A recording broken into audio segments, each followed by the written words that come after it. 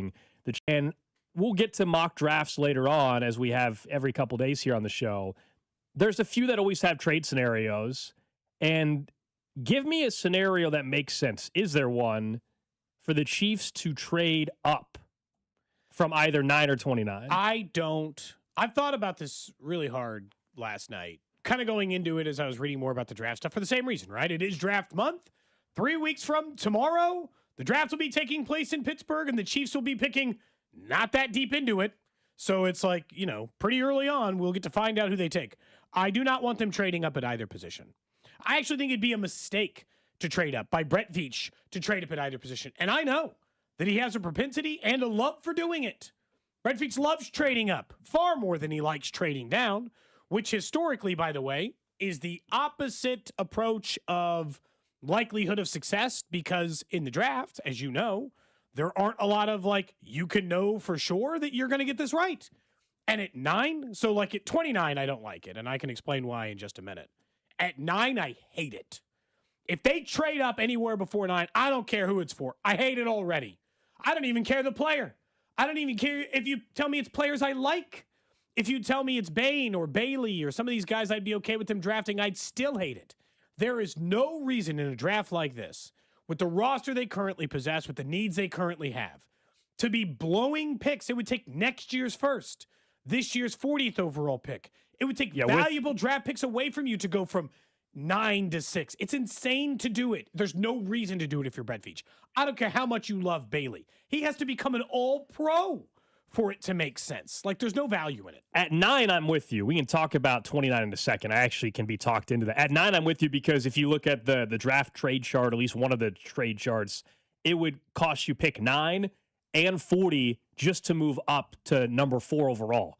Well, I'm not moving up to number 4 overall just to ensure that I get David Bailey, as much as I would like David Bailey in a Chiefs uniform. So the other challenge, Cody, even if you say, well, then just trade out one spot. Well, some of these teams right in front of you have the same need as you. And yes, that would be why you want to trade up. But trading up one spot, I don't think accomplishes anything. Trading up to where the Saints are, well, now they have their running back as well. But why am I giving up a third rounder for that? Well, yeah, I'm with you. But also, if I'm trading up one spot, the Saints have the same need maybe as a defensive lineman. So why would they be willing to do that? And then you say, well, get in front of them. Well, then you're giving up more assets. Plus, the Commanders might also be looking at either running back or defensive end. So I'm not willing to trade at 9. I'm not as anti it, though, at 29 the way it sounds like you are. At 29, you can convince me. If you tell me, kind of like, it's been 4 years now, when Trent McDuffie was suddenly there at 22, and they're like, oh, my gosh, we got to trade up. We can't believe he's still available. We can't believe he's on the board. This guy might be an all-pro one day. If there's that scenario where there's someone on their board that they truly thought at 23 would not be available still, and they're sitting with picks 29 and 40, that's a scenario you could talk me into. I understand why we want them to utilize all 3 of their top 40 picks because they need to revamp this roster. But that's why I view 29 different. At 9, there's really not a scenario. At 29, there is a chance that somebody falls that you never thought you had a chance to get in the 20s. And so you say, all right, we'll trade 29 and 40, or we'll trade 29 and a future pick or something like that to move up. So that one I'm not as anti, but you and I are on the same page at least at pick 9. Just stand pat or trade back, honestly, if the right guy's not there. Somebody's done the numbers on this, and this is the other reason why Brett Veach has to sit in a room and be told no. No. I don't care how good you think the guy is. It's not worth it. They've run the numbers. Over the last 10 years, teams who have traded up using valuable assets, as in picks, somewhere in the first 2 rounds in order to trade up, something considered a big move. The success rate at this point is they get a second contract for a team, their valuable members 38%, with a 23% bust rate. And we already know it's like a 40% bust rate in the top 10 anyway. That's just how the draft works. So you're going to trade up 3 spots for something that historically has a 40% bust rate and historically has been only a 40% success rate for the teams over the last decade. Why? Why? I understand it might be because you're like, well, it's our only chance to get Bain or Bailey. Well, then tough. You're stuck with Downs or Delane or some other position that maybe you don't like as much, but has a more or just as likely chance as being successful, and you have a chance to get someone right at 40. And if you're the Chiefs, you got a guy like Rashee Rice at a pick at 40, technically a little bit later than that, and to go inside of it, it doesn't the value doesn't make sense. At 29, is there not a play? I was going to say, like, there's not a single player at 9 I would trade up for. I'm with you there, and I think you can definitively say that because you have a better feel of who might be available that you'd be trading up for. At 29, I don't think you can say you hate the trade up there because there's so many variables that can come into play at 29. So, like at 29, there's obviously a stronger argument for trading up for it. But again, another reason why I just wouldn't get in that mix is the last time I understand. The last time they did it worked. So it's easy to be like very small sample size because it's only one. Sure. In the Brett Veach era, it's one time they traded up in the first round, and the time that they did that, it got him an all-pro player. So it's hard to be like, well, I don't know. I mean, the last time they were sure. I've also seen them trade up for Sky Moore. So like, you know, I don't need to. When Sky Moore was the trade down. It's traded for McCole Hardman. I saw him trade it for McCole Hardman. I didn't exactly love the results there, even though the circumstance around that we all are aware of. Yeah. But they still, it was a trade up, a move that maybe they didn't have to make. They've traded up way more than they've traded back in the Brett Veach era. And with mixed results, right? There's sometimes it's worked, sometimes it's not. Like at my point with Brett Veach and the numbers game and the lack of success in the second round, I want them holding on to 29 and 40 and 74 and just taking shots. My thing about 29 is not about the individual idea, Gold, that they can't, or I don't want them in any capacity trading up under any circumstances. Except for this particular draft, why do you need to trade up at 29 if you can just take 2 good players at 29 and 40 and 74? 3 good players in those spots, right? You don't need to trade up because the value in the draft is 1 through 12, and then everyone says it pretty much dies off after 80. So just take your shots. This is not the draft in which trading up for 29 is worth it, because in the players I'm looking at in that range, and there are a lot, they seem to be landing in a similar draft availability spot. I don't want to give up the asset. People think that this year's draft in particular from 20 to 50 doesn't vary that much. So even if you think it's a guy, it's not worth what you're going to have to give up on the back end in order to do it. So I'm not anti it, but I still don't want to do it. No, but if you're saying though that 25 to 40 or 20 to 40 is virtually the same type of player, but that's my point and why a scenario at 29, if there's someone that you did not think would be there at 23, that's when the trade up scenario makes sense. Someone that you thought was going to be picked 17th or 15 to 20, and suddenly it's picked 25 and he's still there. That's why I would not completely say I'm against that scenario of trading up, but we're not going to know that. Chiefs aren't going to know that until we get to draft night. The 9th overall pick, there's a much better feel of who's going to be there for obvious reasons. There's only 8 picks before you, so that's just different. It's easier to see. Like you're saying, like whatever who's the Avian Terrell, right? It's like, are some of these guys that people are like, ooh, maybe they're a first rounder, maybe they're not. They're coming off of injury. There's some mystery, and they're saying, well, at 29, if we could just get up to 24, I don't want to do it this year. I'm not saying never. I'm not saying I'm going to come in here every year we talk about the draft when the Chiefs pretty regularly have been picking at 29. Hell, you might remember last year we talked about trading up. I was okay with it for the same reason. People thought they might have to trade up to get Simmons. Simmons, yeah. And we talked about but they didn't. And like in the end, what if they had traded up and given up the 3rd round pick that they had taken Noel Williams with in order to get him? Well, that would have been a whiff. Not in the sense that like getting Simmons, it's like, but you gave up this year's starting corner too? Maybe then you can't make the Trip McDuffie trade. It's just, some of it is just the draft this year because they need help at linebacker, safety, corner, wide receiver, defensive end. It's a good year to take the numbers. And if anything, I'm far, far, far more interested in trading down at 29 than I am at traded up at 29. I like it 10 times more this year to trade down at that pick than to move up from 29. That's totally a scenario as well. They need to... The reverse of what I said, which is all of a sudden, a few guys you thought would be there are not going to be there, and you don't feel like the difference in the talent is all that much. And so, will you be able to trade down? As we always say, the issue with trade down, it's so easy for us and anybody to throw out, just trade down at 9 or trade down at 29 or trade down at 40. It's so easy to say. There has to be somebody that another team wants to trade up for. What we're saying about how there's not, and it's not the year that feels great for that because of the lack of quarterbacks in the draft. Usually the quarterbacks are what prompt teams to trade up. Usually there's a quarterback that someone feels like they have to go get. And this year, who is that? I mean, Ty Simpson would be the only one, and I still think people overvalue they're going to trade back up into the first round. That way, they get a 5th-year option. You want to know what the most overrated thing is for quarterback? It's the 5th-year option. Do you know why? If you're great. You're paying them a year early. You're paying them year 3. Yeah. They don't ever get to year 5. And if you're hemming and hawing about whether to pick up the 5th-year option, say Bryce Young, you shouldn't be paying that player anyway. You're already They did stuck. pick up his 5th-year option. I know. Way. Yeah. But if they're going back, terrible decision anyway, right? You're already, well, maybe not to pick up the 5th-year option, but to give him a contract extension, in my opinion, would be a bad decision. If you're thinking about it, then it's not all that great of a thing anyway. The 5th-year option for quarterbacks is not that, it's not a godsend. You got a great one, they never see that thing anyway. So, like, trading up into the first round to do it doesn't really make sense. You know the Chiefs aren't taking Ty Simpson at 29. Right. If you're picking at 33, you might as well risk it. Our draft coverage on 96.5 The Fan, brought to you by Blue Cross and Blue Shield of Kansas City. From here, for wherever you are, that's the benefit of Blue. Let's pivot to the Royals a little bit. They hopefully have a game tonight, as we mentioned. If the weather cooperates, Noah Cameron would be the starter tonight, right here on 96.5 The Fan. And yesterday we were talking about just the opening weekend, the home opener as well, and, you know, how much do you take away from those games? And so far, the pitching, once again, has been the strength. And there's some guys offensively, they're not hitting the way you would like, but also, how the hell am I supposed to judge them 4 games in? When do you, as a Royals fan, and you guys can text in 913-586-7965, when do you realistically actually say, all right, this is a problem, or this player has actually the capability of having a big year? Because go back to last year. When did you actually feel that Michael Garcia was about to be legitimately one of the best players at his position in baseball, and you could believe it? Because in the first week, you weren't buying it. First 2 weeks, It probably took until June. It probably took till late May. So, for example, if you're right now looking at CAG's numbers, or you're looking at Michael Garcia's numbers, when do you have a better judgment of the 2 new coaches that are part of the offensive staff? I think it's easily Memorial Day weekend before I'm going to be freaking out about any offensive player. So that's not unfair. I will say, of the Royals fans who text me a lot, family, friends, whatever, the single most text I get is, I don't know, man, they can't score runs because it's stuck in the back of their head from last year.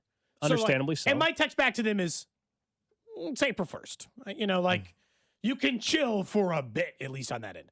I do not think it's unfair by the end of April to have a judgment on where the offense is going, because it isn't about where the offense is now. It is about a decent chunk of the same players from offense of the last 2 years who also seemingly were slow starters and then eventually got there. I'm not saying individual players. Like if Vinny Pasquantino's hitting 200 by the end of April, I'm not going to tell you that he can't finish hitting the same way he did last year, because I got a history with him.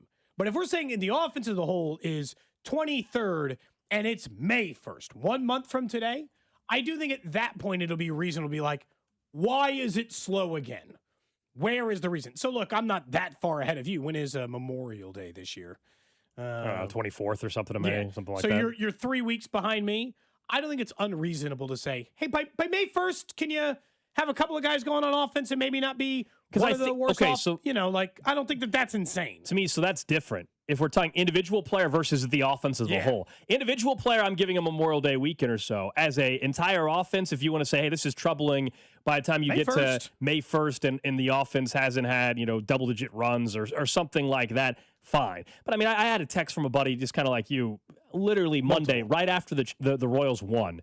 So, wow, the White Sox have scored double the runs of the Royals. I'm like, who cares? You're already worried about run differential on at that time, what was that, March 31st, March 30th? Yeah. Like, come on. No, I can't. I'm not saying, like, in fairness, again, I'm not bringing up the offense, or we're not bringing up the offense to say, I don't know, guys. Let's just sit over here for the next 4 hours and be like, I'm really concerned that Carter Jensen's only hitting .091. Like, no, I don't. Like, whatever. I don't care what the batting average is for. And like, this is how you know it's a liar. Is it Kyle Isbell's hitting 400 and Vinny Pasquantino's hitting 168? And if Vinny goes 4 for 4 or 3 for 4, all of a sudden he's hitting 700 or something. And Isbell goes 0 for 4, their average is a reverse. Yeah. And so, like, no, please do not stat check your favorite Royals player today for what they're doing. But if they get to May 1st and they're still the 23rd ranked offense, why? Why are you doing this again? That is a sample size that then I do have to start factoring in, hey, the core of your offense is the core of your offense from last year. At least the 5 of you should be able to put some runs together, even if the rest of the offense isn't humming along. Hey, you, Bobby, Vinny, Salvi, Carter Jensen, Michael Garcia, you know, Cags, you guys should be able to put some runs on the board, at least on accident, during the first month. I don't think that that's unreasonable, but I also don't think that I'm putting any kind of pressure, nor I'm worried about it on April 1st. I kind of refuse to be worried about it for at least a month. In a different season, I might give them more leeway, in fairness. You might say that May 1st is too early of a deadline for an offense to get it. The problem is that I've had to watch this multiple years in a row, and the core of the offense has been the same during that time. And if they don't get anybody at the bottom part of the order, if Lane Thomas doesn't get going, if nobody from the bottom part of the order is contributing, and the heart of the order is struggling to start slow again, I'm going to wonder why this is a yearly tradition by May versus, I'll give you grace to, figure it out. But yeah, I think it's a month. Individual players gold, I'm with you. Memorial Day might be like the drop dead of, okay, why isn't, if Cags is still not hitting well by Memorial Day, well, I'll be like, ooh, maybe looking like it's not going to all come together for Cags this season the way we're hoping. But if it's April 16th and he still has one home run, I just don't know that I can be worried about it yet. But again, there is still like a deadline for when you start questioning whether or not those things are going to take place. It's funny. I'm just saying, like, of all the texts I get, I'm assuming you're the same. I get more texts about the offense than anything else related to the Royals. Well, because we all know that was the biggest issue for them last year, specifically the outfield. While in the second half of the season, the offense was much, much better. But they decided to, bring back Alex Zumwalt. They brought in 2 other hitting coaches. And so naturally, people are going to look at that, and people are going to look at Cags and all that. That will be a topic throughout the entire season. But right now, box score watching or, baseball referencing current averages of players on offense is kind of insane, quite honestly. Just for fun, might as well point out, the Royals have played the least amount of games in all of Major League Baseball, so I do want to point that out. See, that's why it stinks as a fan. We just mentioned this like 10 minutes ago. That's what sucks is the Royals have barely played any baseball so far this year because of the weird schedule. There's literally only one other team who's played 4 games this year. It's the Twins. Every other team has played 5 or 6 games already. The Royals have scored the least runs in baseball at just 9. And they currently are 27th in baseball on average at 192. They played 4 baseball games. But that's it. It's like they tonight, let's just say the game gets in for the sake of doing the hypothetical in this argument. They tonight score 9 runs and hit 330. Well, they'll be 15th in baseball in average. So you just don't have to worry about it this early on in the season. And I would tell you, as a fan, if you're going to get hung up on it, wins and losses, you can care about wins and losses. I genuinely, that's okay. I get that part of it because you and I had said this for the game on Saturday that stinks is if you lose the division by a game, the one that they lost on Saturday will matter just as much as the one they lose on August 16th, September 22nd. That one will be devastating because of the way in which you lost it. It will be. But as much as they should have won on Saturday, there'll be another game later on this year that they had no business winning that they came back and won. And that stuff does balance out. They do. They do balance in a lot of different ways. And I would say, it's okay and we'll figure it out. But it's, a lot of it is just going back to the same thing. Don't panic yet. Coming up in 10 minutes, we'll talk more about Noah Cameron, who hopefully does make his first start of the season. We all know he bursted on the scene last year, was phenomenal for this team, looked great in spring training again. What are our expectations and your expectations for Noah Cameron? That's coming up in 10 minutes. We got another update of your guy, CB Buckner, though. Another umpire update. I got to say, your favorite. I did take a lot of joy in him getting cheered by 40,000 people for, I think, the second call. He absolutely just called a strike because he was mad about the first one. Didn't think they'd challenge it again. They did. And then, of course, he was wrong twice. I don't know anybody. I don't know who saw this last night, but I'm going to set the scene for you over on the on the text line 913-586-7965, and for you, the listener. Last night, CB Buckner's in the middle of a baseball game. A ground ball takes place. Ball gets kicked around a little bit. Wild throw to first base. Yeah. Runner is safe. Or is he? According to CB Buckner, who later claims the runner going down to first base never touched the bag. And you might be like, man, that's a crazy thing to happen. That doesn't happen very often in a baseball game, that a runner completely misses touching the bag, right? Especially first base on a close play down the line. Well, he did touch the bag. And you might be like, well, how did CB Buckner miss that? It turns out CB Buckner wasn't looking at the bag at all. There's a screenshot out there that as he's touching the bag, CB Buckner is looking at home plate or something else. So let's say if you're watching on YouTube, Twitter, Twitch, or, I'm looking right in the camera. This is the play at first. If I were CB Buckner, I should be looking at the bag, trying to see if he's safe. Where's he looking? This way. He's looking completely to the right, where the loose ball's still getting kicked around before the runner's even down the line. Guy touches the bag, he comes with this. The wild part about this to me is not that he missed it. People miss calls. But he's claiming he knows he's wrong, and he's still just like, no, I'm not. If if you don't see something happen, which he didn't, and then one of the guys like maybe didn't touch the bag, and then you're just like, yeah, that's probably what happened. The incredibly unlikely scenario that a guy didn't touch the bag. Why go with that one? Just say they did. That's the way more likely scenario. He just wants to be like, he's just blind and old and shouldn't be an umpire anymore. There was an ump last night, as we were talking so much about umpiring, unfortunately. I do think as the season goes on, it won't be as big of a conversation, but it's still fresh with ABS and everything. Although this other event last night, there was an ump that just lost track of the pitch count. Just completely like it was supposed to be strike 3, and then he didn't. Yeah, he just. But what's weird? Nobody else in the ballpark from either team, players, coaches, you name it. Nobody else said anything. Then afterward, everybody caught on to it, and the ump said he acknowledged at least he made a mistake, and he said that look, if somebody would have said something, we would have just reviewed it. It would have got corrected right away. But how did nobody? It was a 9-2 game. Maybe that's the answer for why nobody cared. But that was bizarre. Should have been strike 3, and it wasn't. Lost track of the count. Ended up being a 9-pitch walk in the 5th inning in which he struck out on like pitch 7, but they just lost track of it. And look, at least that I'm not saying humans can't make human mistake, right? He just lost track of the count. I could see you think about how many batters you call behind a plate over the course of a game. Sure. Like I've umpired where you got the little clicky thing, and you're like, oops, you just forget to click one. And the problem is there's a lot of eyes on this. How did the batter not realize? Or maybe the batter didn't want to say. Well, the batter wouldn't want to say anything. He just struck out. How did the pitcher not realize? How did the catcher not realize? How did the manager in the dugout not realize? But the CB Buckner one last night, did you guys watch it? The managers were both cackling at how bad CB Buckner got it wrong. Yeah. They're in stitches. They thought it was the funniest thing that's ever taken place because it's crazy to just make it up. Some of it is just, I hope ABS and all this other stuff point out the fact that it is and this is because they got a really good union or whatever it is. Oh, they definitely do. That's why they're all protected like that. Umpires and referees have the most stable job in the. You should be allowed to lose your job if you're bad at it. Buckner is bad at his job, and he's been bad at it for years.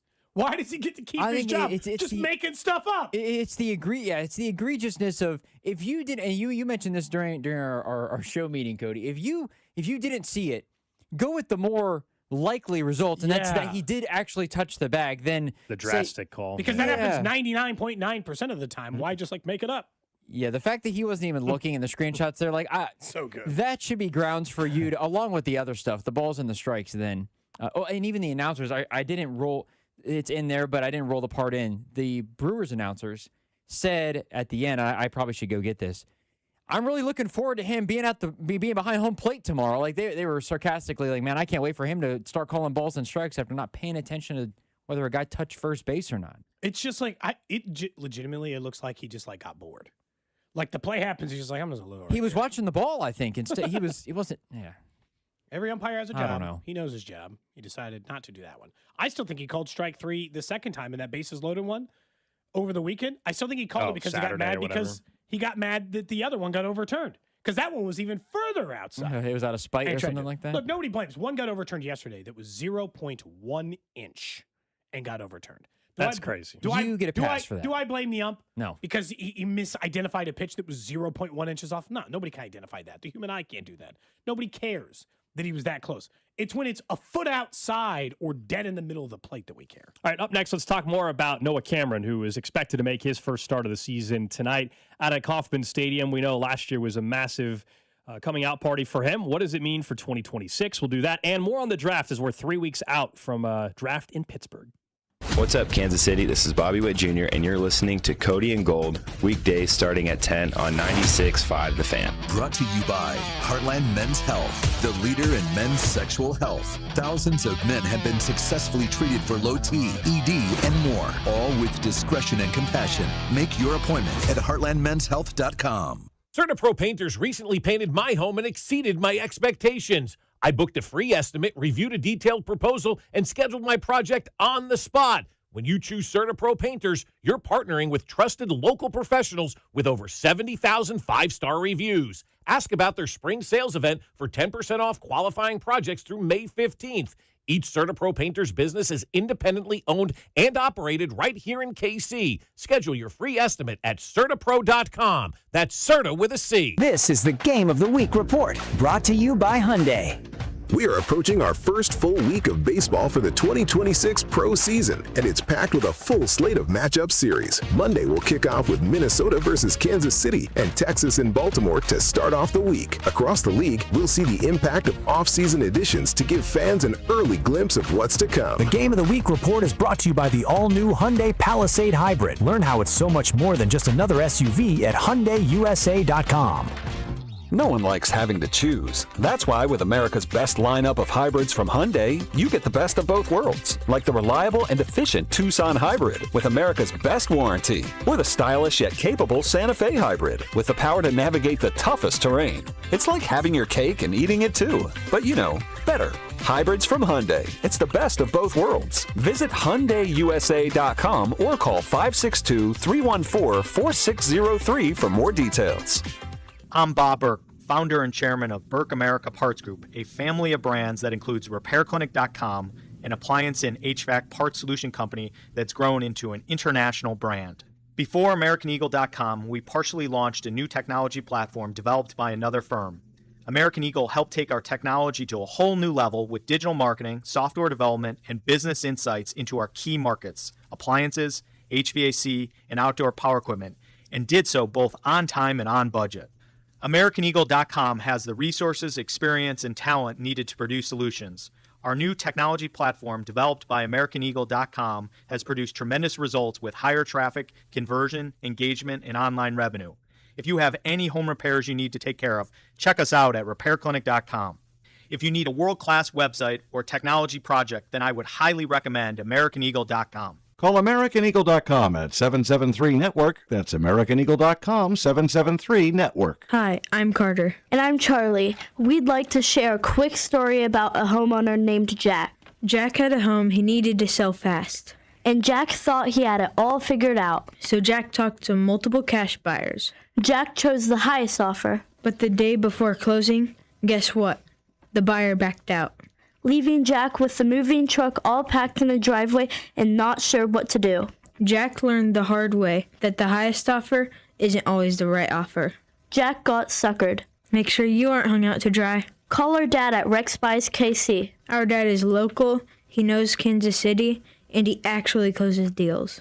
No repairs, no fees, no showings, no surprises. Just a fair cash offer and a smooth process. Now, don't be like Jack. Call 816-330-6000 or visit rexbuyskc.com. Rex Buys KC, helping people make smart choices one home at a time. There's a difference between liking a house and actually getting it. Redfin is built to make up that difference and close the gap between finding and owning the home for you. Redfin agents close twice as many deals as other agents, so when you find a home you love, you're not a step behind when it's time to make an offer. That means less watching great homes disappear and more focus on the ones you'll actually move into and call home. Redfin helps turn saved listings into real addresses. Get started at redfin.com.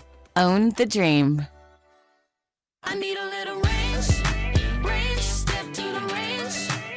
There's a new flavor in town, the Jalapeno Ranch Club at Chick-fil-A. With that juicy Chick-fil-A original spicy or grilled chicken, a buttermilk ranch bun, candied bacon, pepper jack cheese, and jalapeno ranch sauce. It's got big ranch vibes with a little heat.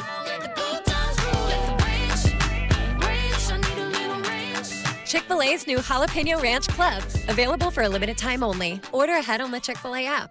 If you're carrying a lot of credit card or personal loan debt, every month can start to feel the same. All those bills, all those due dates, all that stress. There's a solution that's designed to make it easier for you. National Debt Relief could put you on the fast track to paying off your credit card debt, personal loans, and even medical debt for less than you owe, with just one low monthly payment you can afford. And no, it's not bankruptcy or a debt consolidation loan. It's a real, affordable debt relief program that could save you lots of money. National Debt Relief has already helped over 1 million people with their debt and has thousands of 5-star reviews and an A+ rating from the Better Business Bureau. So if you owe $10,000 or more, don't wait. Call 800-300-4411 now to see if you qualify. That's 800-300-4411. One call could help reduce what you owe and simplify your monthly payments. Call 800-300-4411 now to find out how much you could save.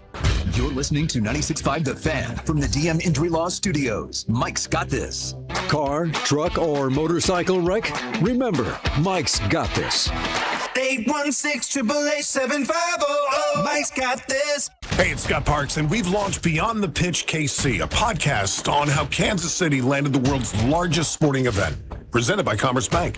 Visit commercebank.com/soccer26. Subscribe on the Odyssey app or wherever you get your podcasts.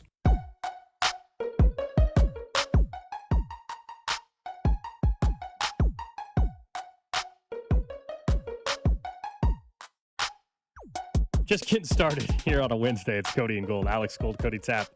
Drew Nixon with you. We'll talk a little draft here in about 8 minutes or so. 3 weeks out from the draft and what we think we maybe know about the top 10 at this point based on at least some of the vibes out there, not just with mock drafts, but some of the industry quote-unquote experts on who now do we consider truly to be locks inside of the top 10, and that definitely will impact what the Chiefs can do at number 9 overall. But we'll keep talking a little Royals baseball today as they look to continue their series against the Twins tonight right here on 96.5 The Fan. And if the weather cooperates, Noah Cameron will make his 2026 debut. We all know the story last year. He was one of the huge bright spots, if not the biggest bright spot, other than Michael Garcia, really, in the 2025 Royals campaign. We all know the story, local ties, St. Joe area, 7th-round pick back in 2021. And last year, he was absolutely sensational. Gave them 138 in a third inning and had a under 3 ERA. It was an incredible rookie season. So the bar was set very high by himself. And even if there is a little bit of regression, what does that look like? Now, in spring, he looked like the same guy that was just pitching last year. I do this with every pitcher because we talked about Chris Bubich and what Baseball Reference said for him, and we all agreed that the innings that Baseball Reference projected seemed very low for Bubich, like 105, 108 innings. So here's the projected numbers for Noah Cameron this year. Tell me if you would lock this in. They have him, I don't really care about the record, but 8-7, 3.42 ERA, so still a sub 3.5 ERA, but definitely up from the 2.99. 129 innings, so that's less than last year. That's less than last year. And his strikeouts, what do they put up? Strikeouts 8 over 9. So is what it looks like. Okay, 114. I'm sorry, strikeouts. Yeah, he had 100. I think that's the exact number he had last year. We're close to it. Yeah, 114 strikeouts last year. He struck out 7.4 batters per 9. Okay. They obviously got him at 8 because they have him pitching less innings. So same number of total strikeouts. Look, if you told me those numbers, I probably would lock it in, if we're being honest. It's regression, but he's your 5th starter. It's not regression that much, right? Like a half a run of ERA in any given year, whether it went up or down, I wouldn't say as regression or improvement in a way that makes me feel tangibly different. The innings, maybe I would like a few more. But if he makes another 25 starts for this team and pitches around 130 or 140 innings, I'd lock that in immediately. My actual expectation for Noah Cameron is that the big leagues will probably get him a little bit this year. And that what he'll end up being is a really good quality back-end starter. Around a 4-point earned run average, 25 to 26 starts, and a guy who gets in trouble every once in a while, but every time he goes out there, you're at least in a baseball game. If the offense shows up that day to any regular extent, you'll have a chance to win a baseball game. What I really genuinely want out of Noah Cameron this year is to just keep him in them. You know, in the games you win, that 9-8 being the when he starts, you win 50% of them. I'll win the 55% of the 60% in some other people's starts, but can you win 50% of the games in which Noah Cameron takes the bump? And not even his record is that. You just, as a team, win 50% of the games. That's kind of what I expect. I expect him to be like a 3.5, 4 earned run average guy. Like, if he ends up being what he was last year, well, then I far underestimate him. And in fairness, underestimated him for a big chunk of the season last year.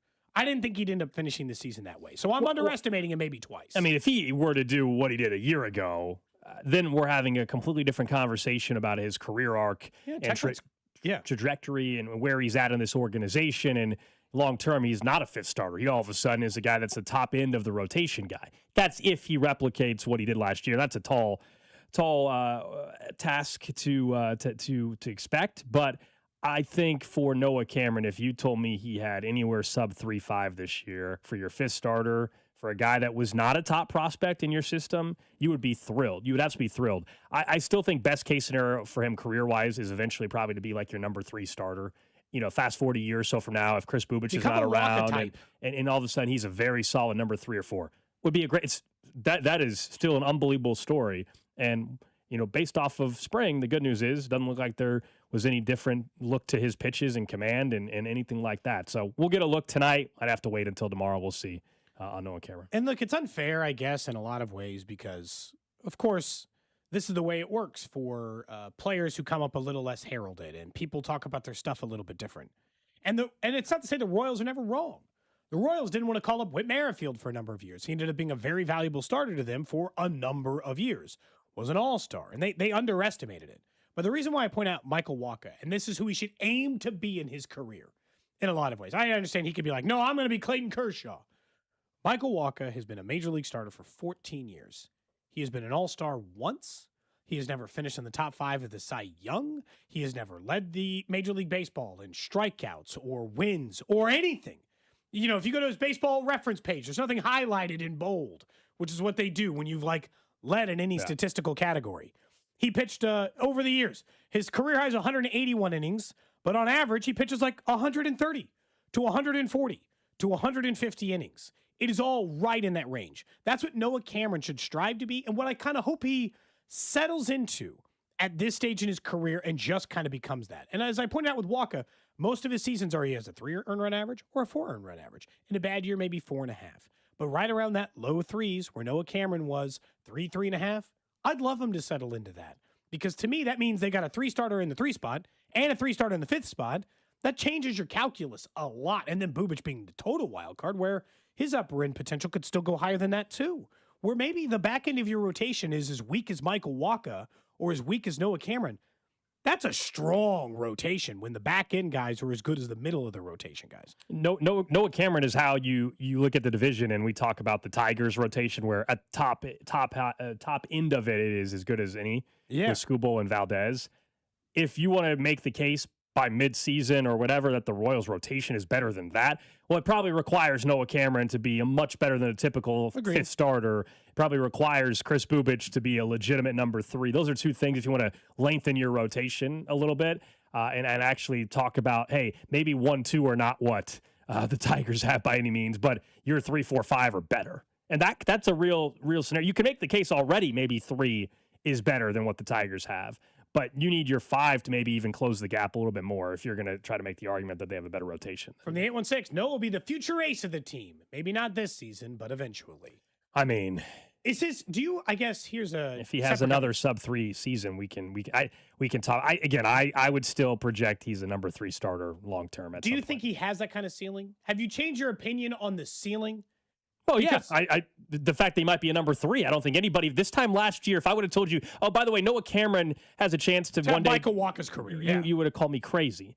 So fast forward a year after seeing what he did, I do not believe that suddenly I think he's now just going to be an ace of his staff in the next 2 years. See, yeah, and I'm with you. I have a hard time still seeing the ceiling as that. I understand that if he just repeated this season and did it every year and just started pitching 180, 190 innings and kept a 2.99 ERA, he would be an ace.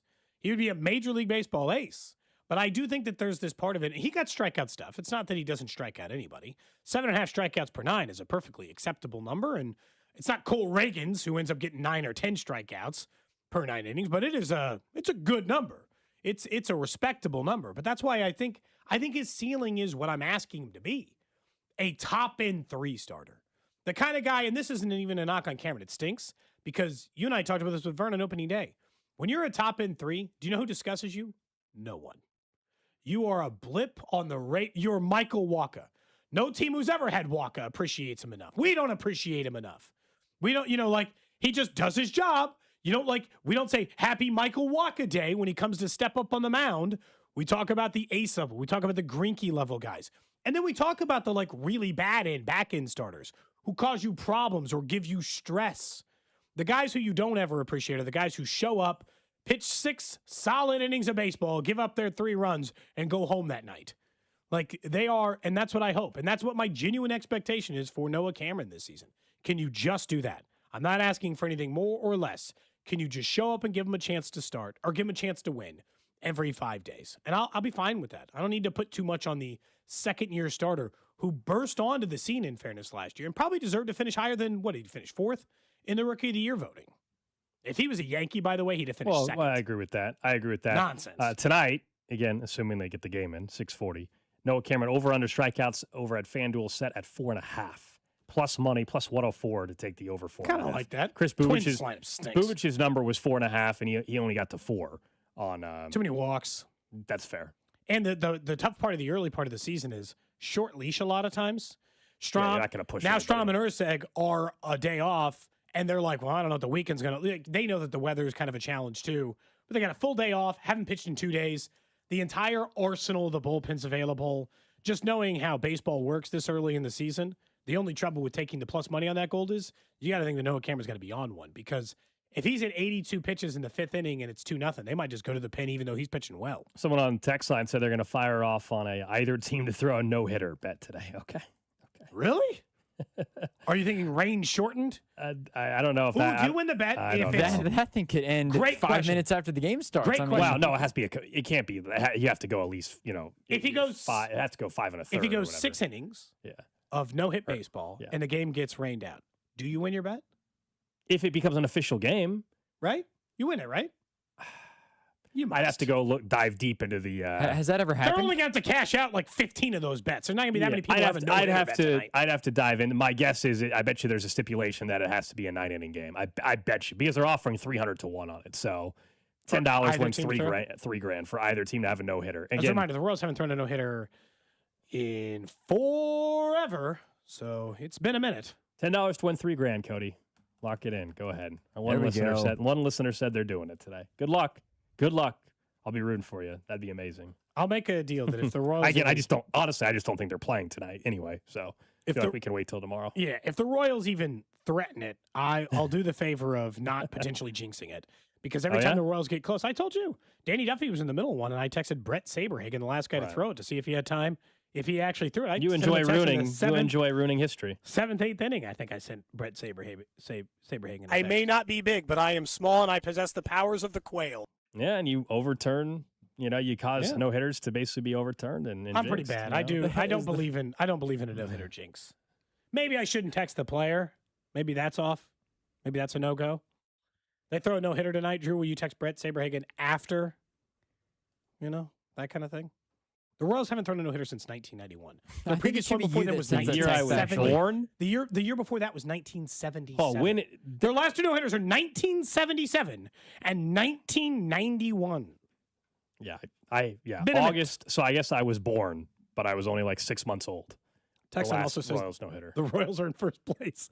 Cody has to stop shaving. No more shaving. Fine, until they're out of first place. Okay. You do realize if they get rained out tonight and the Guardians win, then I can shave. Yep. But then when the Royals get right back into first place again, the clock. So every time they're in first place, I don't shave. Is that what we're saying? Yep. And then as long as they stay there. Yep. Oh, man. And maybe, just maybe, you'll have a full beard by August. Maybe. But the problem is that every time I shave that they're in first place, they're going to have to really stay in first place for 6 weeks. Sure.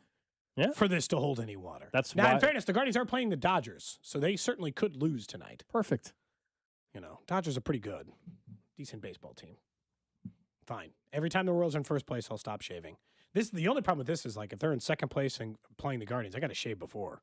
I can't make the mistake of not shaving 3 days before. That's up to you, man. Yeah. That's up to you. You got to figure that out on your own. I got to time this out in my life. Mm-hmm. Coming up in 15 minutes, we'll talk some more Chiefs football as it pertains to the schedule. What Clark Hunt told Nate Taylor and others at the annual league meeting about Christmas Day games moving forward. But thinking of the draft 3 weeks away, and generally speaking, we all know number 1 overall pick is going to be Mendoza to the Raiders. Okay, no brainer there. I think most believe Arvel Reese is going to, although that's maybe started to shift from some.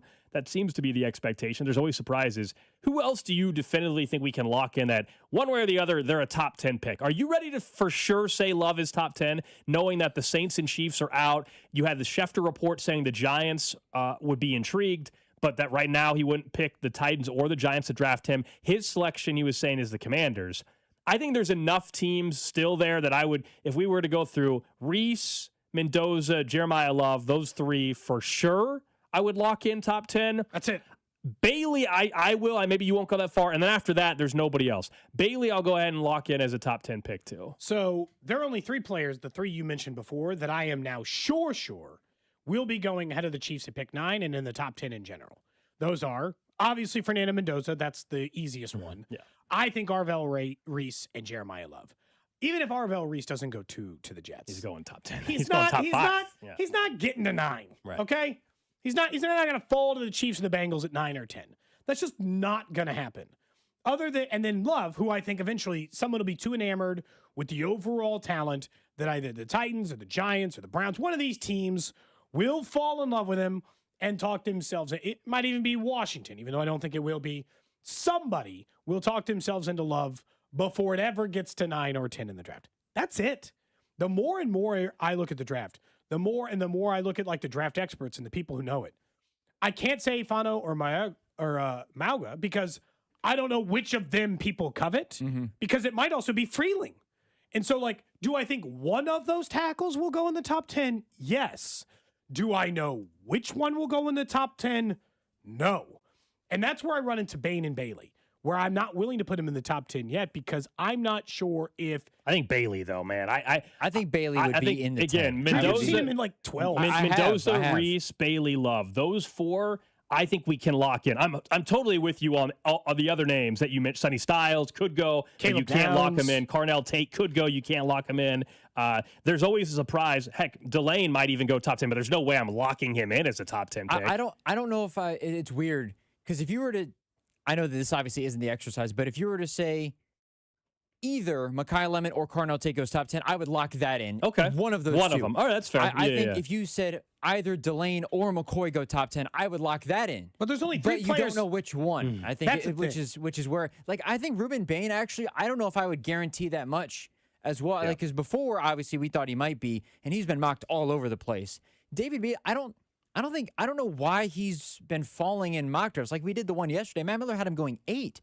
That's the lowest. Saints. I've seen him down to 12 or 13. Yeah, I just don't know where that's coming from or why people are even doing that in the first place because he's been mocked as high as 2 on a regular basis. So mock draft database, what they do is they compile the consensus of 130 or whatever mock drafts. Here's what they're saying as the top 10. Again, this does not mean they're locks, but they're saying consensus, Mendoza 1, Arvel Reese 2, Bailey 3, Love 4, Managai or whatever his name is, the tackle for Miami 5, Sonny Styles 6, Ruben Bain 7, Tate 8, Downs 9, and then Mansour Delane 10. And right outside there is Monroe Freeling and then Spencer Fano, followed by Mekhi Lemon. I just think that the only players, like if you said, hey, who is going to be available at 9 for the Chiefs? There are only 3 players I am sure will not be. And it's the 3 that we mentioned right at the beginning. Yeah. Mendoza, Reese, and Love. Those are the only 3 I am sure won't be there. Won't be available at to the point, Chiefs at 9. Mm-hmm. I wouldn't be surprised if someone took Bain ahead of Bailey ahead of this, or if Bain got taken, but the next team wanted Carnell Tate, or the next team wanted Fano, or wanted Mauga, or wanted Freeling, or wanted Downs, or wanted Sonny Styles. There are only 3 players that I'm sure will not 100% be available to the Chiefs at 9, and it's those 3. Everyone else, I'm like, they could be. Mm-hmm. I wouldn't be shocked if Bailey was available to them at 9, or Bain, or any of the tackles, or Downs, or even Sonny Styles, who for a while, I think, because he was so athletic, people just shot up the board and then realized, oh, wait, maybe he's kind of a player that doesn't have a natural position or didn't have as much production as the other players we're talking about. So maybe we shouldn't just draft him based off pure athleticism. The Reese one is, I just think, even if for whatever reason the Jets pass on him in 2, I don't think he's getting past the Titans at 4 or the Giants at 5. And like the Commanders desperately need, he's not getting past the Commanders at 7 Reese is not getting past like 3 teams who need defensive line help before he gets to 9. If you were wondering, just the player on the consensus mock drafts that are going where the Chiefs have their second pick at 29, the players around that pick, 29, Denzel Boston, wide receiver out of Washington, Blake Miller, the tackle out of Clemson, Caden McDonald, and also Ty Simpson. Those are all the guys in that same range of the Chiefs' second pick. And then at 40, the players in the consensus range, Zion Young, the edge rusher out of Mizzou, Emmanuel Pregnon, Brandon Cease, I think it is. As we've learned about 29, Malachi Lawrence. The trouble with 9, and the thing we've really learned is the people who are consistent at 29, one of them is going to go at 16, and one of them is going to go at 62. Like, who was the DeJuan Jones, or like the offensive lineman that you and I spent a lot of time talking about as a possibility at pick 32. Man, went like 64. Right. Yep. Like, or 70 or something. Like, the consensus at 29 runs a real gamut of, sure, some of those guys are at 29, but some of those guys went at 13, 17, and 19. I mean, even and some of those guys are going at 71, 72. Kingsley, Even Kingsley, to a degree, was mentioned. Yeah, he went at 63. Yeah, compared and to it's the why first round. Kansas City fans, I thought they got a steal. Now, they didn't get a steal tackle. Maybe they got a good guard, which at 63 is not a problem. But, like, predicting at 29 is a much more dangerous game. I just think at this year, in any given year, I think if we had done this exercise and said who would be available at 9, I think that there'd have been 5 or 6 players we'd have said they're not going to be there at 9 that we would have known are unavailable. And this year, I'm only willing to say 3, you're up to 4. A lot of it is because the lack of quarterbacks, too. Because, in some years, 3 quarterbacks are going in the top 10, and it solves the problem, and it's easy. This is why, unfortunately for the Chiefs, doesn't mean they cannot get a really, really high-quality player that hopefully has eventual superstar potential at 9. But let's be honest, guys, because of the quarterbacks, it is not the best year to have the 9th overall pick. Unfortunately for the Chiefs, we all know, if anybody's been a Chiefs fan long enough and followed the draft long enough, we all know the Eric Fisher year. Like, that was he was a great player, but that was a crappy year to have the number 1 overall pick. It just was. It wasn't a great year for it. It's that, and I think also you've got 2 of the best players in the draft are running back and safety. So it's the we'd love to have this player, but it's not the biggest need for us right now. Like Jeremiah Love. I agree with you, Cody. He's not going to be outside of the top 5. No. But if you're talking premium positions, running back's not necessarily that, but the talent level's so good it's there. But with Caleb Downs, he might be pound for pound the best player available for the Chiefs at 9, but they might just not take him because they feel the need to take the edge rusher or whatever the case is. They do need I'll say, I don't know if I agree that Jeremiah Love, there's no way he's outside the top 5. I mean, the Commanders are picking 7th if you buy if you buy the Schefter report, and who knows? Like, it doesn't mean he's right. But that would be the Commanders taking him at 7. That's a scenario that can absolutely. I just think he's never making it to 9. Oh, agreed. That's why the Chiefs also side Ken Walker. Yeah, and they also don't need to take Love, so we don't really care. Right. I want Love to go in the top 10, but unlike the other guy who I think will go long before number 9, I wish something would happen with Arvell. Because if Arvell Reese is available at 9, all of a sudden, okay. Let's talk. It doesn't seem like a player's ever going to be there. Draft coverage on 96.5 The Fan, brought to you by Gann Asphalt and Concrete, Leavenworth PD, and the Salvation Army Civic Lunch. Up next, we'll keep talking some Chiefs football here on Cody and Gold and how the schedule could play out, including games on Christmas, maybe Christmas Eve, and what Clark Hunt and Mark Donovan are saying about playing on Christmas Day. What's up, Kansas City? This is Vinny Pasquantino, and you're listening to Cody and Gold, weekdays starting at 10 on 96.5 The Fan. Brought to you by Heartland Men's Health, the leader in men's sexual health. Thousands of men have been successfully treated for low T, ED, and more, all with discretion and compassion. Make your appointment at heartlandmenshealth.com. The warm weather is here, spring is here, and that means baseball is in action. And there's a lot of hope and optimism in Kansas City, and you want to take advantage of it with our friends over at FanDuel, America's #1 sportsbook app. FanDuel is giving you a chance to call your shot with daily dingers. Joining the action is easy. Make your free pick on who will hit a home run in the game. And if you're right, you'll get a profit boost to use on your next bet for a chance at extra winnings. It's just another reason why FanDuel is the home of home runs. You guys know that Kauffman Stadium recently brought the fences in. So does that make Bobby Witt a guy who can hit a home run? Maybe Jack Caglione, maybe Carter Jensen. Well, if you think they're going to go deep, then head over to FanDuel.com/local to opt in for daily dingers and make your free pick on who will hit a home run. FanDuel, an official partner of MLB, and also 96.5 The Fan. 21 and over and present in Missouri. No purchase necessary. Opt-in required. Bonus you do not withdraw profit with token restrictions apply, including any token that's rating, wager amounts. See terms at sportsbook.fanduel.com. Game the problem. Call 100. Easter's here, and this Easter Sunday, we're going out for brunch, and we're doing that at Hy-Vee. We're skipping the hassle of reservations for an overpriced restaurant brunch, and we're going to the family-friendly buffet brunch at Hy-Vee. $19.99 for adults, $6.99 for kids 6 to 12, and kids 5 and under eat free. And they've got all-you-can-eat favorites like scrambled eggs, biscuits and gravy, sausage, bacon, hash browns, fresh fruit, and so much more. No reservation required. We'll see you from 8 to 1 this Easter at Hy-Vee Market Grill. Hop into Hy-Vee for all your Easter needs, like baskets, candy, chocolate bunnies, and more. Treat your family to Easter brunch at the Market Grill. Just $19.99 for adults, $6.99 for children 12 and under, and kids 5 and under eat free. Staying home? Make Easter easy with Hy-Vee's pre-made meals.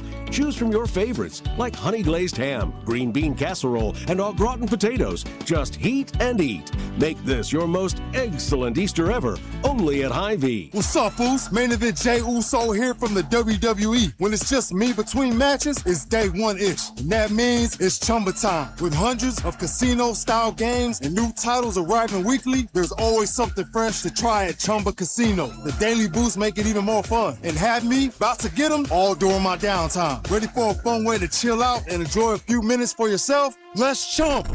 No purchase necessary. VGW Group. Void where prohibited by law. See T's and C's. 21 plus. Sponsored by Chumba Casino. I'm Boomer Esiason. My mom died from cancer. She was only 37 years old. She didn't have life insurance, and that was devastating for my family. That's why having life insurance is so important to me. Ethos makes it fast and easy. Get a quote in seconds, apply in minutes, and get same-day coverage. You can get up to $3 million in coverage with no medical exam.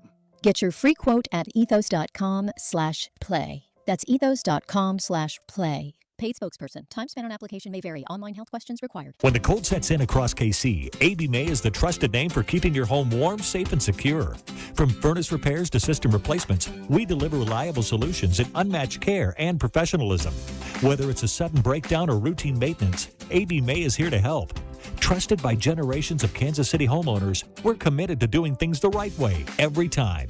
Call AB May at 913-732-9993 or visit us at abmay.com. Call your serviceman from AB May. I stopped smoking with Mark Patrick's hypnosis when nothing else worked. 1 year later, my wife Michelle and I attended the Mark Patrick Weight Loss Hypnosis Seminar. In 2 months, lost 43 pounds, and she lost 18 pounds. And we feel great. Join Mark Patrick Hypnosis and lose the weight or stop smoking. Only $59.99 guaranteed or your money back. Hypnosis, Wednesday, April 1st at the Wingate by Wyndham, Kansas City. Formerly Sure Stay Plus by Best Western in Kansas City. Lose weight hypnosis, 5:30 p.m. Stop smoking hypnosis, 8 p.m. Sign up at markpatrickseminars.com. There's a difference between liking a house and actually getting it. Redfin is built to make up that difference and close the gap between finding and owning the home for you. Redfin agents close twice as many deals as other agents, so when you find a home you love, you're not a step behind when it's time to make an offer. That means less watching great homes disappear and more focus on the ones you'll actually move into and call home. Redfin helps turn saved listings into real addresses. Get started at redfin.com. Own the dream. My name is Christine, and I'm a widow. My husband, Ryan, was a healthy 34-year-old, and 3 months later, he was gone. Thankfully, he had life insurance. Ethos made it so easy. You can get a quote in seconds, apply in minutes, and get same-day coverage. 100% online, no medical exam. Life insurance didn't take away the loss, but it did give us the space to just grieve. Get your free quote at ethos.com/protect. ethos.com/protect. Paid spokesperson. Time spent on application may vary. Online health questions required. Springfest means more sun, more fun, and more free at Lowe's. Keep your yard in line with an additional free Ego 56-volt battery when you buy a select Ego mower, trimmer, or blower. Plus, keep landscaping fresh with Stay Green 1 cubic foot garden soil, 5 bags for $10. Our best lineup is here at Lowe's. Valid through 4/8 while supplies last. Selection varies by location. Soil offer excludes Alaska and Hawaii. Shoot your shot on Prize Picks and get $50 bonus credit instantly in lineups when you play your first $5. Prize Picks makes every dunk, every dime, and every board that much more exciting. So don't miss this chance to get started on America's #1 app for sports picks. Download the Prize Picks app today. Use the code ROME. Get a $50 bonus credit instantly in lineups when you play $5. That's code ROME on Prize Picks to get a $50 bonus credit instantly in lineups when you play $5. Win or lose, you'll get $50 bonus credit in lineups just for playing. It's guaranteed. Prize Picks. It's going to be right. You do have to be present in certain states. Visit prizepicks.com for restrictions and details. Join us at the Fans Draft Party at the Brooksider Sports Bar and Grill on April 23rd for your chance to win $965 in our draft contest. 96.5 The Fan, KFNC FM and AM, HD1 and HD2, Kansas City, an Odyssey sports station. 11 o'clock hour here on Cody and Gold. Alex Gold, Cody Tapp, Drew Nixon with you. You guys can always interact with us on the J Southland Tow Service. Text line 913-586-7965. Video stream is up and rolling if you check us out on YouTube, Facebook, X. I missed one of them, Twitch as well. And you guys can watch the show. Make sure you subscribe on YouTube. That way you don't miss any of the shows here on 96.5 The Fan. We'll get to the trash of the day in about 20 minutes. It was one we were going to get to yesterday before the weird helicopter story about Olathe. And by the way, nobody texted in, Cody. I have bad news for you, I guess for all three of us. Nobody texted in offering a helicopter ride. I know. What a disappointment. No, did not happen. I always talk about the power of radio, and, we've gotten Drew. I got the High Point jersey, You got the High Point jersey. Drew got a suit for Rob's wedding. Mm-hmm. We've done a lot. We organized the entire Creed is Good campaign all on the radio. Someone has Can't to have get a helicopter ride. Somebody out there. Come land it in the Odyssey parking lot. Oh, jeez. At any point during the show, and Alex and I will go for a ride. This is not an April Fool's joke. No, it's not. Yeah. What we learned that apparently, just as long as it's safe for the people around you, you're allowed to, FAA-wise, land a helicopter in a parking lot. We didn't realize that until the trash of the day yesterday, in which we found out that somebody just landed one in a Target, popped in for some deodorant or whatever, and then rolled out. You got to make it worth it, right? I mean, jet fuel for that kind of helicopter gas can't be cheap. Gas isn't cheap, period. Does that affect jet fuel and like helicopter? Yes. Is it jet fuel for a helicopter? What kind of fuel is it? I don't know. They use Jet A or Jet A1. Okay. Good to know. So, still looking for a helicopter ride if anybody has one. Somebody offered to almost go get their license. They said they were a fixed wing pilot. Said they might go get their certification. Says, call up Johnny Rollins. Yeah, I'm sure Channel 9 wants him flying us around. I'm sure. If just one of the ideas Severe works, they could be busy later. If just one of the ideas works, the CNG pizza, something like that, well, you raise enough money, all of a sudden, hey, perfect. You can get a helicopter. I was asking about lease terms at CNG. I was deep into CNG for 48 hours. Then I had to let the dream die. But there was a brief time, when it turned out the pizza place connected to Kelly's was closing. It's less likely than ever. Oh, yeah. Yeah. Okay. Well, let's talk a little. I'll let the helicopter dream live a little longer. Let's talk about the NFL and some of the news going on at the league meetings. Nate Taylor's out there in Phoenix, and this probably shouldn't surprise anybody because they hinted at this, but seeing the quote come out yesterday and I guess on Monday about Christmas Day games, this is not changing anytime soon. The Chiefs are hoping to be showcased on Christmas Day for the fourth straight year. Quote from Mark Donovan, "We'd love to play on Christmas. It's a unique position from a marketing and brand standpoint. When you think about that movie that we did," I do remember that movie, "our Foolish Club studio business and the opportunity to really continue to cement our ownership of Christmas as a holiday, our brand with that is really powerful. We respect that the league wants to spread it around. We get it. Right now, we expect to be in a lot of primetime games. We've made it pretty clear that our preference is to play at home on Christmas." Some of that is not new information. Some of it's reinforcing what they have said, but it's very, very clear that they are advocating still to be on Christmas and at home. And from a business end, I get it. As a fan, I think there's some of you that enjoy on Christmas Day waking up, taking the family to the game. I know for a fact there are some season ticket holders that don't go because it is on Christmas Day. I'm not saying everybody, but there are some. And so I think that's part of the tricky part. And then just as a neutral observer that wasn't planning on going to Christmas Day games anyway, as a fan, I don't like that watching the game on TV on Christmas, the Chiefs are playing at home, and suddenly the whole day becomes centered partially around the Chiefs game and the good and the bad that comes with that. That's just me, my personal feeling about it.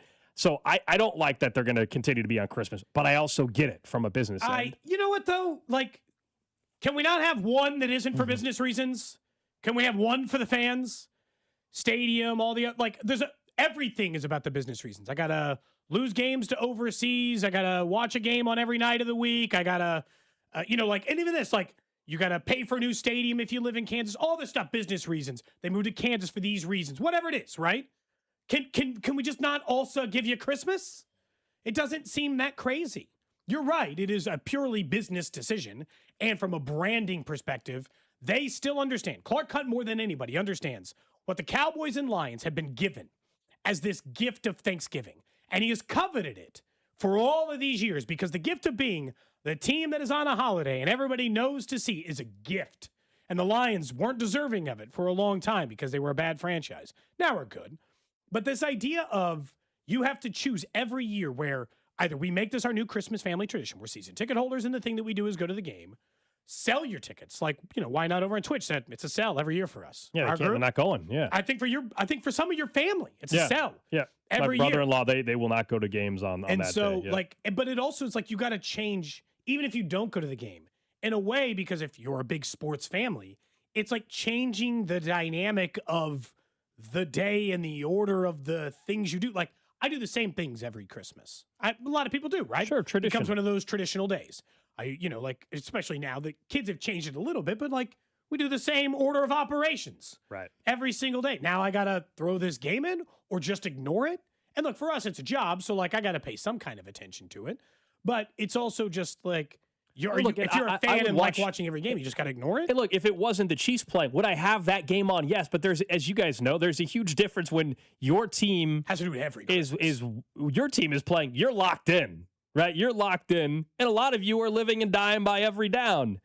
If it's the, Chargers and Jets, bad example. It can be on the background. You can have it on in the background, and it's all on the TV, but you're still doing your stuff. And yeah, someone always texts in whenever I say, hey, and also it changes like the vibe and the mood of everybody. Someone's like, well, that's more of a you problem. Whatever. I'm just telling you, I know I'm not alone. That the Chiefs sucking on Christmas Day puts a lot of people in a bad mood in Kansas City. I know I'm not alone. Okay, so that's also part of this. Yeah, it goes so deep, and like we could take it as far as you want. I think more like choosing like the business part of it. And we talk about all the, like, fine, you all the other business reasons that you make decisions on there. I kind of get it, right? It is a business. You're trying to make money. Everything doesn't have to be at the heart of making money. So you have now chosen. So like, take all the fans who like at least have an option, right? Gold, you have an option. You have an option to put the game on or to center your stuff around it or to go to the game and these things. How about the tens of thousands of people that rely on this for work that are now every year forced to work Christmas? Look, and I understand, like, well, you chose your job. Yeah, but when I started this line of work, I didn't know I was working every Christmas. Yeah. You've only made that a part of the job now. Yeah, that one's unfortunate, but as I've told you, that apply that to anybody's line of work. There are things that when you got hired, your job responsibilities are different. I'm not saying it's great, but that one I don't like take as much issue with because optional. You don't have to make them play on Christmas. No, but I mean, they're choosing the option to. There's things since we got hired that our job duties have changed. It doesn't mean that they're exact same job duties that you anybody listening. There's somebody listening that they got hired 12 years ago at their job, and what they're asked to do, and maybe what holiday they have to work is different. Some of that is life. That is, unfortunately. Now they can make a decision not to do that. But that one I don't have. The optional thing. That's why I have the issue. You don't think other companies choose to stay open on Christmas or not, or work later on a certain day? You work in a hospital. Hospitals have to be open. I understand. Chiefs don't have to play on Christmas Day. I'm just saying what the Chiefs are doing in that regard is not any different than a lot of businesses that might have pivoted, from where they were 15 years ago. Things change. But it's different in the sense that, like, I understand, like, if something that requires your industry to change and your job changes, that's a lot different to me than the job is the job. The job at the stadium has relatively stayed the same. You're just saying, now you got to work every Christmas. It sucks. It sucks to say every time you're going into this, you got to run into this. And it's only one part of the reason why I don't want the Chiefs to play on every Christmas Day. I also think that Clark Hunt realizes locking it in now while he's got Patrick Mahomes is his best opportunity. They're going to maximize every single year they have Patrick Mahomes, and I get it. Like as I told you, I may not like some of it, but they are going to capitalize on every opportunity. The Hallmark movie, the shorts that they're doing, talk about the movie shorts or whatever they're doing. Everything. They're going to capitalize on all that while they have the best quarterback in football. This is only happening once in in this generation. Maybe the only time ever in your franchise history ever that you're going to have this opportunity, and they're going to maximize it. And yeah, there are downsides, and I don't like a lot of them that are occurring, but they're going to capitalize on this window that nobody else has in the NFL right now by having Patrick Mahomes as their quarterback. Some of this is just I understand why it is they are trying to do it, but I also I'm just saying, don't act like they're like the worst people on earth and no other team would be doing the same thing. That's all. I'm not saying like that, but also I feel like you kind of are. It's not that, but I'm also not going to serve under just I don't have to subscribe to the idea of, well, it's capitalism, so everything has to be capitalism. Everything has to make money. I'm telling you, I don't like some of the serve the capital overlord of the Chiefs. And so, I think they could just let this one go. I'll give them a lot of the other money-making opportunities. Maybe it doesn't have to be Christmas. Yeah, I'm telling you, I don't like a lot of the things that it causes to have happen. Yeah. But, I also, in general, this is, now we don't have to get into a deeper conversation about capitalism or whatever. You and I just differ quite a bit when it comes to that kind of stuff. That's all. Yeah, there's there's a maximization of profit in which I'm like, no, it's cool. You can draw a line. Yeah. You don't have to, you don't have to get to the bottom of the barrel and get every last drop of the dollar. And in the Christmas Day game, that feels like I'm trying to get, and the NFL does this and lots of. I would just say somebody else is playing on Christmas Day too. My point is if the Chiefs were adamantly against it, we're acting like we would never have any games on Christmas Day. Oh no, there'd be, but in a sense, it's not even like I'm saying the NFL can't try to maximize Christmas Day and have games on it. I just don't think you should want it to be your team every year. And I don't. There's a I don't. There's a huge difference in that, right? And so I just got to feel like, and at this point, we'll see which way they go with it. But we know Clark tried to be every day on Thanksgiving and then try to be every Black Friday and Thanksgiving, every Christmas. He'll take whatever day around a holiday they'll lock in for him. I don't think he's picky about the holiday. Yeah. He just wants what the Cowboys and the Lions Do you think let's pivot away from what's happening right now. Do you think the Chiefs truly could establish themselves as that's what happens long after Patrick Mahomes? Because right now, if you're the league, you're probably obliging because Mahomes brings ratings and the Chiefs brings ratings. But let's fast forward the reality of 15 years from now when Mahomes is gone and maybe the Chiefs stink. I don't know. I mean, most likely they won't be as good as they are now. At that point, if you're the NFL, would the Chiefs be established and locked into that? Or is this a chance, hey, we got to deal with this, Cody, for 8 more years and then it's done? No, if they get it for 8 years in a row, they're locked in. Thanksgiving, you think? They never kicked the Lions off. They let the Lions be bad for 3 decades, and they didn't kick them off. I think if you get Christmas Day 8 years in a row, you're Christmas Day. Yeah. If they essentially grandfather you into it, I'm less annoyed by this than the idea that they're going to 18 games and they're going to international everywhere, and then fast forward in 15 years, are they going to try to push it to 20 games? That kind of stuff, that is where it really starts to hurt the product. The Christmas Day thing is more of an inconvenience than anything else. Yeah, but I mean, yes, but it's always it's in the service of, you're right. There's a line, and we understand the NFL hasn't found it yet. There's a line of... They're testing it. Oh, God, are they testing it? They're just at the right. That and Wednesday games. How many? We'd like the Wednesday. We'd like several Wednesday day games this year. We'd like 17 Christmas Day games on 48 streaming services with 19 international cities. We'd like 18 games. Now you're chill a little. Well, it was yesterday too, wasn't it? That they're not considering Fridays as early week games anymore. They aren't considering that as an early week game. Is that? Say it again.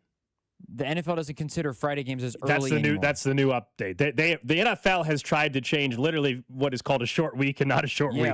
Friday's not a short week. I'm yes, it is. Yeah, so I think that's funny. That's where they're getting it at. It is because the NBA has been on for so long. I wonder if the adjustment was the same for people. But basketball is, of course, different than football in terms of our consumption, and we're so addicted to the NFL that you feel like, in a way, it's like FOMO. But if we're, of course, covering the team, you also feel like you have to be locked in. If it was, I don't know, if it was. It's not the same teams every year on Christmas Day. Yeah, but I'm for the most, the Knicks always play on Christmas though. The Chiefs would be like the Knicks. The Knicks always play on Christmas Day. Always has kind of been that way. The Chiefs would be that way too, but I don't. It's just different with basketball, where you're talking about an event that's 2.5 hours. There's no tailgating. You show up at MSG and you go. Huge it operation. It's an all-day thing. Yeah, exactly. So it's it is an a little 8-hour bit day. different from that. And if you're a season ticket holder for the Knicks, all right, okay, that's the one game I missed. I still have another 40 games or whatever. Yeah. If I'm a Chiefs fan, I got season tickets. That's one of, in most years, 8. You know what I mean? And even if you build it in, like you're saying, for the Chiefs, like if the game's at 4, you're showing up at 11 to 10. It's 11 until you get home at 9. It is all day. It's a day. Or if you go to a Knicks game at 3:30, you're there at 3. You're there at 3. You're done by 5:30. You still get to have Christmas in the morning and still get to the arena and everything like that. Coming up in about 5 minutes or so, we'll get to the trash of the day. I do want to discuss something we didn't get to yesterday, other than maybe mentioning what's trending. By now, everybody's well aware of Tiger Woods and the accident that he had, and charged with DUI.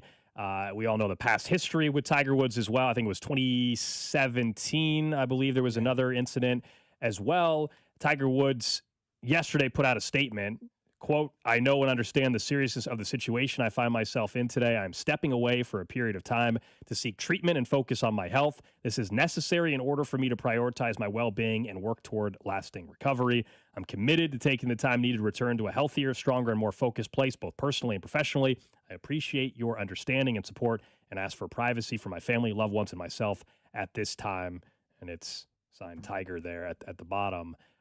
Tiger Woods, I mean, it's very clear at this point in time, this has been something that's happened multiple times in his life. He's clearly needs to focus on something other than golf for his own sake and for his kids' sake and everything. And so I wish him the best. It sucks as a sports fan to see somebody at this height, this, the greatest of all time, perhaps, to be dealing with this. It's something that, as we've talked about in the past, Cody, whether it's mental health, whether it is perhaps some substance abuse problems, whatever it may be, it doesn't discriminate. It doesn't matter how rich you are. No. It doesn't matter. And here's go ahead. Or I was going to say, or how great you were. Sure. You know? It's like, it's very difficult, obviously. It's good that he's stepping away from it. There was a chance, there was some rumors that maybe he was going to try to do something at the Masters. Oh, I think if this didn't happen, I do think so. And like the Ryder Cup stuff and everything else, it's like, no, you just got to take a whole step back. I think it's fairly obvious, and I think you and I talked about this. He obviously has been dealing with a lot of chronic pain for a very long time. The physical attributes of like multiple being the athlete, surgeries, multiple major surgeries, another major accident that caused another major surgery. In addition to the stuff that like goes back to when they said he hurt his back doing like Marine Corps training and all the stuff that like came with it. His body has been hurt for a long time, but also get it under control. And you're making it, obviously made a horrific decision once again to drive. Luckily, nobody else was hurt, and he wasn't hurt in this incident. That's the other part. Everybody says, why not just get a driver? I'm totally Somebody with says you. for privacy reasons. Yeah, he's worried. He's worried about that. I mean, at some point though, like if this keeps happening, and there's probably like a freedom in it. The trappings of being that level of famous is like the car might be one of the few peaceful places you actually have. I don't know. So not somebody around, not somebody trying to get your attention. One of the few He places. hasn't played in a major since the Open in 2024. So we're going to be going on 3 years probably by the time My guess it'll be like have maybe a the chance. Masters next year before I don't know. he plays again. If he plays. Yeah, I mean, I more important than obviously is taking care of himself, but I'm thinking it could be a while before we see him back on a golf course. Guys. I think it could be well over a year from now. I don't know, and he's got to deal with the legal ramifications. Someone said, why is he not in jail? Well, he's going to go through the court process, and we'll see how that all plays out. He obviously is out on bond or whatever now, but or whatever. I don't know the exact circumstances in Florida of how it, but I don't remember how it works, But point being is, he's going to have to take care of the legal circumstances that he put himself in as well. Yeah, I don't know what happens. There are, I think we talked about maybe on Monday about the potential of what it looks like if you're charged, convicted, I should say, of that. I have no idea how that's going to play out. No clue. Obviously from the legal process, he'll have much better standing than you or I. For a variety of reasons. But yeah, I mean, more than anything, it's like, step away, take time. And it's hard for him because he's stepped away from golf multiple times. But in the middle of like having to have these like major medical events. And so like now he's got to step away and try to get mental health in control or substance maybe in control. It's just like, honestly, just hope one day he just seems like happy and healthy again. Well, on a lot of the main stuff as to why he's not been playing, like you're saying, is just it's completely physical, where this obviously is a different effect to that. But the reason why he But hasn't are they been playing, connected, right? You know, the physical issues. But the reason he hasn't been playing lately, or the reason he's been taking the hiatus, is because of the physical stuff. You know, he's been getting through the back pain that he's had for, it seems like a decade now. You know, he hasn't, even when he plays, like your expectations aren't the same anymore for Tiger. Like if They he shouldn't be, yeah. Like if Tiger can get through the first 2 rounds, let's say the accident didn't happen. If he got to the weekend, that's a huge win for Tiger. I know that it's not what we're used to, but the way that his body seems to be with all the surgeries and all the stuff that he's trying to do to manage it, like he's never going to be that version that we saw in 2019, which also was almost it was an incredible story that he even won it in the first place. Like, we're never getting that again from Tiger, and it feels like he's still trying to stretch for that, but it's just not. It's not going to happen again. He's got to get himself healthy and happy and all that other stuff. So he can just be a Especially great now, ambassador. yeah, especially now, yeah. You don't need to One day chase- he'll be on the senior tour and stuff, right? I mean, that if he wants to, do that. and hit the first shot at the Masters or whatever, the same as Arnold Palmer and you know Nicklaus did all those years. But and that's fine. Like you can become the ambassador for the sport and taking care of yourself so that this fame and the trap, and all this stuff and like the physical part, so that like people have an advocate. Be an advocate for the sport. Be an advocate for like the mental health side of the sport. But like the competitive part of the sport, that stuff just seems long gone. Trash of the day. All right, let's pivot away from obviously the serious nature of that to a little more lighthearted stuff here for the trash of the day on Cody and Gold, where there was a Powerball winner of $167 million, okay? This happened less than a year ago.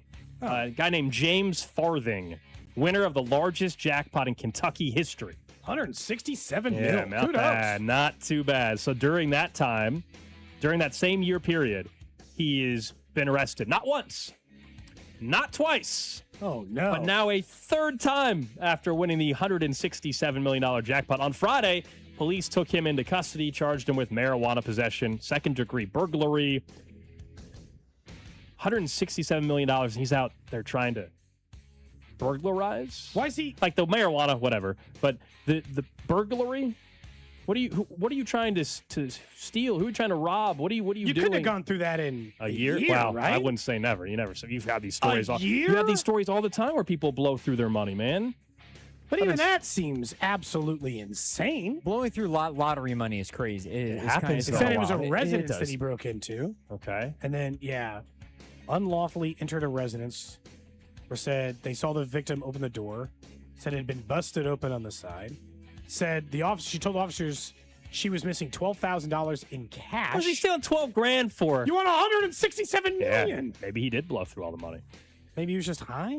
I don't know. Well, I'm looking at the other ones. He was arrested is that for an misdemeanor assumption, or is that charges. actually a thing? Misdemeanor charges of battery and resisting an officer. He pled guilty to those, and then a hit and run accident and an intimidation charge, maybe the officer at that time as well. Oh boy, that ain't great. You don't have to do this, man. you get literally the gift of all gifts. How much money was to it win again? $167 million? So even after taxes, let's just shortchange him and say $60 million. Right. In cash. Is what yeah. Still. I don't think I could burn through that in a year. I don't know. Well, okay. Everybody could. It's just that it would never get to that point for you. And I have don't no know how assets? how Could you do go through get to that $60 million point? and you have no assets? Let's just say I blew $50 million on a yacht. I still have a yacht. Yeah, Did I buy the yacht and then just pour gasoline in it and sink it to the bottom of the ocean? Like, I mean, I feel like $60 million would be awfully hard to run through. How did in you 1 spend year. that money? Trying. Yeah, it would be interesting to find out how did And you have no spend that? asset. Yeah, how did you spend that $65 million? Like, what exactly was happening here? Now, Just look, going on it trips, I doesn't guess? say he's broke. We're all just assuming because, like, why would you steal toys? He also might just be Have bad decisions or mentally ill. Yeah, like could who be a number knows, of right? things. Could be any. Yeah. Text line saying Cody would blow through the $60 million on the Amazon pallets. You can't buy enough. I got to rent a warehouse now too. Oh, sure. Yeah. Why not? If there were things to also invest in, you would not be picking Amazon pallets. I think you would. If you had $65 million, Oh you, no, you I'd be would getting go like beyond high-end that. cars. Uh-huh. Golden, I'd be in that market. You'd be going to the Barrett Jackson. You'd be going to the Mecum Auto auctions and buying Lambos and Ferraris and stuff like that. Yeah. I have the one-of-one Shoheis and stuff. At least they have some Cody would be value. on Golden Auction every night, Yeah. bidding I don't like $100,000 cars. the whip from Indiana Jones. I don't stupid stuff. Maybe I'd blow some money, but Cody I would certainly spend $70,000 like that one guy did on that Cheeto that looked like whatever it was, a Charizard. I'm not that reckless with my cash. But, like movie memorabilia, maybe? That is the trash of the day. Hey, Up you got me next. on Golden's auction. See if there's anything No, silly. there's always good stuff on there. Up next, we'll get to the Chiefs Red Half Hour. Let's talk more about trading up or down at 9 and 29 and what a former defensive tackle said about a Chiefs coach that he thinks could turn in defensive lineman into an all-pro, I should say. That's coming up next right here on Cody and Gold. What's up, KC? It's Carter Jensen. You're listening to Cody and Gold on your home for Royals baseball, 96.5 The Fan. Brought to you by Heartland Men's Health, the leader in men's sexual health. Thousands of men have been successfully treated for low T, ED, and more, all with discretion and compassion. Make your appointment at heartlandmenshealth.com. 96.5 The Fan. Baseball fans, FanDuel's giving you a chance to call your shot with daily dingers. Joining the action is easy. Just make your free pick on who's hitting a home run in their game, and if you're right, you'll get a profit boost to use on your next bet for a chance at extra winnings. It's just another reason why FanDuel is the home of home runs. Let's take a look today. If, in fact, this game gets in tonight, Bobby Wood Jr., plus 340 to hit a home run. Carter Jensen, plus 350. Same odds as Salvador Perez, or Vinny Pasquantino sitting at plus 420 to go yard. Head over to FanDuel.com/local to opt in for daily dingers and make your free pick on who's hitting a homer. FanDuel, an official partner of the MLB and 96.5 The Fan. 21 and over and present in Missouri. No purchase necessary. Opt-in required. Bonus issues non-withdrawable profit boost tokens. Restrictions apply, including any token expiration and max wager amount. See terms at sportsbook.fanduel.com. Gambling problem? Call 1-800-GAMBLER. Indeed presents hires you can't afford to get wrong, like a staff accountant at the height of tax season. Congrats. Looks like the company owes, $50 in taxes. How about that? That seems low. Why only 50? Why do you care so much? It's not your money. This is your job for sponsored jobs. This is what happens when you don't sponsor your job on Indeed. Next time, get matched with quality candidates with Indeed sponsored jobs. Visit Indeed.com/hire now and sponsor your job today. Ready to celebrate? Hop into Easter festivities with everything you need at Target. First, get ready for your special occasion with 25% off stylish looks. With spring vibes, vibrant colors, and fresh florals, you'll find outfits that match everyone's style. Then, fill up their baskets with endless joy. From select Easter plushies to fun toys they'll love at 20% off. Don't miss out. Make this Easter unforgettable at Target. Hey, it's Rex here with Rex Buys KC. I get it. Selling your house can sometimes feel overwhelming or scary, right? I've seen it too many times. A homeowner thought they had a deal, only to have the buyer back out at the last minute. That's not how we do business at Rex Buys KC. I'm local, I know Kansas City, and I make sure every deal actually closes like it's supposed to. No hidden fees, no showings, no last-minute surprises, just a fair cash offer and a process you can count on. We buy homes in any condition and judgment-free. So whether your house needs repairs or you just want a fast, hassle-free sale, we can make it happen. If you want certainty, transparency, and someone local who actually delivers, call 816-330-6000 or visit rexbuyskc.com. Rex Buys KC, helping people make smart choices one home at a time. 816-330-6000 or rexbuyskc.com. Staples presents That Was Easy. So I opened a restaurant and needed everything. Menus, signage, catering brochures. Everything and then some. I went to Staples. They printed it all and even suggested takeout menus. One money pit with a side of fries. But now at Staples, you get up to $125 off custom print orders. $125 off. Now you're cooking. Brand your business in a big way at Staples. That was easy. Shop Staples in store, online, or in the app by 4/18 to unlock. Exclusions apply. Visit staples.com/print for details. There's a difference between liking a house and actually getting it. Redfin is built to make up that difference and close the gap between finding and owning the home for you. Redfin agents close twice as many deals as other agents, so when you find a home you love, you're not a step behind when it's time to make an offer. That means less watching great homes disappear and more focus on the ones you'll actually move into and call home. Redfin helps turn saved listings into real addresses. Get started at redfin.com. Own the dream. Introducing Home Care Plus, a new subscription service from Lowe's that helps make life easier by giving members a hand with home maintenance. Let Lowe's tackle the tasks you keep meaning to do, like electric dryer vent cleaning, replacing hard-to-reach light bulbs, and more. Subscribe to Home Care Plus for just $99 a year and consider your to-do list done. Members get more at Lowe's. Available in select zip codes only. Cancel anytime. Non-refundable fee. Product purchase required. Terms and service restrictions apply. Details at lowes.com/terms. Subject to change. You're listening to 96.5 The Fan from the DM Injury Law Studios. Mike's got this. Car, truck, or motorcycle wreck? Remember, Mike's got this. 816-888-7500. Mike's got this. Hey, it's Scott Parks, and we've launched Beyond the Pitch KC, a podcast on how Kansas City landed the world's largest sporting event, presented by Commerce Bank. Visit commercebank.com/soccer26. Subscribe on the Odyssey app or wherever you get your podcasts. Welcome in to the Chiefs Red Half Hour. Every day at 11:30 with Cody and Gold on your new home for Chiefs football. 96.5 The Fan. Chiefs Red Half Hour is brought to you by Leavenworth PD. Be a cop, be yourself, build your career at Leavenworth PD. Apply today at leavenworthks.gov/police. Well, to kick things off for the Chiefs Red Half Hour, we are excited. Something we've been mentioning for weeks, but it is now official. It is a full go. Later on this month, you and I headed to Pittsburgh, site of the NFL draft, man. We're going to be broadcasting live on Thursday, day one of the draft, and, of course, day two on Friday, live from PNC Park, I believe. I believe that's our broadcast location. The Pittsburgh Pirates Stadium will be where we'll be doing our show, and we're really looking forward to bringing you guys coverage from Pittsburgh throughout the week. We'll have some fun on social media. I know that we're going to see if Cody will get kicked out of a bar or not by trying to mimic their accent and everything out there. That should go over well. It'll go fine. Have you been practicing? No. No, but you got 3 weeks, okay? Yeah. You got 3 weeks till we're out there. And of course, our coverage, it's all possible thanks to our friends over at Blue Cross and Blue Shield of Kansas City, the Leavenworth PD, and also the Salvation Army and the Civic Lunch that is going to be taking place. And Asphalt and Concrete. Yep. But we're also, again, we're going to be out there Thursday and Friday live for our shows. We'll be giving you draft coverage from the draft on Thursday and Friday as well, if you check our social channels. And we'll appear on the Character Concerned shows that will be taking place during that time as well. But yeah, we're very excited to officially be heading to Pittsburgh to go cover the NFL draft. I've never covered an NFL draft. I think I've covered most other major sporting events it feels like that this city would take care of at this point. But excited. And it ends up, they were talking to us about this before the Chiefs had traded. They're like, hey, we're thinking about maybe going to the draft. The Chiefs are picking 9. This could be it. And then they ended up with a second first-round pick.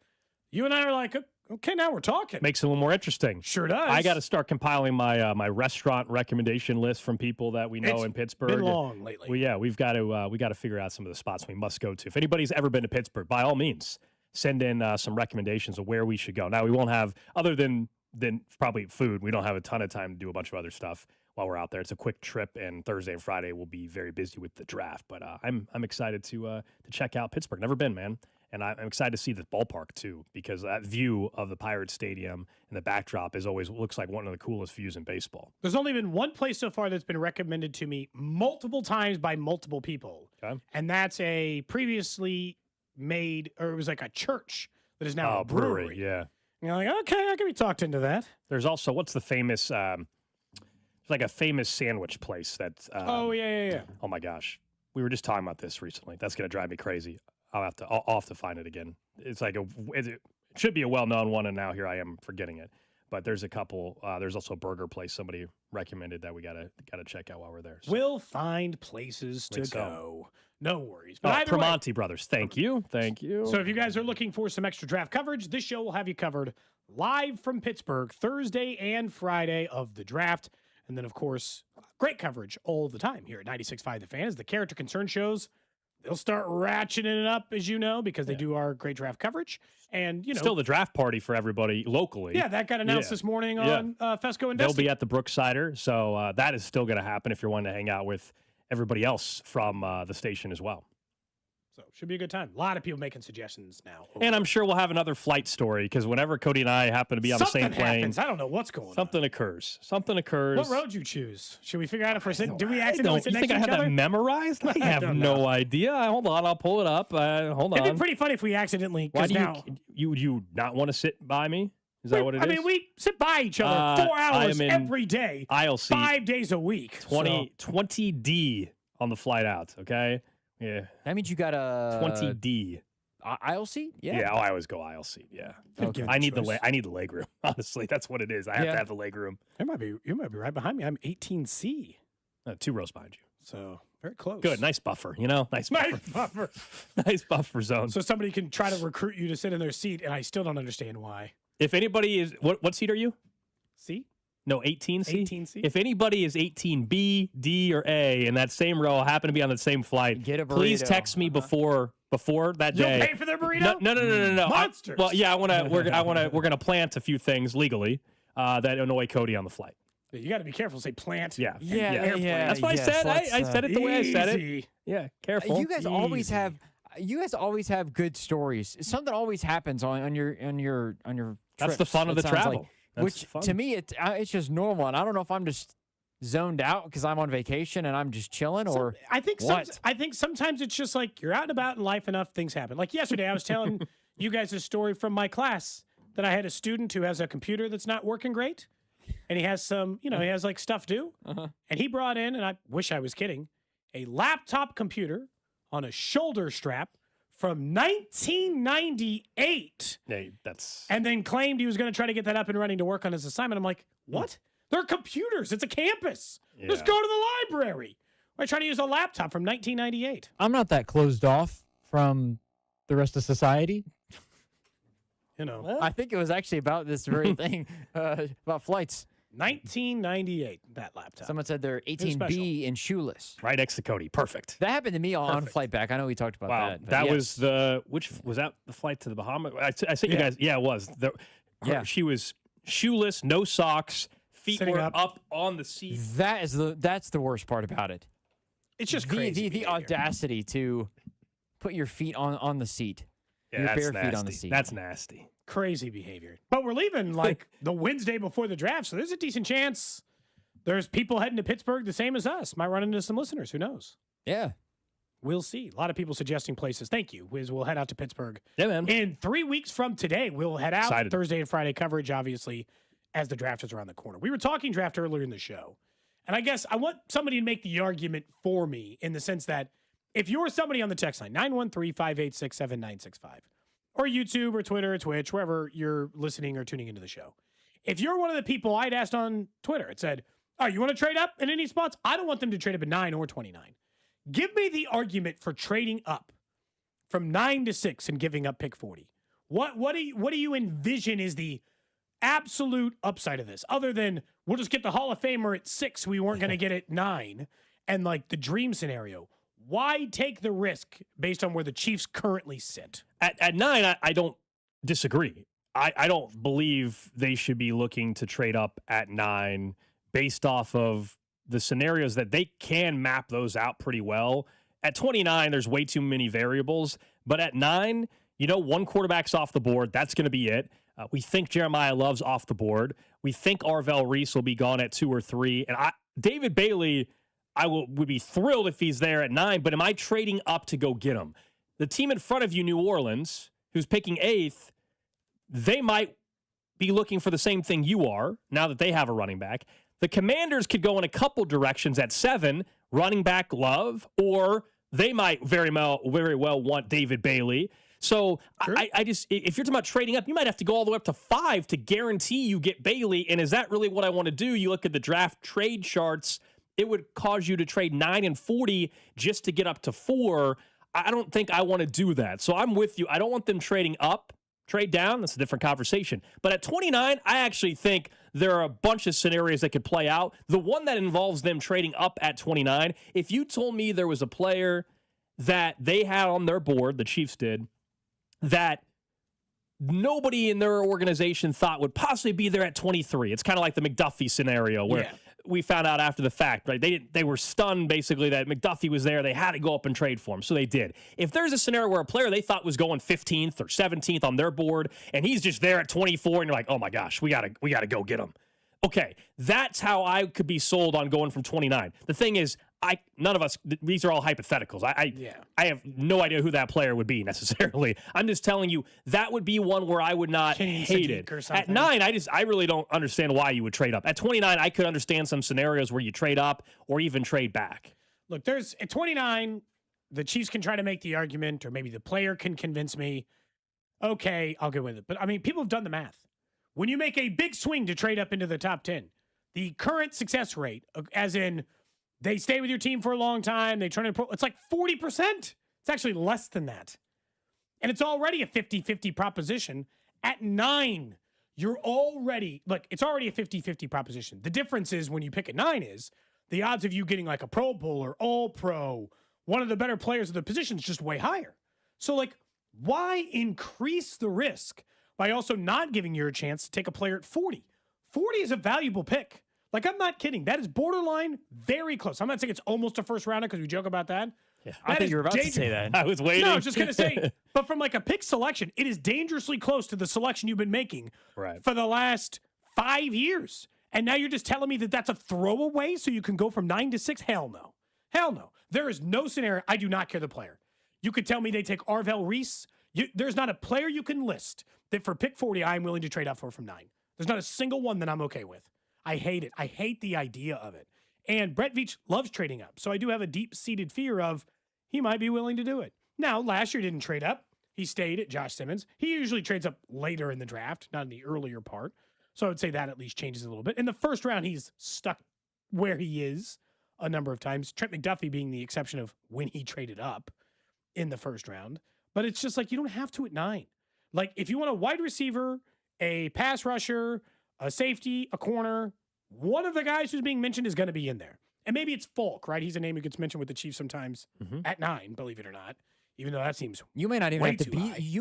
That's where the argument to trade back is, though, Cody, because I know that's way easier. I haven't talked to that. Going back to the players that we mentioned who are locks, if you think, and of course the Chiefs, they have their board and everything like that, but if you think, okay, we miss out on Bailey and Bain, and Downs is gone as well, Reese is gone, Sonny Styles, we don't know if we want him or not, but you like Kodrick Falk, then rather than trading up from 29 to get somebody, you just trade back and you get an extra pick wherever that may be, and then you end up taking Kodrick Falk at 14 or 15 or whatever the case is. If that's their guy, sure, but as we all know, we all are guilty of saying, oh, they should trade back at this pick or whatever. There has to be a reason for a team to trade up, I mean, there was the scenario, was it a year or two ago where the Chiefs wanted to trade back, there was no trade partner. But it was 10 picks back, not 3. And so it's that balance of, I mean, if you told me the Chiefs could go from 9 to 11 and draft the same player they're going to draft at 9, well, of course, yeah. I mean, sign me up. Get me an extra pick.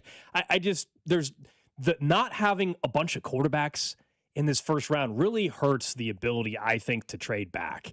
Because normally you do that because the team wants to jump up and go get their franchise quarterback, in their opinion. And not that a team will never trade up for a wide receiver. Of course, the Chiefs did it just a few years ago. Sure. I mean, it happens. But the quarterback or lack thereof after Mendoza, and then really it's Simpson, that's the only other guy that could go in the first round, most likely. It does hurt a little bit of the maneuvering in terms of trading back. I know it's not considered a particularly deep draft, and so that's the argument for trading up. Well, why don't I just use less picks to make sure I get the players I want? But they have so many needs. I kind of want them taking multiple shots. They got 4 picks in the top 74.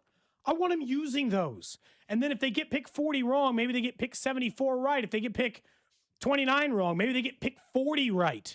I don't want to just give up pick 40 in the effort of, because here's the problem. Here's the other issue is if they trade up from 9 to 6 and they take Arvell, Reese, Bain, whatever, well then, no offense, you don't get any passes. No, they had 4.5 sacks in season 1 and I'm okay with. No, they better be a star. And immediately, now, today, they got to be your starting right, if you trade for a tackle, they better be your starting right tackle and a Pro Bowler. If they're an offensive lineman, they better have 12 sacks by season 2. There's no messing around. There's no waiting around. If you use pick 9 and pick 40 on a player, well, because that's the player you're getting in, then it better be they got to be good. I mean, let's say it's wide receiver. They better be a 1,000-yard rookie wide receiver or lead all rookies in receiving or be your number one receiving option. You put a lot of pressure on the player. You just take a player at 9, I'll go through the normal progressions with you. I'll have higher hopes for them than some of your other first-round picks, but I certainly won't try to rush the timeline. You trade both of those picks, then you better be planning on winning this year and then that player being a star immediately. Otherwise, it's like, yeah. what are you doing? Yeah. Like, why move up? Because if they did trade, like let's say they traded up to 6 to get Bailey or 5 to get Bailey. In the moment, it's like, I don't know if you should do that. But then if he turns into that player, then it would have he's to TJ Watt. I'll shut my mouth. Yeah, but it would have to take something like that. It would take 3 to 4 years where you actually go back again and say, was it actually worth the trade? It probably, depending on what they turn into. But they got to be the best rookie pass rusher. Maybe not in sacks, but like everybody agrees this guy's a monster. Because if it's like the slow crawl, George Karlaftis waited like 7 games before he got a sack, and then turn it on a little bit as like an 8-sack guy year 2 at pick 9 and 40. No, that ain't gonna work. He's got to be way better than that. And it's the kind of thing we talked about this before. You want to talk about Brett Veach? You talk about all the time about this goal when it comes to paying quarterbacks. That if you don't pay a quarterback, then they're and you get it wrong, then they're gonna fire you. I'll just tell you right now, you trade pick 9 and pick 40. And you go trade up for Arvell Reese at 4, and he stinks. Yeah. Keeping your job's going to get hard. That's bad. Yeah, that's the risk you would take. I just don't think it's worth moving up from 9 to 4, given what you would have to give up. Again, pick 4, if one of the draft charts says is worth 1,800 points, okay? The Chiefs' 9th pick is 1,350. Well, you got to make up the difference. Pick 29 is 640. Pick 40 is 500 points. That's why we keep mentioning pick 9 and 40 potentially. Yeah, that's just too much. And I don't think the Saints, like trading up with the Saints makes no sense. So really, you're looking at 7 or 6. Well, Washington's pick is worth 1,500 points. The Browns' pick is worth 1,600 points. So you're still in the same boat. Maybe it's not 9 and 40. Maybe it's 9 and a different pick or a future pick. But I don't know. Trading up would be a problem. And the worst case scenario, right this second, on April 1st, if you told me, would be the Chiefs somehow trade up and it's for an offensive tackle or something, I would lose my mind. Okay, I think so if that's I would lose my mind if that actually is what they did. Be crazy. That to me would be foolish. Do you remember Pink's reaction last year? I would be 10 times worse. This show would be like we would be having a miserable time. I hate this pick actually. Don't like it. Dude, if we get here on the Friday draft and we're sitting in Pittsburgh and we're on Radio Row, and the night before they had taken Spencer Fano and traded up to 6 to get him. I hate this pick, actually. I'm going to lose it. I might not work the rest of the day. Like, that's it. You ruined this trip. I'm done. Like it. That's even the point of covering this draft. You took a tackle at 6 and you traded up. It's my nightmare. If they actually do that, I know that obviously Chris and Bink are hosting. I would text one. I would text either. I think we'll be calling in, yeah. I was going to say, you guys will be calling in post-pick, I'm sure, at some point, correct? To give I'm the guessing. reaction. Because I hate this pick, actually. If Don't it's like Fano, it. You'll have to go on one of those 1.5, 2 minute diatribes about how bad the pick is. Oh, I'd be mad. We'll 2 see. minutes is not enough. It's not long enough to get out the grievances that would feel over that. You'd be tagging Mitchell Schwartz on Twitter. Hey man, I need you to look up everything that's good about Spencer Fano to make me feel a little bit better. It's not going to make me feel better. The only way any kind of move like that makes sense is you tell me right now they have the number 1 rated best offensive line in football without question. Like there's not even like a debate. They are just the best offensive line in football, hands down, no questions. Because if it's not that, then what the hell are you doing? They already got a solid offensive line now too, which is the point of why you don't even need to take one at 9. Yeah, they have like 2 corners on the roster and 3 wide receivers, and but yeah, you know what? Let's just take another offensive lineman and trade up to 6 to get it. That'd be crazy. Alex, you and I hated enough if it was at 9. If they also used pick 40 to move up, yes. Well, then it's just like fever dream.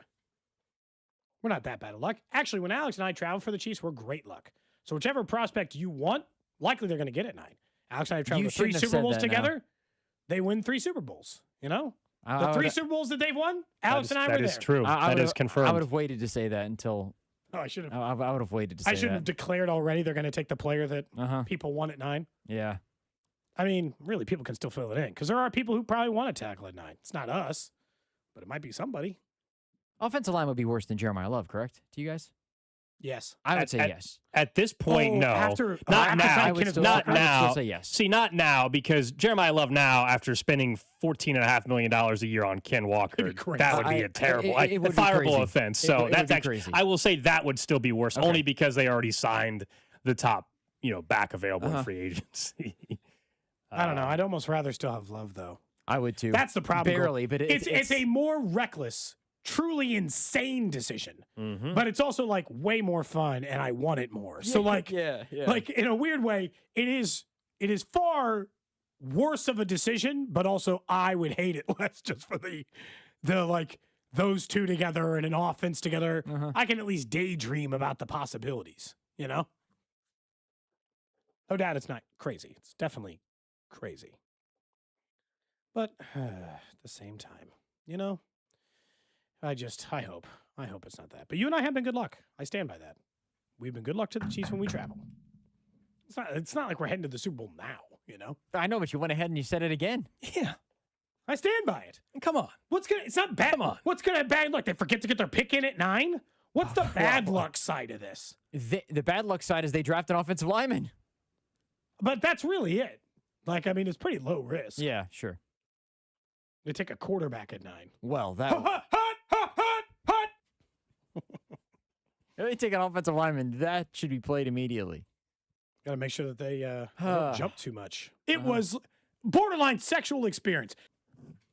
That's not what I would describe them taking a tackle at 9. No, be the opposite. I if think anything. so. I will say, if they end up taking Ruben Bain at 9, at least one former NFL defensive tackle likes him. Yeah, I like Should that seeing count? this. It always is good when you have someone that play the position speak highly about a player, especially it's not just after the fact. Like, we like this player way back when, after we already know the player was good in the league. No, this is Gerald McCoy putting his name on it already. He was talking a lot about Ruben Bain and praising also Joe Colin, of course, the Chiefs defensive line coach. And so he sent out a tweet yesterday, quote, Ruben Bain will be just fine with the right coaches. The statement I made about coaches worried about is because they don't know how to coach it. Send him to Joe Colin and guarantee he'll be an all-pro.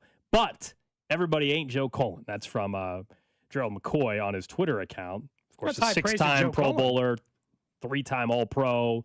Very optimistic on Bain, but also giving some props to the veteran defensive line coach there in Joe Colin. And yes, he was McCoy's defensive line coach for the Bucs for a couple seasons when McCoy was in his prime. That's the connection there. And then Jason Taylor was giving a ton of props to Ruben Bain. Now, Jason Taylor has coached him in college presently. I didn't expect him to come out and say, yeah, those arms are too short, not going to be good in the league. Like, that would have been a much bigger deal if Jason Taylor said that.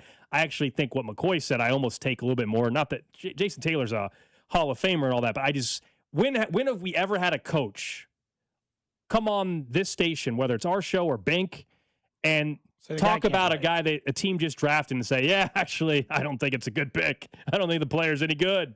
That's why to me, this is like a personal thing.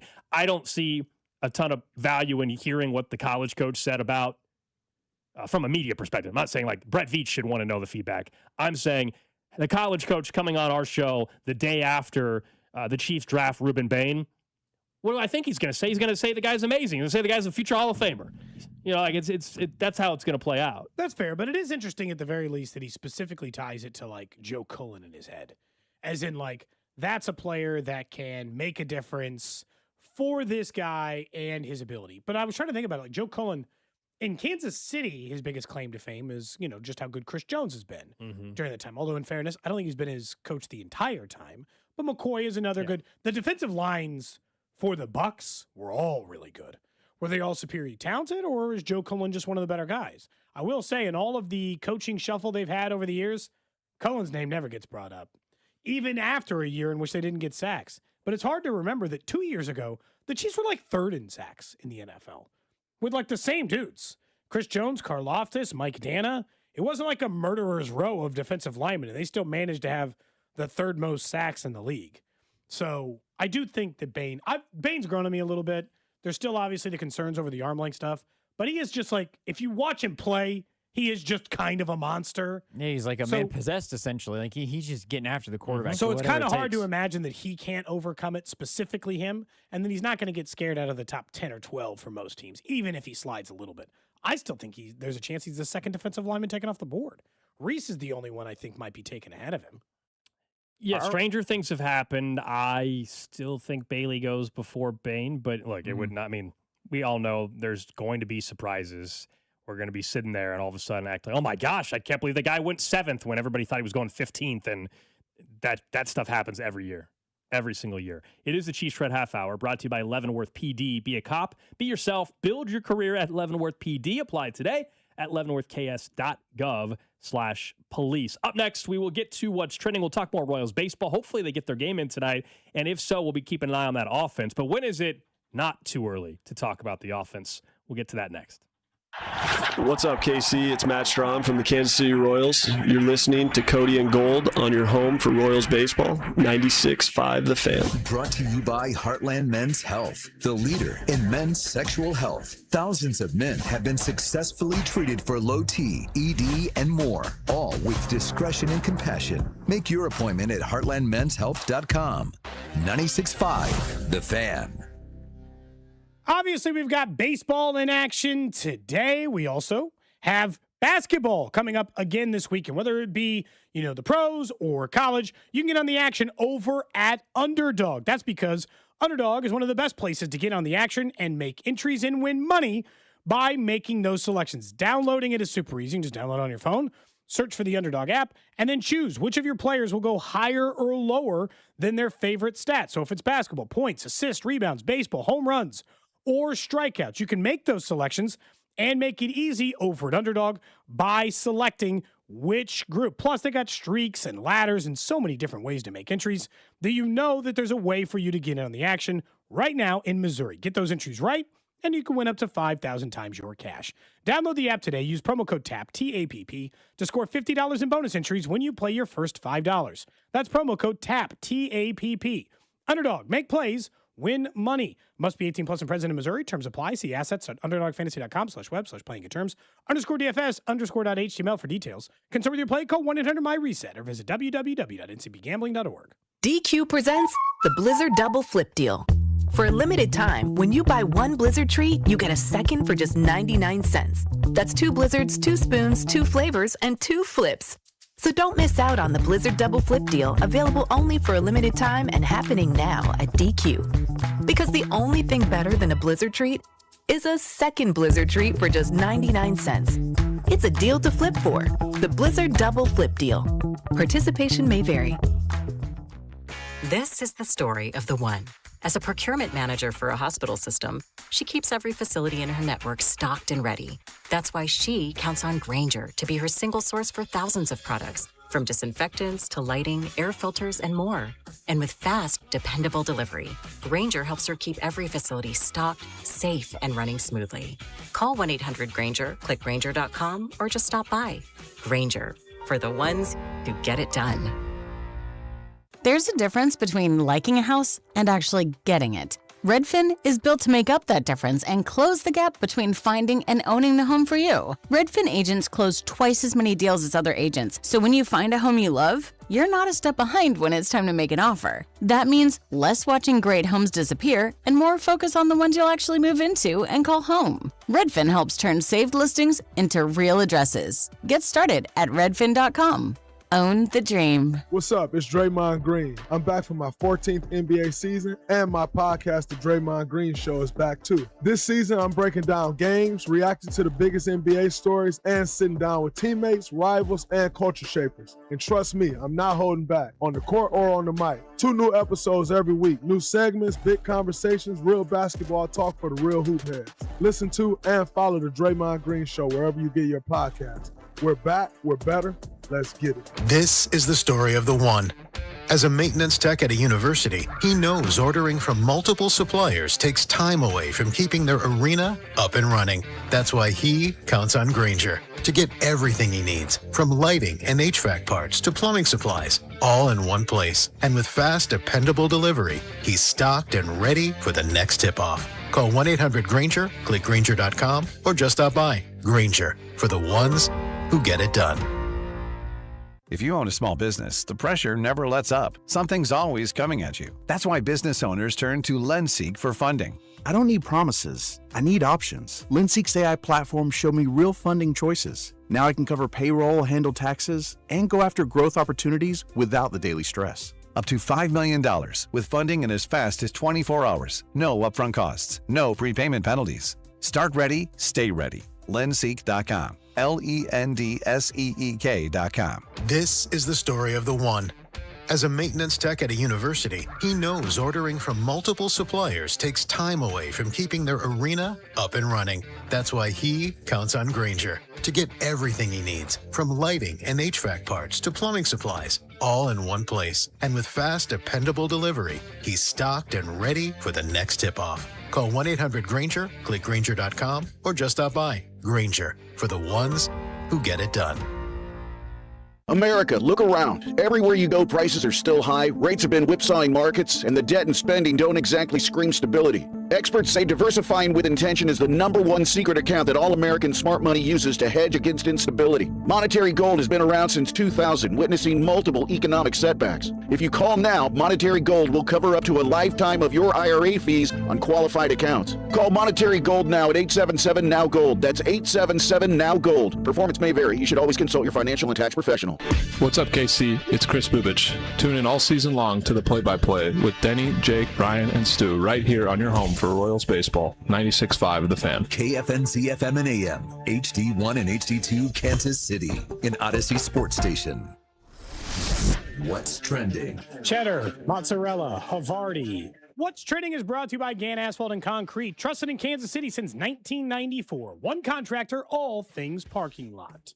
Royals slated to play tonight. Hopefully, we'll see if the weather cooperates. Doesn't feel like it's all that likely, but you never know. 6:40 first pitch tonight, right here on 96.5 The Fan. Royals and Twins. Noah Cameron looks to make his 2026 debut after the breakout 2025 season. So hopefully they get it in tonight out at Kauffman Stadium.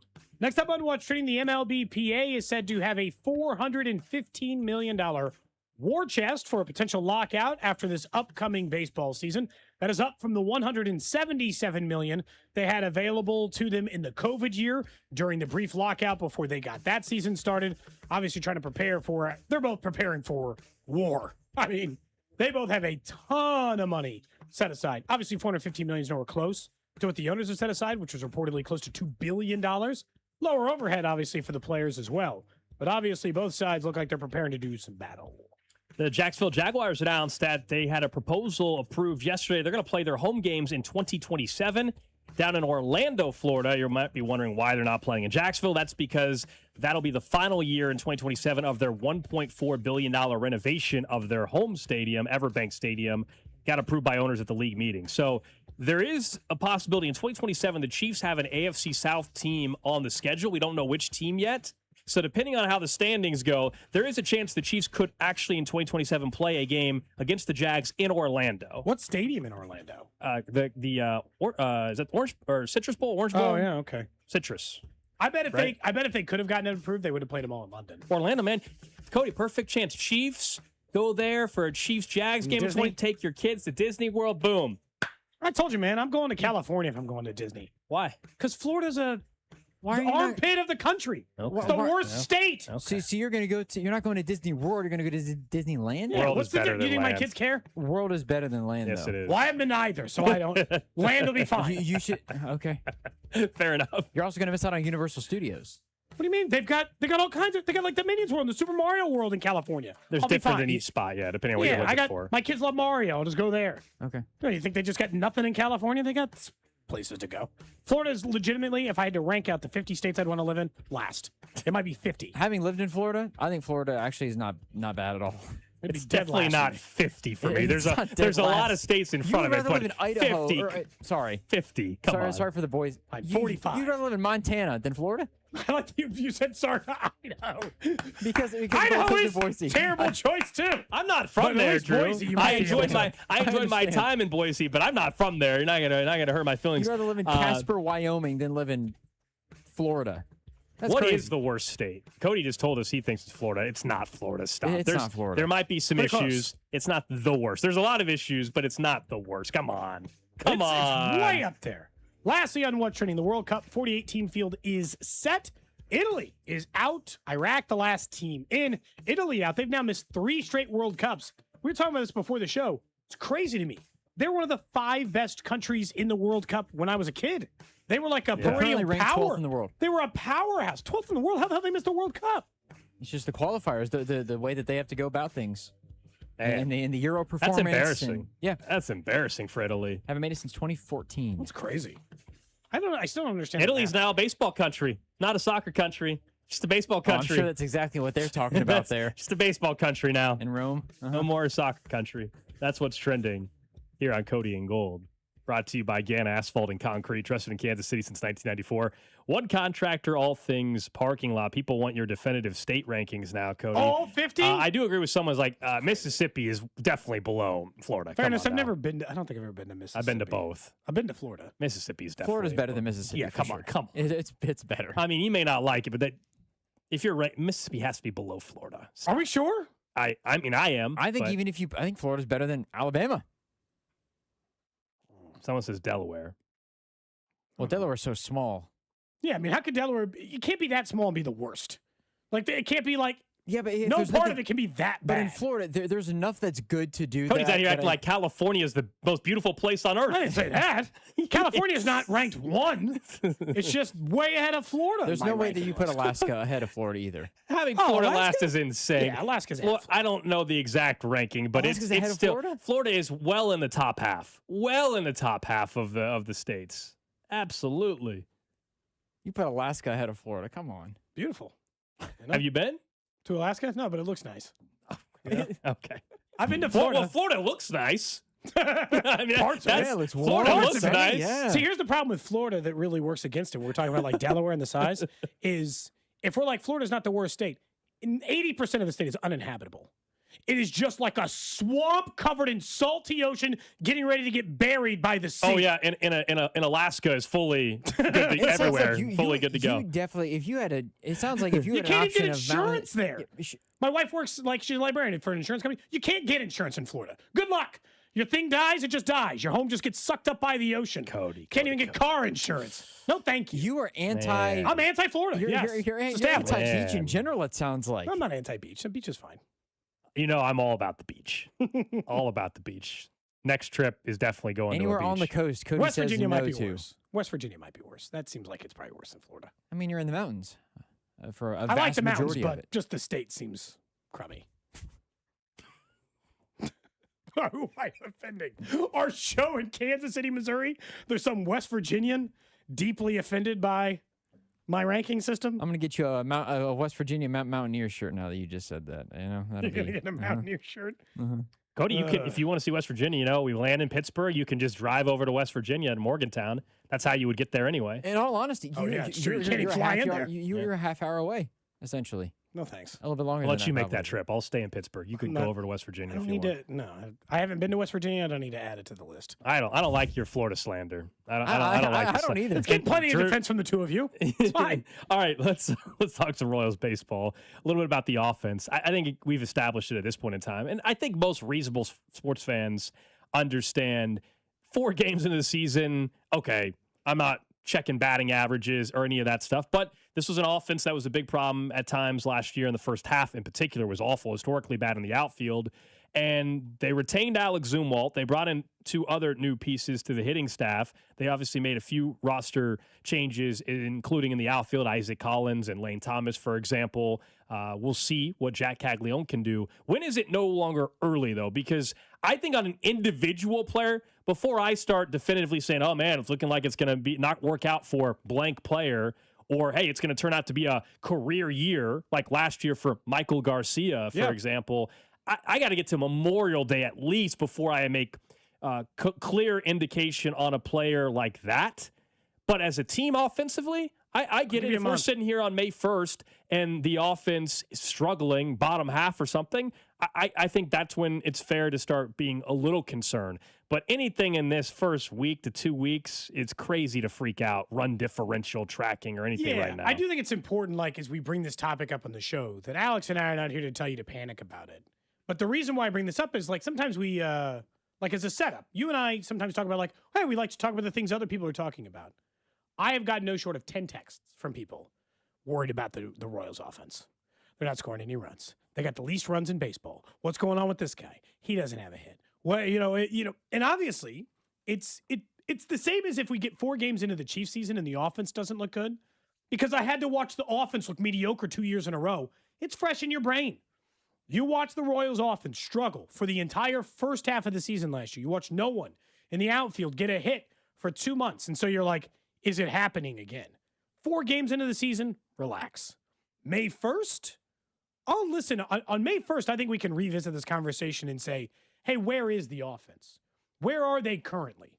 Because 4 games in is not enough for me to make a real determination on what level of offense they're able to get. But if you get a month into the season, hey, so just no one in the outfield is going to hit again? Or the middle of the order can't carry it until the outfield hits?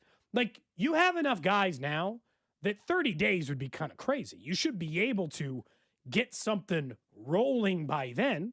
But 4 games, you're right. It's laughable, It'd be honestly. Crazy. Like, crazy to with care. any of these numbers right now. Now, I think there are still moments where you can acknowledge, hey, this is something to watch. This is something that is also really exciting.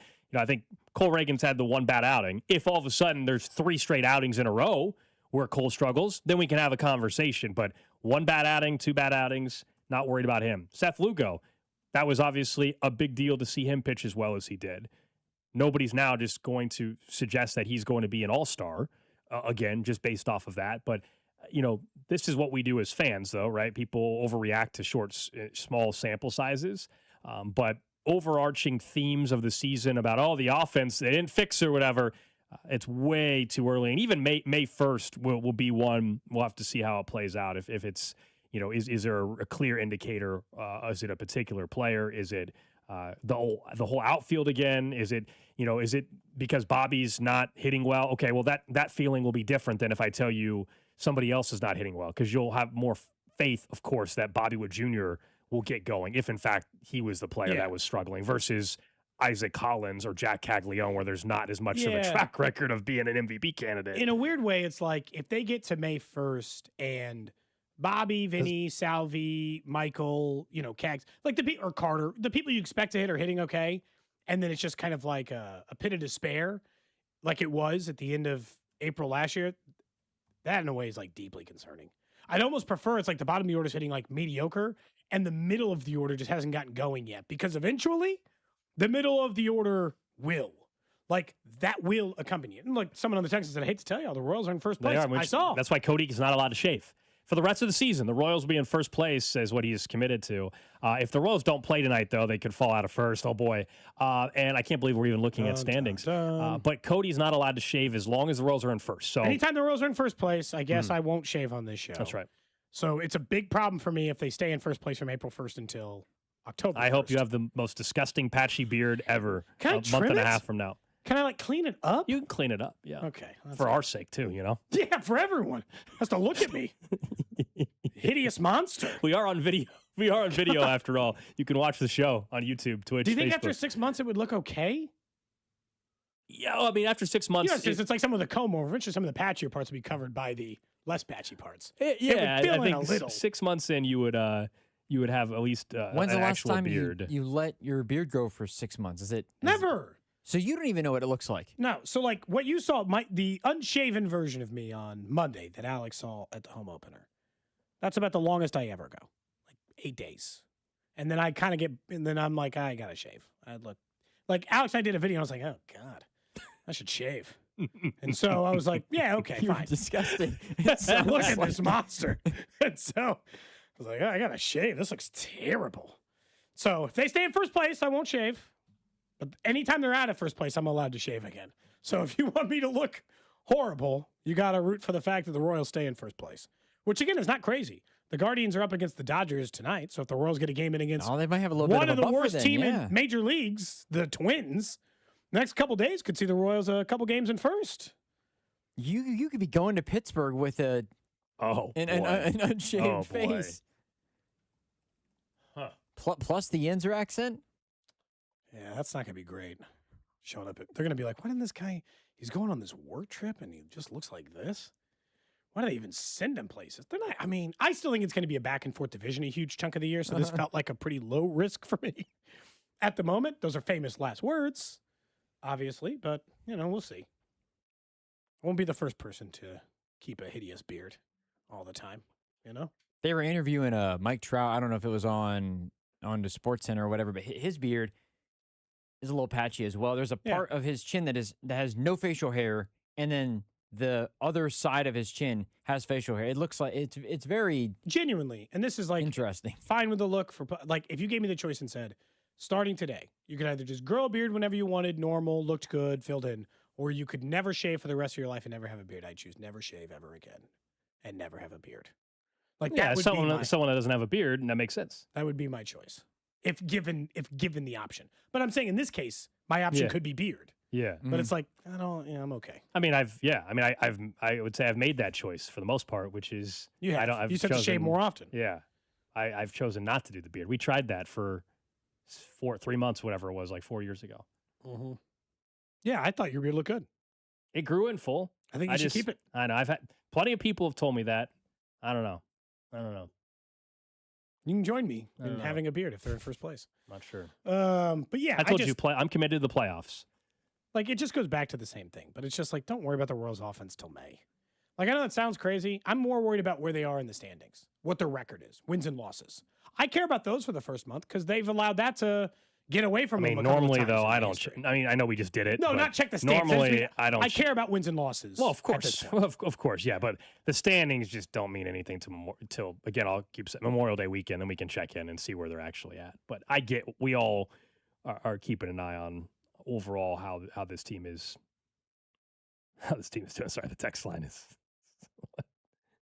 people are saying you should go to Turkey to get beard transplant. That's more for hair. It's more of a like top of your head. Yeah, I don't know if they do beards there. Mm-hmm. Like, I mean, you got to be really desperate to have a beard. Like, someone says you can get for it. Someone says you can get laser hair removal. I'm like, I'll just shave on your face. Like, I I guess people do. I don't know. Yeah, but like, I don't care to like. I don't hate shaving that bad that I'm willing to spend thousands and thousands and thousands of dollars in order to get laser hair removal to prevent myself from growing a beard. Who do you think would grow a better beard, Alex? And then we'll move on to football. Me or Drew? You. Man, Drew, you answered me quick. Yes. Quick. You sure? Yes. Alex, do you think it's definitively me? Me or Drew? Who would grow a better beard? In what time frame? Like how long? Unlimited time. You only because Drew has acknowledged. Like, after a year, it might just be peach fuzz still. Are you sure? I have no idea. I think he would grow in the dirtbag goatee. I think if he waited a year and not shaved, it would come in right here on the chin. Yes. And it would come in right in the mustache, the dirtbag goatee. And where it's not completed and then it looks scraggly. And then there'd be a couple random patches of hair on the cheeks and so it would look kind of raggedy. Look like the kind of person you'd be like, is your kid with you? Why are you here? Look real creep. According to you in your state standings, I'd look like I'm from Florida. I'd look like Florida man. Coming up in about 13 minutes, Josh Fernier, our Royals insider, will join us. We'll get in some more Royals baseball discussion around Noah Cameron, who hopefully will make his first start tonight if the weather cooperates. Also, a little bit more about what we saw in the first four games of the 2026 season.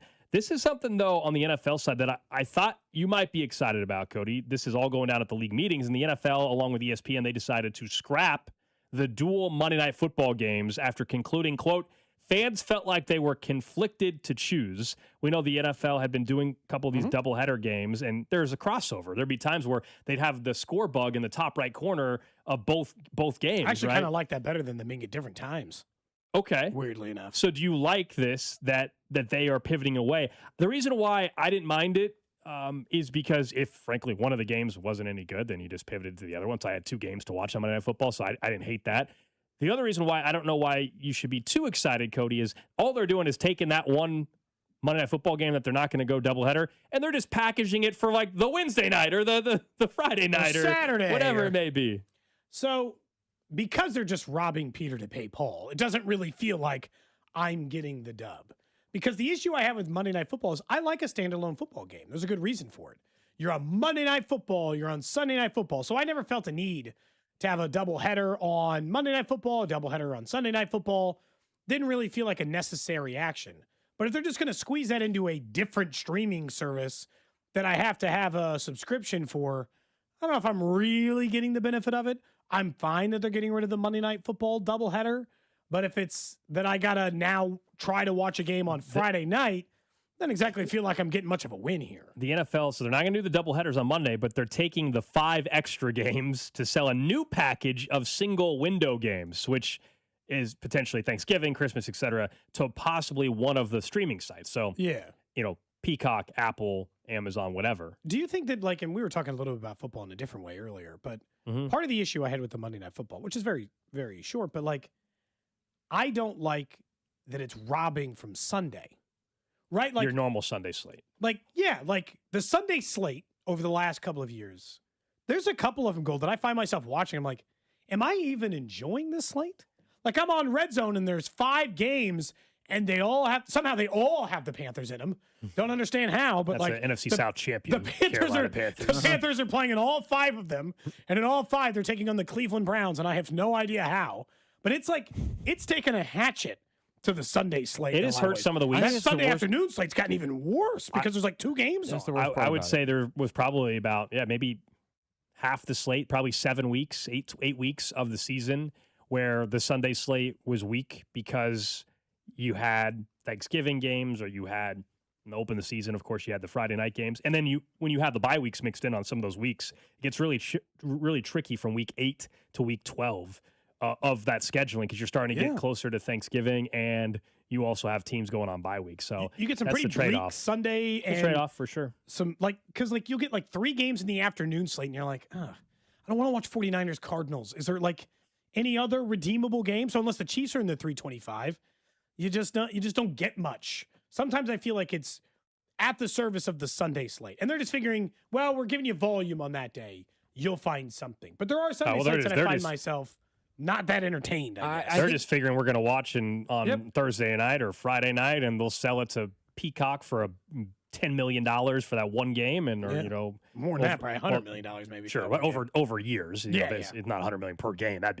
That would be insane. But over a period of time, it's $1 billion or $100 million. Kind of going what you're saying off of what you're saying, Cody, too. It feels like it's different from this aspect of things, but to the college football fan of how good things once were when conference realignment was actually the way that it should be. I think some NFL fans would be like, how good were things, when all the games were on Sunday and actually, it felt like a full day of NFL football where instead it's you get the Chiefs game and then you have to put up with Saints and Cardinals, and it's like, I don't want to watch this game right now. I'd rather have better options. Text line said, what? Raiders versus Titans at 3:00 on a Sunday doesn't get you all fired up? No. That's the issue. It's you do run into some 325 slates where I find myself free of it, where I didn't mind sitting around all day watching football on a Sunday. We all love football.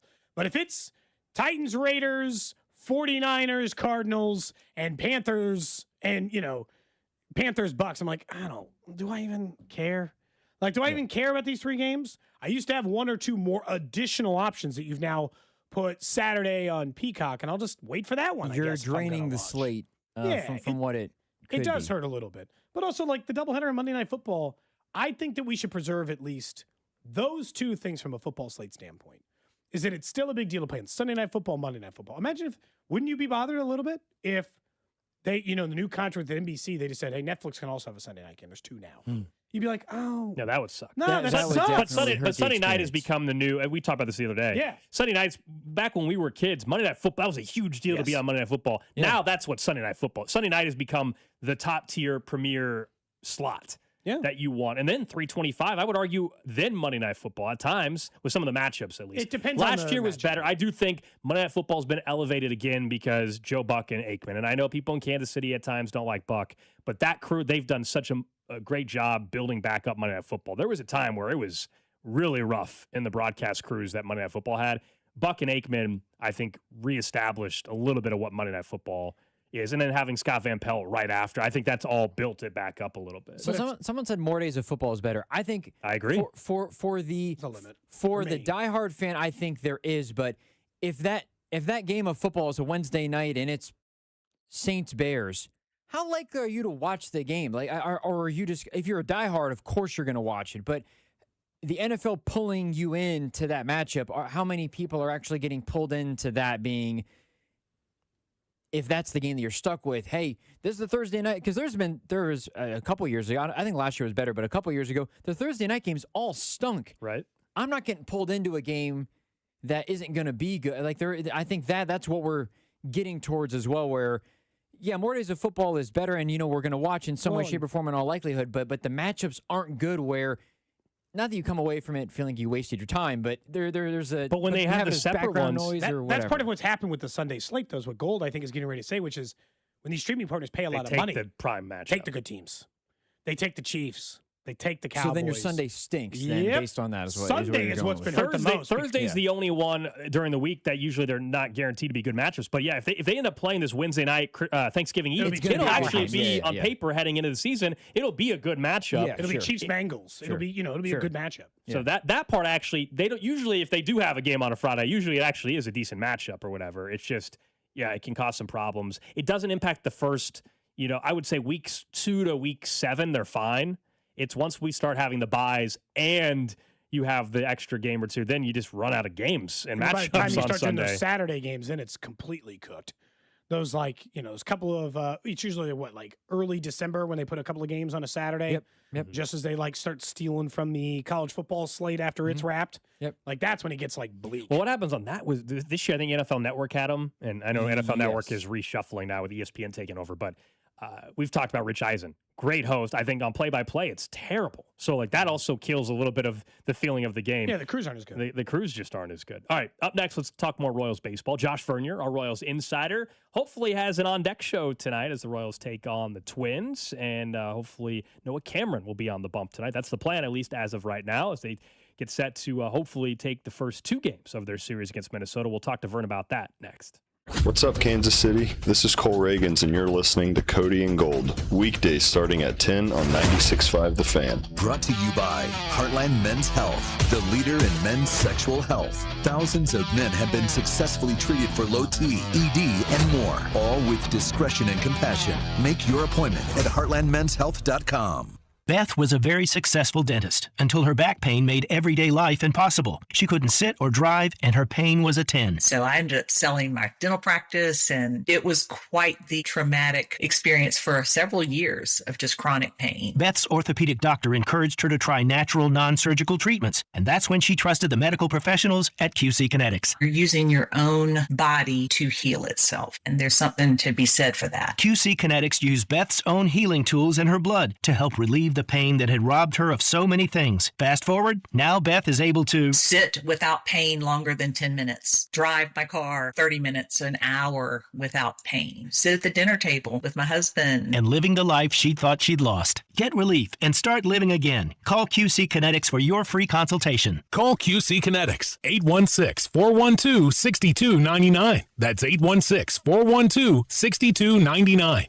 816-412-6299. Hi, my name is Suzanne Geis. I tried everything to control my anxiety. I mean, everything. Nothing worked. I couldn't sleep. I couldn't run my business. Anxiety paralyzed me, aging me terribly. I heard about Mark Patrick anxiety seminars from friends that were successful at Mark Patrick's weight loss and stop smoking seminars. I wasn't skeptical at all because my friends bragged about how easy they stopped smoking with Mark and how easy it was to lose weight. I went to Mark Patrick anxiety seminar, and now I always hear Mark's voice in my head. I really love that. My anxiety is gone. I can sleep. I have patience. My life is back. In fact, I'm Supergirl again. I can't believe I just said that. That's right. That's me. I'm Supergirl. Thank you, Mark Patrick Seminars. Stop smoking. Lose weight. Now without cravings, irritability, or get your money back. Only $59.99 guaranteed. Join Mark Patrick's hypnosis seminar and lose the weight. Stop smoking. Feel great for only $59.99 guaranteed. Wednesday, April 1st at the Wingate by Wyndham, Kansas City. Formerly Shore Stay Plus by Best Western in Kansas City. Weight loss hypnosis 5:30 p.m. Registration 5 p.m. Stop smoking hypnosis 8 p.m. Learn more at markpatrickseminars.com. That's right, markpatrickseminars.com. We have a couple of nationally televised and some other pro basketball games on tonight. Let's take a look at the latest pro basketball injury report presented by Fanatics Sportsbook. We have an Eastern Conference matchup tonight between Boston and Miami, with tip-off at 7:30. For Boston, all eyes are on Jason Tatum. He sat out Monday's game as the team manages his workload to avoid re-aggravating his Achilles injury. He'll be a game-time decision. For Miami, Norman Powell remains listed as day-to-day as he deals with an upper respiratory illness. Miami will need all the help they can get, having lost 7 of their last 8 games and dropping to the 9th seed in the Eastern Conference. Later tonight, San Antonio plays Golden State. There are 2 players listed on Golden State's injury report, Quentin Post and Will Richards. Both players were ruled out of the team's previous game on Sunday and are listed as day-to-day. No significant injuries to report for San Antonio. They've already clinched and will likely enter the playoffs as the 2 seed in the West. That's today's report. Listen all season long for weekly injury updates presented by Fanatics Sportsbook, the home of fair play. Download the app today.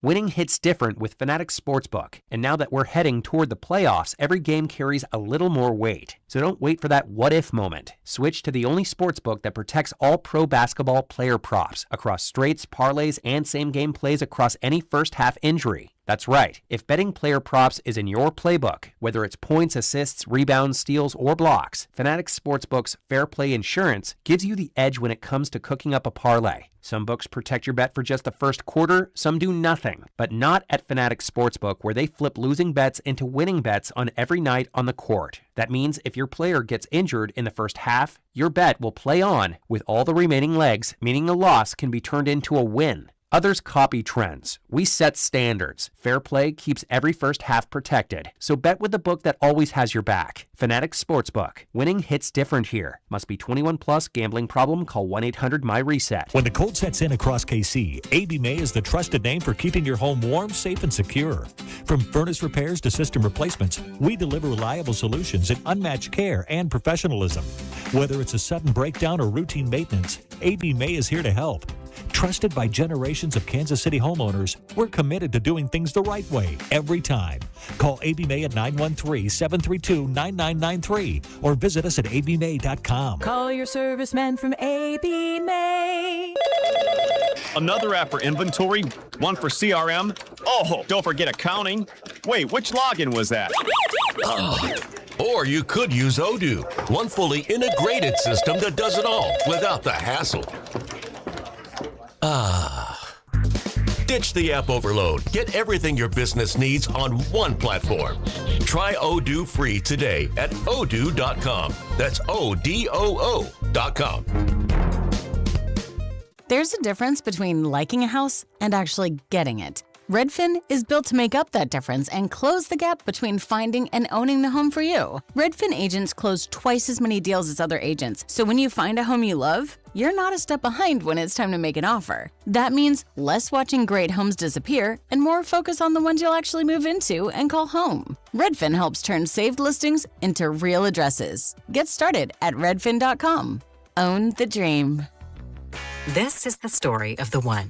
As a procurement manager for a hospital system, she keeps every facility in her network stocked and ready. That's why she counts on Grainger to be her single source for thousands of products, from disinfectants to lighting, air filters, and more. And with fast, dependable delivery, Grainger helps her keep every facility stocked, safe, and running smoothly. Call 1-800-GRAINGER, click Grainger.com, or just stop by. Grainger, for the ones who get it done. Ready to celebrate? Hop into Easter festivities with everything you need at Target. First, get ready for your special occasion with 25% off stylish looks.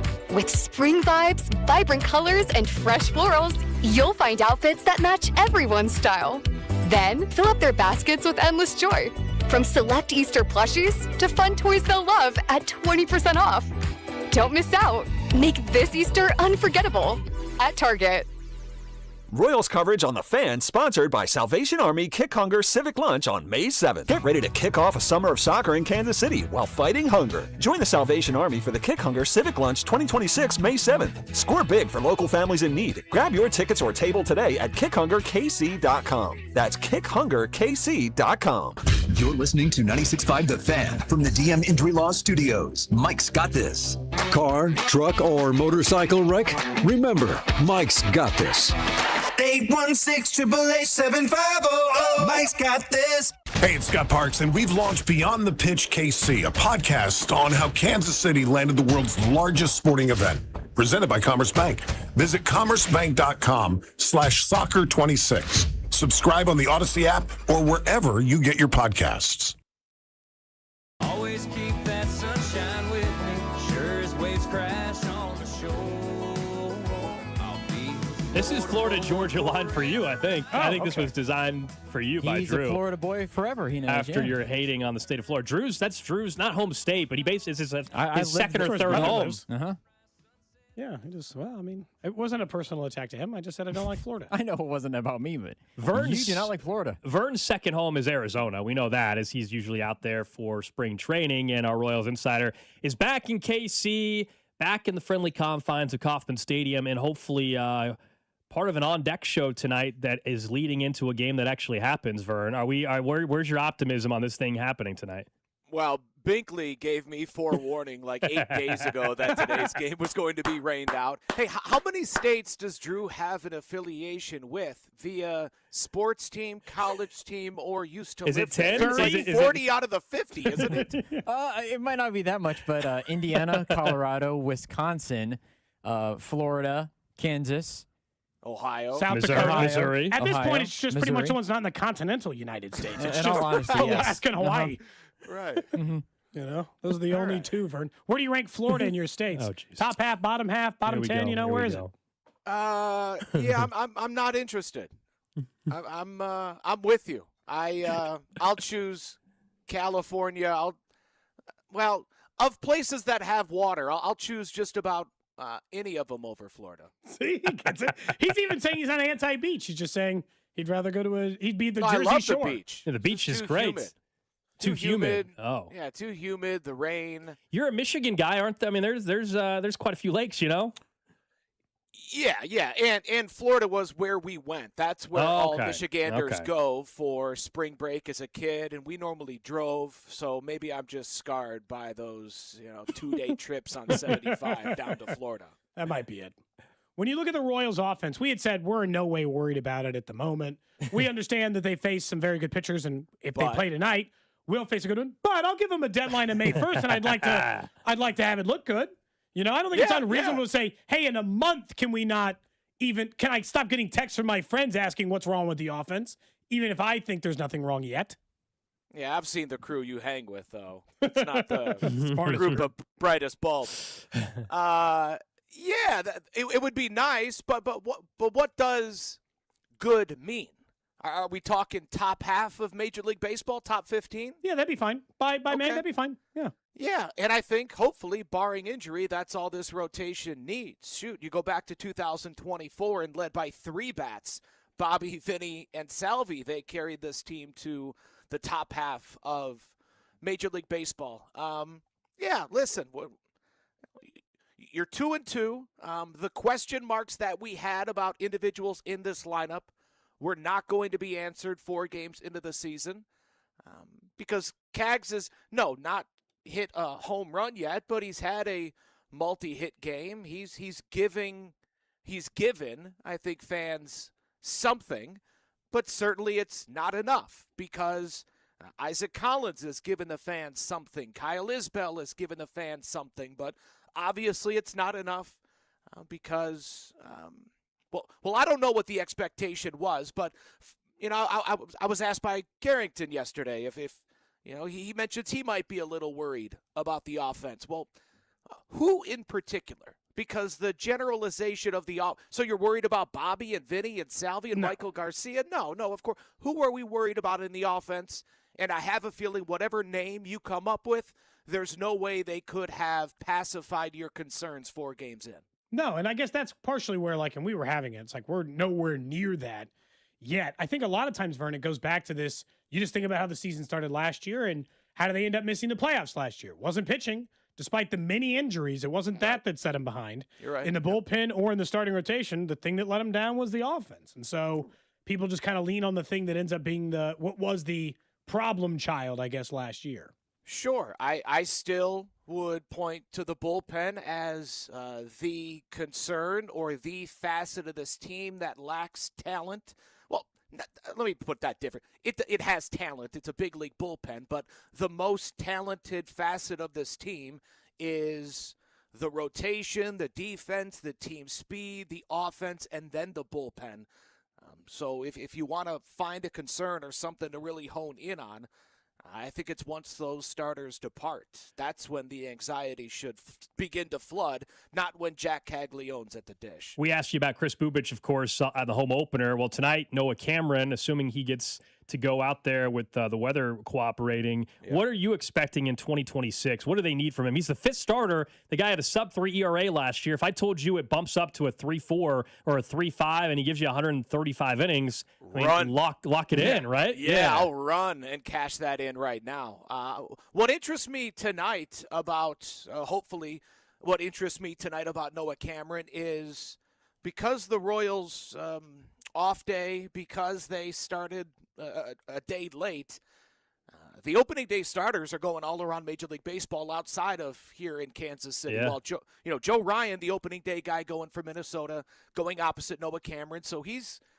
in a big spot, not only facing the one guy in this Minnesota rotation you think can hold an offense down, whether you're a believer in the Royals offense or not. Joe Ryan's good enough that he can hold both of them down, a good offense and a bad offense. But this also begins a stretch of 12 straight days with a game. So, man, Cameron has the ability, I just talked about the bullpen, has the chance to really set this team up to get nice for the rest of this homestand and over the course of this 12-game stretch. Yes, you believe that Reagans and Lugo and Waka, that they're going to give you 6 innings and a chance to win. They're going to settle things down for the bullpen.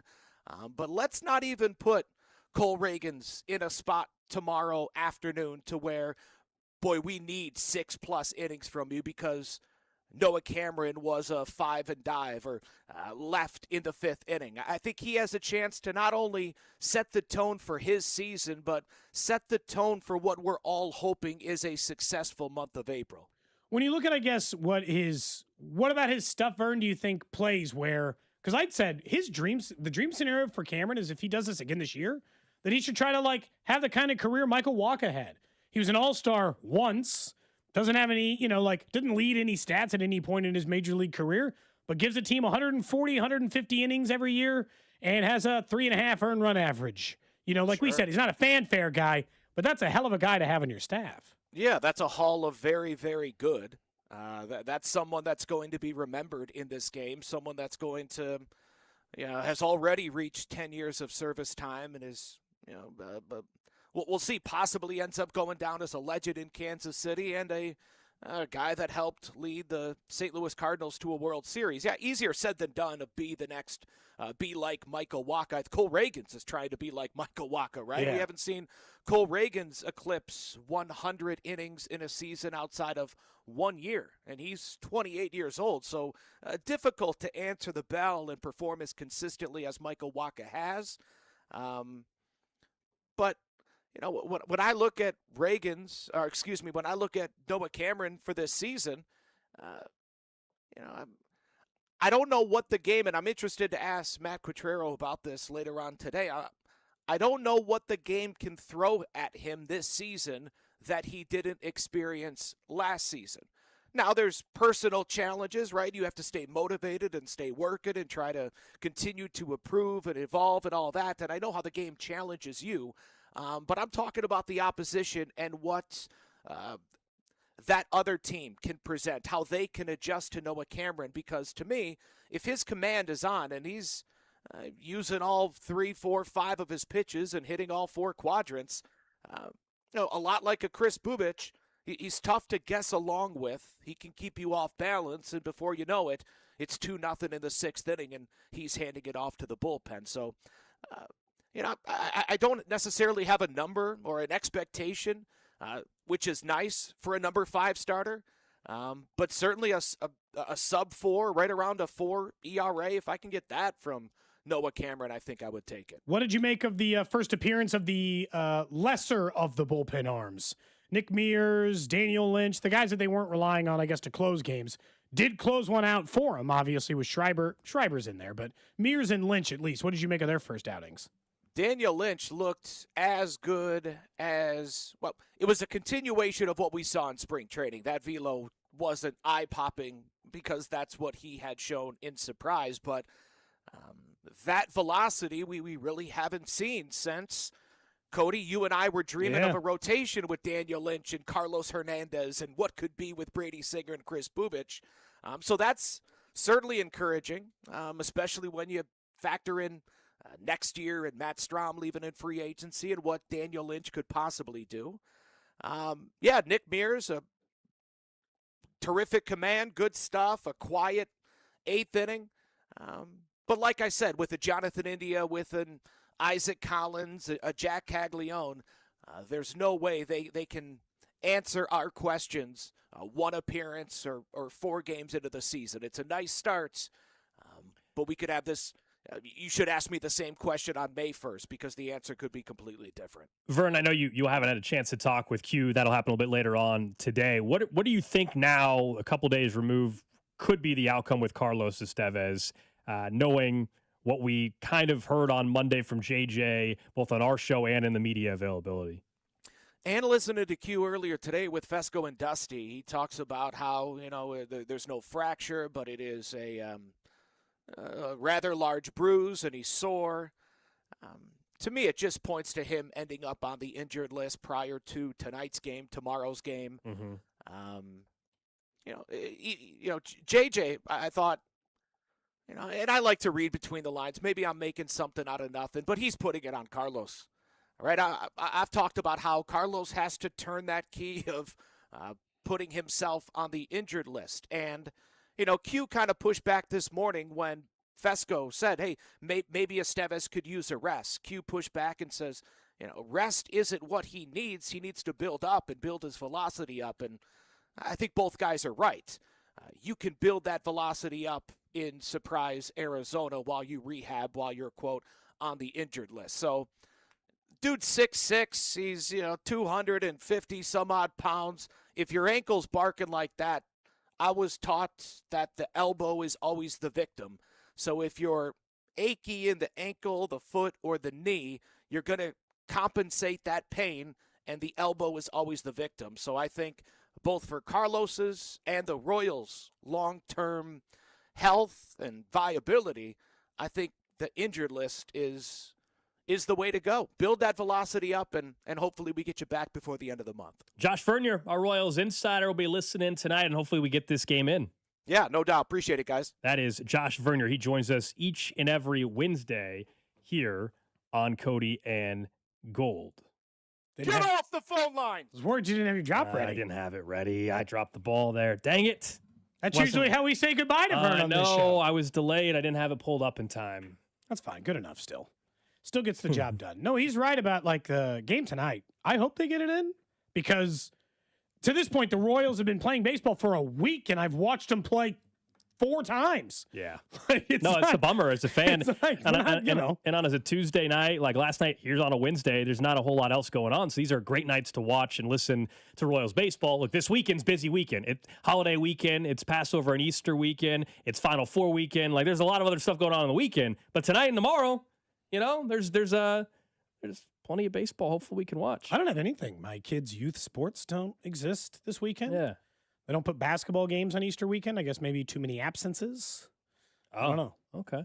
So he's got to wait 2 weeks. Makes sense, yeah. He's got to wait a whole extra week to get back out there on the court, Tough. Plus no dance. So, I've got, actually, by weekend standards, practically nothing.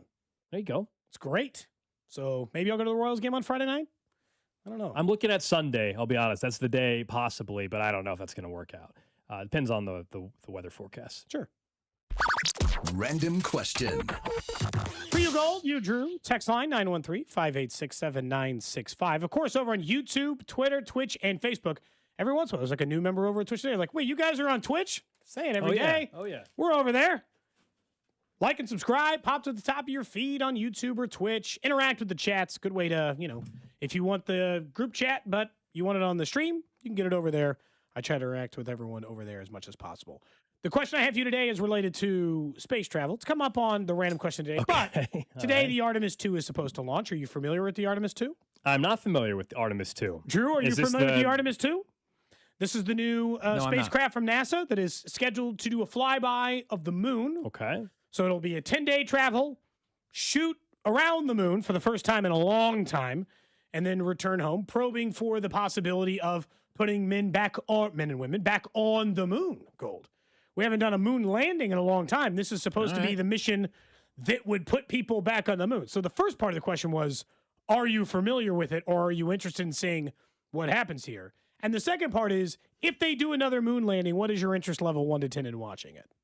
And do we know if it's going to be televised? Which part? The moon landing? Yes. Dude, if they land on the moon, they put it on TV. Okay. So that's without question. Well, nowadays, everything, there'll be video of all of it. Yeah, the Artemis. You guys weren't familiar with the Artemis 2? No, I will say it's a cool name for a ship, though. I'm surprised you guys weren't familiar with it. It's supposed to launch today. I will. On April Fool's Day? Yeah, well, I didn't think about that, but do we know that my level, sure it's an actual ship? It is. There's 4 astronauts that are going up, and it is a historic thing. But it's also going to happen around 5:30 tonight. 5:30 tonight, expected liftoff from the Kennedy Space Center. What's your interest in watching a moon landing? 1 to 10?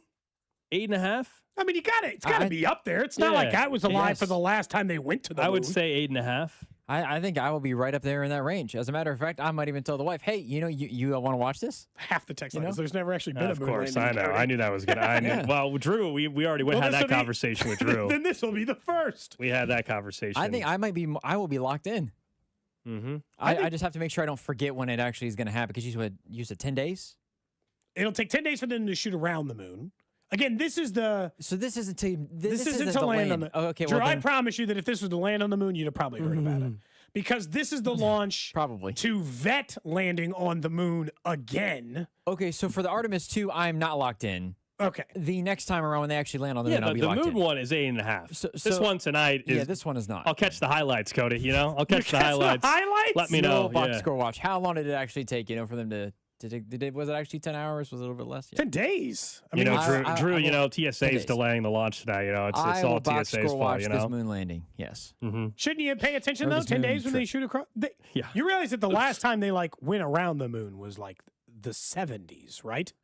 It's been a long time since they just circled the moon. We don't go around the moon very often, man. So they haven't. Hold on. When's the last time that we were quote unquote on the moon? Oh, same time. Right around that same time. It's really been that long? I thought that they just made we stopped the Apollo 1969. We stopped the Apollo missions in the 60s and the 70s. See, that even more so actually makes me think that the whole thing is actually that we just waited 50 years to do. You're like, what the hell took so long? Yeah, that maybe now we're actually ready. Maybe now, 50 years later, I will be. When they What about? Do you think only the U.S. moon landing wasn't real? Because there are other countries landed on the moon correct. too. I think they all were BSing? I did a high school project on. So you think all 5 countries were BS'd about landing on the moon? I don't. Can't even get 2 countries to agree on 2 things. That's a worldwide conspiracy that the whole planet agrees. Of all the things to agree on, that's actually it. We're faking being on the moon. I will say I think that the moon landing was real, but I do understand the conspiracy based on how all things have kind of transpired. There's I only will be locked in. When this one, no.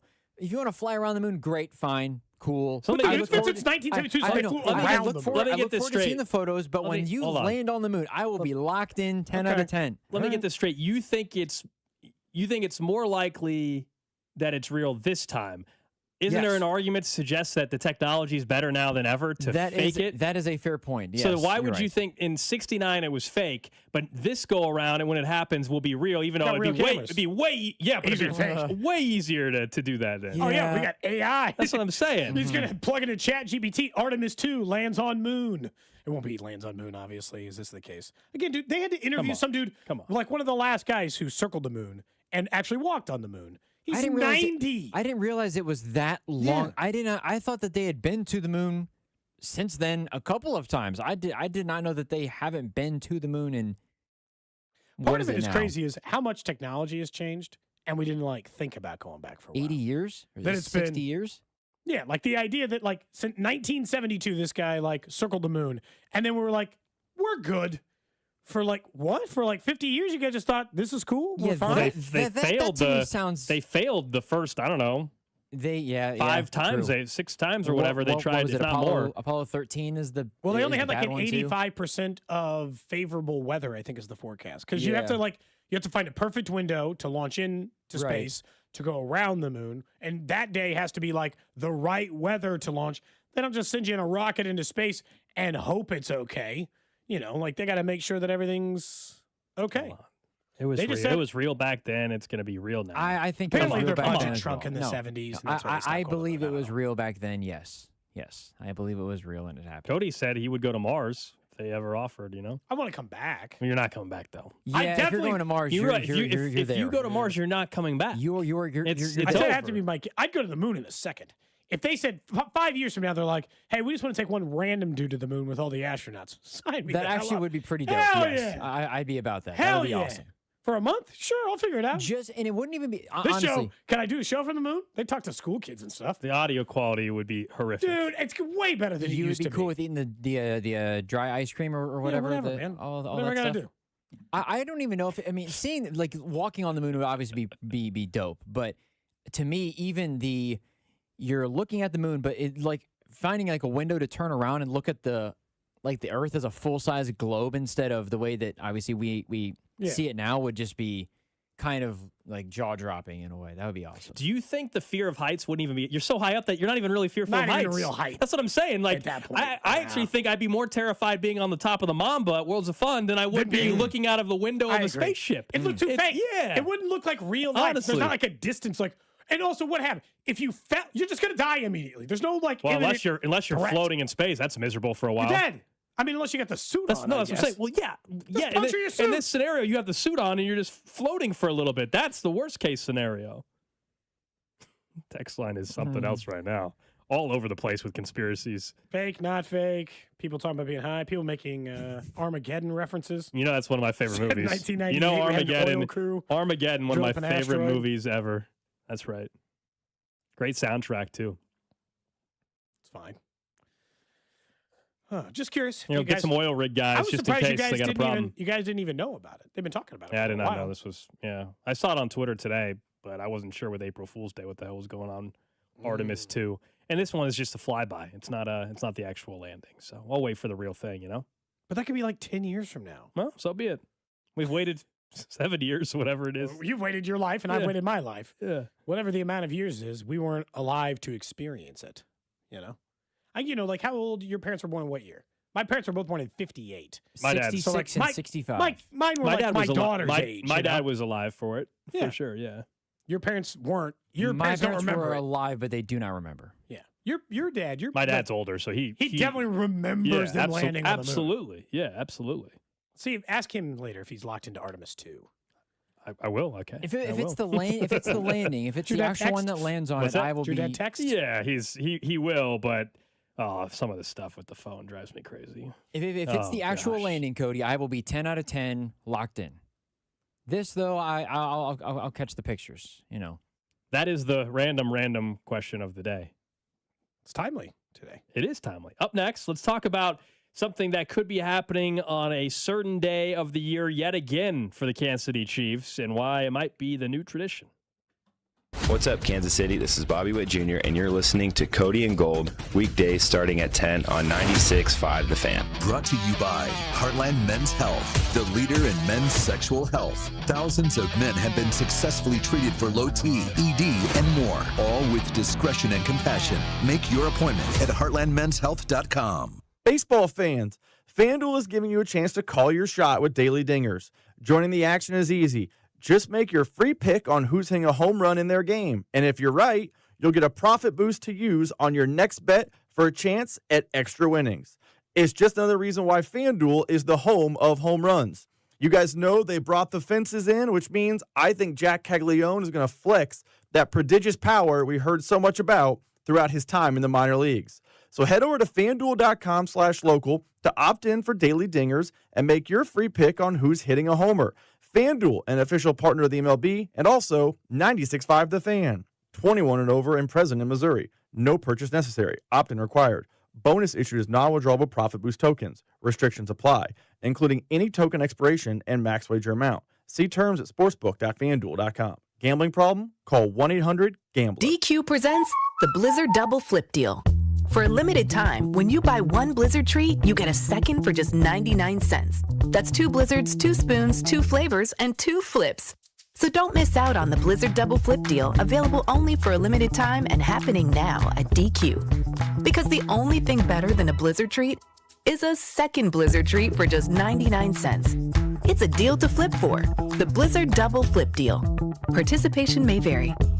Easter's here, and this Easter Sunday, we're going out for brunch, and we're doing that at Hy-Vee. We're skipping the hassle of reservations for an overpriced restaurant brunch, and we're going to the family-friendly buffet brunch at Hy-Vee. $19.99 for adults, $6.99 for kids 6 to 12, and kids 5 and under eat free. And they've got all-you-can-eat favorites like scrambled eggs, biscuits and gravy, sausage, bacon, hash browns, fresh fruit, and so much more. No reservation required. We'll see you from 8 to 1 this Easter at Hy-Vee Market Grill. Hop into Hy-Vee for all your Easter needs, like baskets, candy, chocolate bunnies, and more. Treat your family to Easter brunch at the Market Grill. Just $19.99 for adults, $6.99 for children 12 and under, and kids 5 and under eat free. Staying home? Make Easter easy with Hy-Vee's pre-made meals. Choose from your favorites, like honey glazed ham, green bean casserole, and au gratin potatoes. Just heat and eat. Make this your most excellent Easter ever, only at Hy-Vee. Doug. There's nowhere I wouldn't go to help someone customize and save on car insurance with Liberty Mutual, even if it means sitting front row at a comedy show. Hey everyone, check out this guy and his bird. What is this, your first date? Oh, no. We help people customize and save on car insurance with Liberty Mutual together. We're married. Me to a human, him to a bird. Yeah, the bird looks out of your league anyways. Only pay for what you need at libertymutual.com. Liberty, liberty, liberty, liberty. Hi, I'm Carter. And I'm Charlie. We'd like to share a quick story about a homeowner named Jack. Jack had a home he needed to sell fast.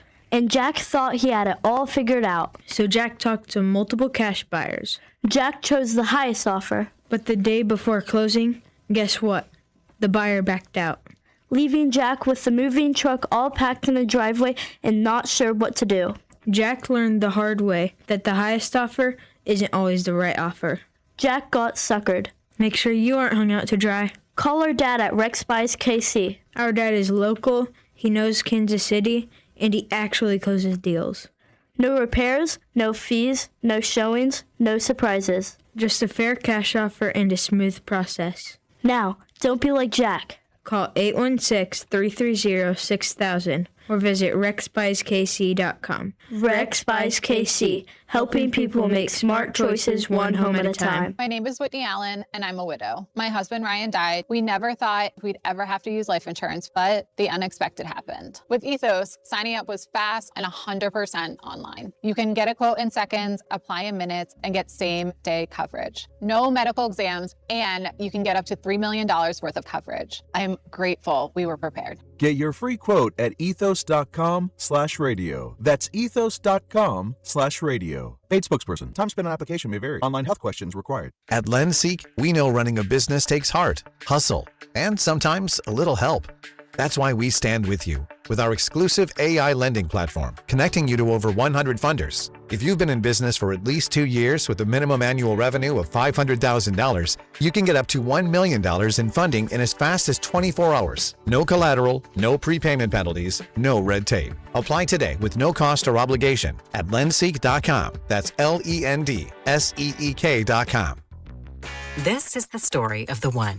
As a procurement manager for a hospital system, she keeps every facility in her network stocked and ready. That's why she counts on Grainger to be her single source for thousands of products, from disinfectants to lighting, air filters, and more.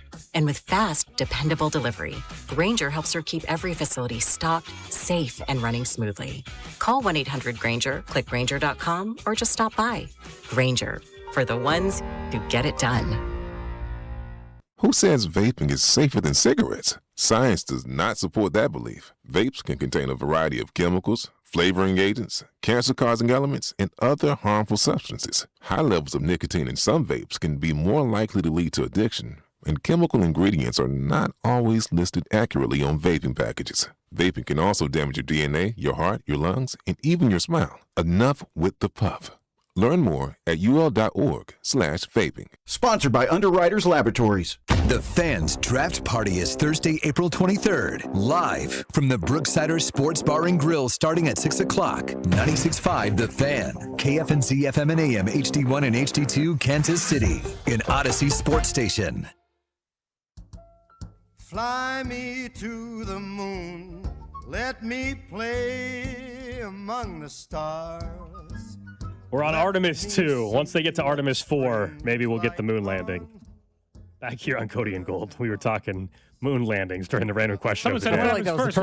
We land on the moon, or we get a new Royal Stadium? Royal Stadium, barely. Are you sure? Barely. Barely. It's going to be a close race. Yeah, barely. Both might take longer. Both have taken longer than I think you guys thought. are now going to pay attention tonight. I think, at least on the social media highlight. Honestly, the highlights. I don't need to sit there and watch the live NASA feed. I'll see the highlight of the actual launch when the launch happens. Because a lot of times, weather ends up canceling. They're about ready to launch, and like, oh, actually, I don't know. Gust of wind. Abort. Sorry, can't do it anymore. Abort. Weather. That might be what happens tonight at the K. That's not fun at all. Text lines, again, all over the place. The amount of people claiming it's fake, not fake, all this other stuff. Maybe this one will be real, though, as you said. Maybe they've been faking it since the 70s. I think what happened is they were going up a lot, and then their budget went down, and then they were like, the hell do we keep going on the moon for? That's what it was. They're like, what the hell do we keep going on the moon for? What's out there? This one's supposedly to, maybe look at creating a permanent base on the moon. So I guess we can just kick it. Then that'll be your chance to go, Gold. Would you at least go to, one of those ones that go to, low orbit? Absolutely. Like the kinds of, Oprah or whoever go on, Absolutely. Okay. For free, yeah. Well, I'm not ever paying. That is the caveat. That's so much different to me than, going on that guy's PlayStation 1 controller down to the Titanic. This whole different vibe. This is a little bit more legit. Mm-hmm. Same risk, though. I mean, there's still a huge risk involved, but because anything can happen. But just feels like it's safer than going down in the submersible that literally just. I also have less interest in going to the deep ocean imploded than space. The deep ocean is scarier than space.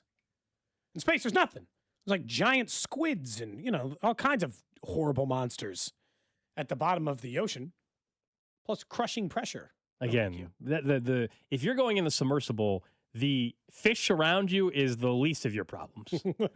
You're already done. If you were interacting with the fish, you're done already. Yeah, it's over. You're not remembering what fish were down there. Fair enough. Because they said that submersible thing was at a instantaneous. At a half. You probably heard a squeak and then it was over. Yeah, not even a half a second, less than that. Yeah, and it was unfortunately done.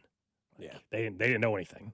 They, like you said, they maybe heard a. We talked about that for a week straight on the shows. They were trying to find it. We knew it was over, but we didn't at the time. But we all kind of people were like, "Are they trapped at the bottom of the ocean?" Oh god, that'd have been so much worse. We also got we got an insider text from the 913. I literally just got back from a personal tour of NASA less than 2 weeks ago. Yeah. Can confirm it's real. That was one thing I never did when I was down in Houston. I regret. I was very close, obviously, to why not? NASA down there in Houston. I didn't. Why not? That's a great question. I don't know why. I went to their exhibit in the convention center when I was down there for a radio row once.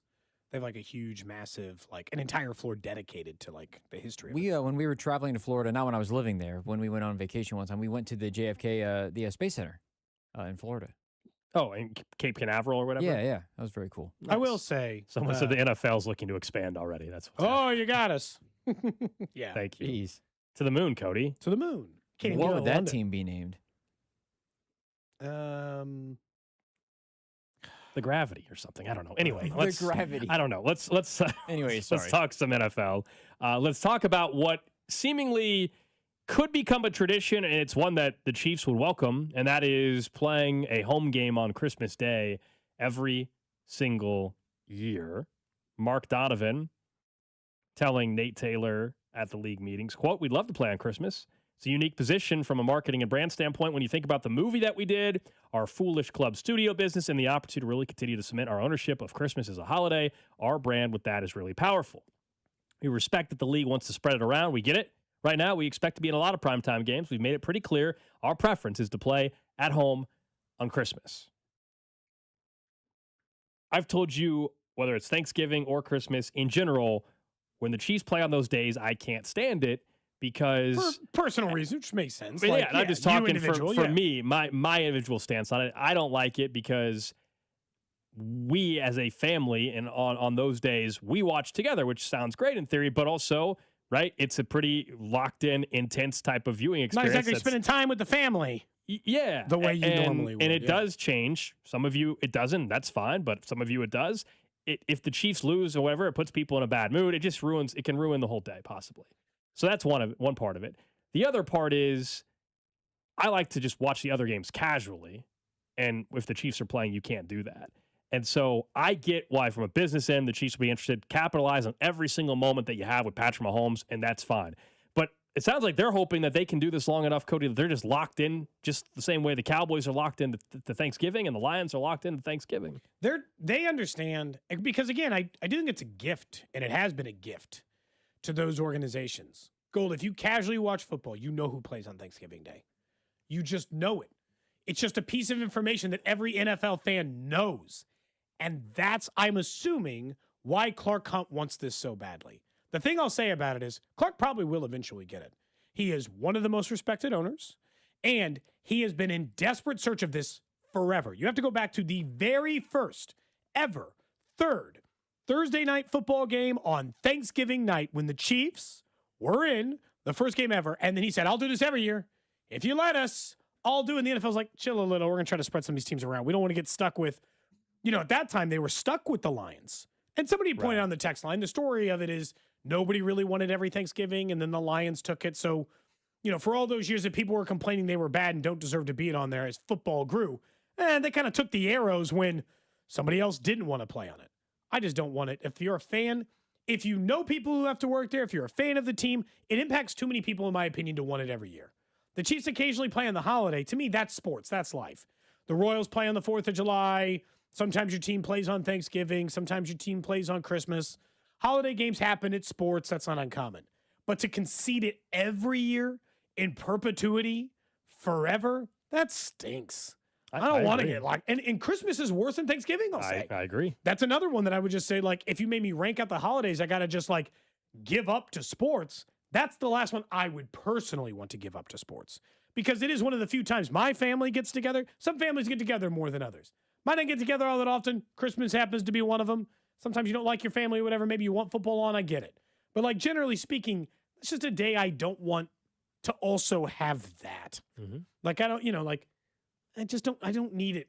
Every once in a while, it's fine. All the time, it just feels like in search of the greatest almighty, Clark very much wants them to be the Chiefs, to be one of the household names of the NFL. And I don't blame him. Understandably so, right? But it's you can do it a lot of other ways without doing this one, I guess. I guess if they, will they be grandfathered in eventually? Because there will be a time in 10 plus years, hopefully 15 years or whatever, where the Chiefs, long gone are Andy Reid and Patrick Mahomes and company, and the Chiefs aren't the quote unquote premier number one team and coming off Super Bowl championships. I know that sucks to think about, but that'll be the case at some point again.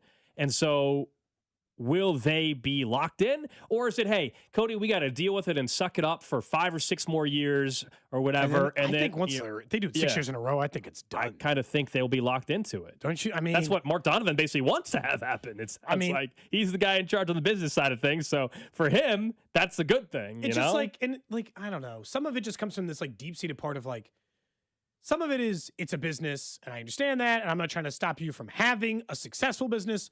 But there's a line in the sand of greed that I'm like, come on, relax. And this is the other part with and this just goes to the general. They bought the team for $25,000. It's worth $10 billion. Do you need this too? From a money-making standpoint, or is this from a legacy standpoint? From a legacy standpoint, I would actually get it more than from a purely financial standpoint. If it's from a purely financial standpoint, it's you're going to have the new stadium. You have an NFL team that's worth a lot of money you didn't have to pay a lot of money for. You're good on the financing end, I guess, at some point. If it's from a legacy standpoint and you want the Chiefs to be this thing that lasts in people's images forever, in a weird way, that would make more sense. But I think you can do that without Christmas Day being a game that the Chiefs play every year. I don't want it. They might end up getting it. I don't want it. But they might very well end up convincing the NFL because he's got the ear of a lot of people in league offices. And I'll say this for Clark, and this is smart by him. He's a good company man. When they say, hey, we need somebody to take an international game, he takes it. He says, we need someone to do Hard Knocks. They take it. They take their medicine, I guess, in the league circle stuff. They do things for the league. and they're expecting the league to do I things understand. back. Again, I don't like it, but also, and we just fundamentally disagree on this. Like, people that own businesses aren't in the business of saying, you know what, I could make money. I'm good. I'm actually good. You know what? I can grow my brand. I can grow my my legacy. You know what? Nah, I'm good. That's just not reality. I'm not saying you have to like it. I'm just saying I don't think that's reality. That's all. I don't want it, but like to me, it doesn't have to become an accepted reality that there's never that's tough, right? Because I understand this. Like someone says, is Cody saying that he wants businesses to stop thinking about how to make money? No, but I also don't think that I personally don't want to live in a world in which we squeeze every last cent out of every single piece that could possibly be profitized, and so like in that way, it's just like. But in this case, we're just talking about sports. You don't want to sacrifice the product for money, is what you're saying, because you think that it could get to the point where you're sacrificing the product. Like, I'll agree with you guys. I'll agree with you guys when it comes to, hey, we don't need 20 games one day in the NFL. I'm with. To me, this is a little bit different than that. And everybody has a different preference. That's fine, but like. The league trying to go to 18 games and expand internationally and all that, that is, to me, potentially hurting the product. Playing on Christmas Day is not hurting the product. It's an inconvenience. And I told you, I don't like the inconvenience of it. I think but in terms of the business side of the sport, one to me is way more detrimental to the product than saying I volunteer to play on a certain day. That's all. Like, I think they're kind of similar in a way where it's choosing profit over product or over your fans or over your fans' enjoyment of your product or those other things. And look, it's tough.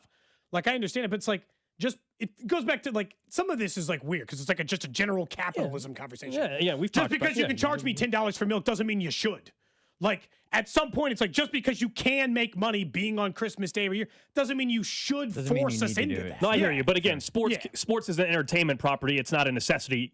Bringing the example of milk. That obviously there's a big problem, the difference between the two. But like, there's like, I get you were just throwing out a random example, but like, that's my argument is like, sports, it is not a necessity. So like the complaint that sports leagues, or in this case, Clark Hunt wants to make more money as a sports owner when it comes to having a game on Christmas to grow his brand is not the same as you claiming people are gouging people for milk. But it does charge people, not like in the senses, it does affect a number of lives. You're choosing to impact people negatively in a large capacity for the point of profit, right? And like small things, like you're taking away 10,000 people who have to work the game away from their family on Christmas, or you're taking away 10,000 people. Well, between the families of the players, the people 10,000 is a bit crazy. Maybe it's 5,000. I don't know. It's a lot. It's more people than we think, probably. Okay. When you think like TV operators, the people who have to work, the people who have to work for Netflix, it does. And look, some of those people won't have a choice, right? If you work for Netflix, you're probably just working on Christmas Day,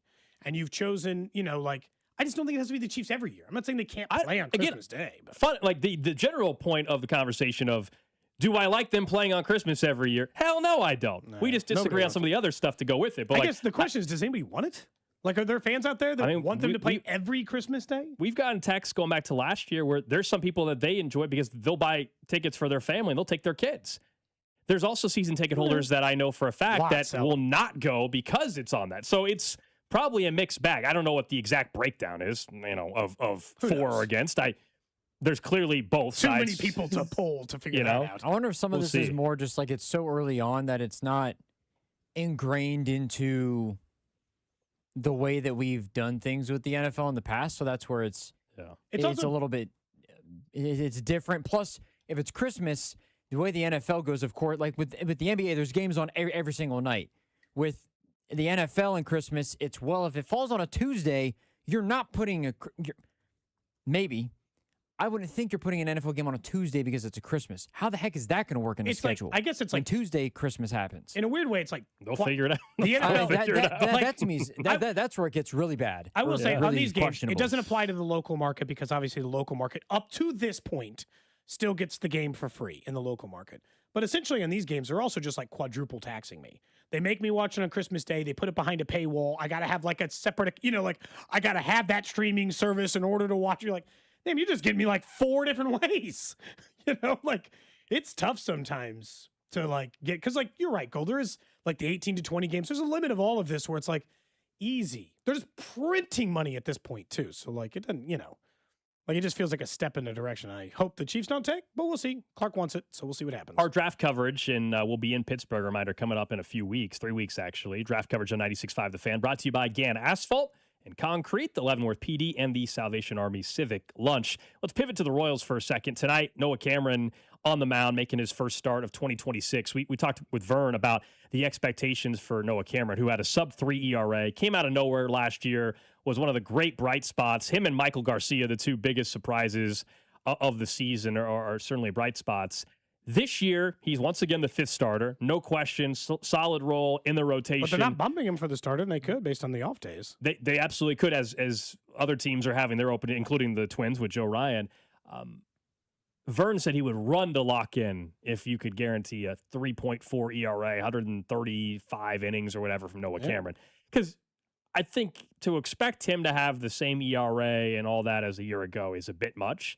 But if he's anywhere near, let's call it 3.3 or better, then to me, he's showing that he can be a number 3 starter long-term for you, and he's your guy that you plug in if you move on from Chris Bubic which is in huge, the offseason. Because as those other guys come up in the minor leagues and they start filling in the back part of your rotation as guys like Lugo and Waka, as you mentioned, age out, or Chris Bubic eventually signs with another team, you eventually kind of, in order for this to not need another signing, you actually kind of need Noah Cameron to step into like being a 3, which he certainly was last year. Slightly better than that, obviously. His numbers would suggest he was a number 2 starter.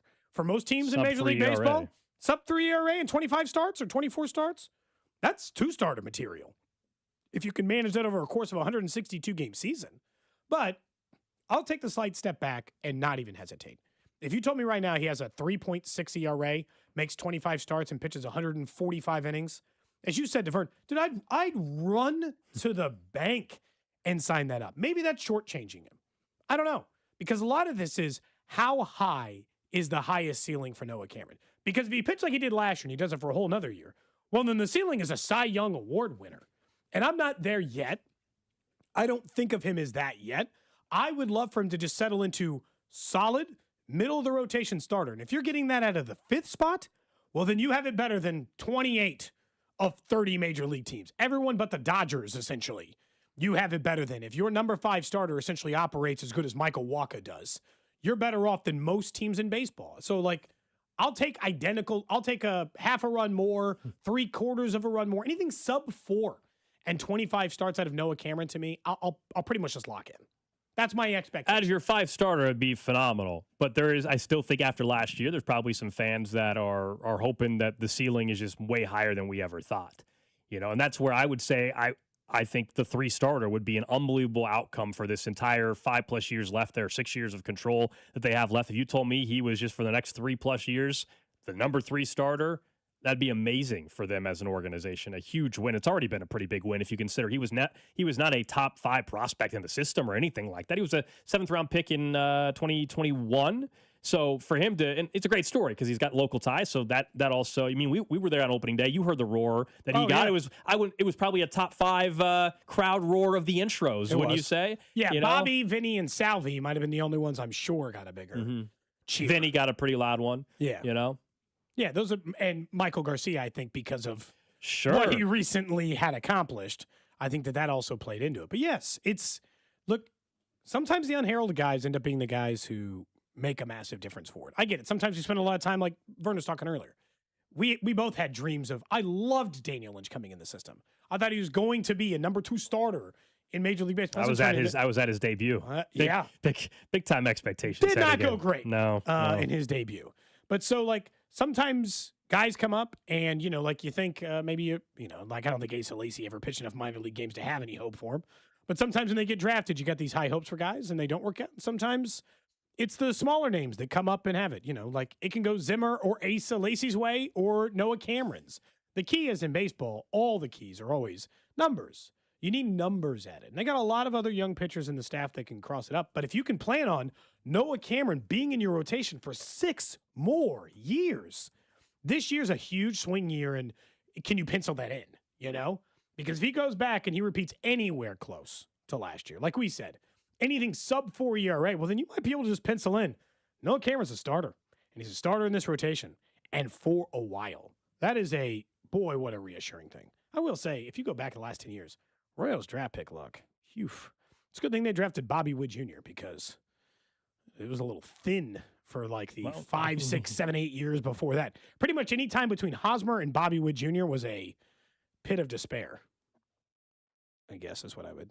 Yeah, I mean, it's unless you're a big Aaron farm Crow system, fan. still industry-wide, even currently, their farm system's not viewed as positively as you might think, although that might change. That might change big time by the end of the season with some of the guys we've talked about. The Shields and Kendrick specifically Churio on the and pitching. Sean Gamble. And if some of those guys do well, obviously in the minors, they'll view it slightly different.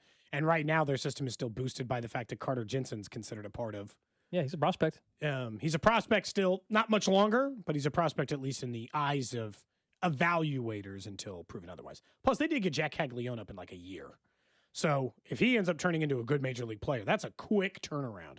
Maybe one of the quickest they've ever gotten a guy to the pros.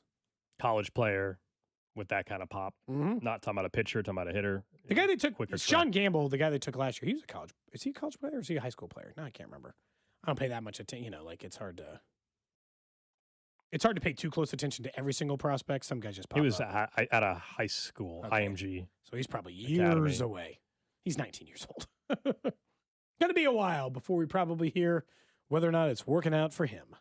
Up next, we'll get to what's trending, and then I want to talk about who we think could be locks at this point inside the top 10 of the draft. Are there more than 3 players that we definitively can say 3 weeks from now will be drafted that could impact the Chiefs at 9? We'll do that next. What's up, Kansas City? This is Vinny Pasquantino, and you're listening to Cody and Gold, weekdays starting at 10 on 96.5 The Fan. Brought to you by Heartland Men's Health, the leader in men's sexual health. Thousands of men have been successfully treated for low T, ED, and more, all with discretion and compassion. Make your appointment at heartlandmenshealth.com. Join Mark Patrick Hypnosis and stop smoking now without cravings, irritability, weight gain, or your money back. Only $59.99 guaranteed. That's right. Don't just cut back. Stop smoking once and for all. Also, lose all the weight you want. Only $59.99 guaranteed with Mark Patrick Hypnosis. Let hypnosis destroy unwanted cravings, late day eating binges, boredom eating, stress eating, and lose the weight. Weight loss hypnosis. Wednesday, April 1st at the Wingate by Wyndham, Kansas City. Formerly Sure Stay Plus by Best Western in Kansas City. 5:30 p.m. Stop smoking hypnosis. 8 p.m. Sign up at markpatrickseminars.com. Helping your inner circle prepare for emergencies can start in many ways. Put together an emergency kit with WIPE. Create a family communication plan with your tita. Remind Bai to keep a backup battery charged. It all starts with a simple step, telling those you care about to be ready for the worst. So start a conversation and plan for emergencies together. Get more tips at ready.gov/start. Brought to you by FEMA and the Ad Council. There's a difference between liking a house and actually getting it. Redfin is built to make up that difference and close the gap between finding and owning the home for you. Redfin agents close twice as many deals as other agents, so when you find a home you love, you're not a step behind when it's time to make an offer. That means less watching great homes disappear and more focus on the ones you'll actually move into and call home. Redfin helps turn saved listings into real addresses. Get started at redfin.com. Own the dream. When the cold sets in across KC, AB May is the trusted name for keeping your home warm, safe, and secure.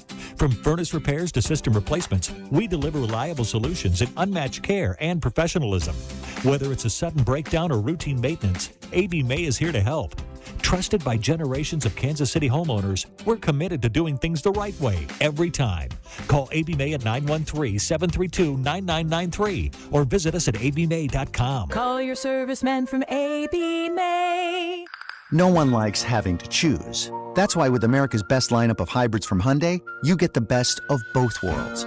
Like the reliable and efficient Tucson Hybrid with America's best warranty. Or the stylish yet capable Santa Fe Hybrid with power to navigate the toughest terrain. It's like having your cake and eating it too. You know, if you could drive a cake. Hybrids from Hyundai. It's the best of both worlds. Visit HyundaiUSA.com or call 562-314-4603 for more details. This is the story of the one. As a maintenance tech at a university, he knows ordering from multiple suppliers takes time away from keeping their arena up and running. That's why he counts on Grainger to get everything he needs, from lighting and HVAC parts to plumbing supplies, all in one place. And with fast, dependable delivery, he's stocked and ready for the next tip-off. Call 1-800-GRAINGER, click Grainger.com, or just stop by. Grainger, for the ones who get it done.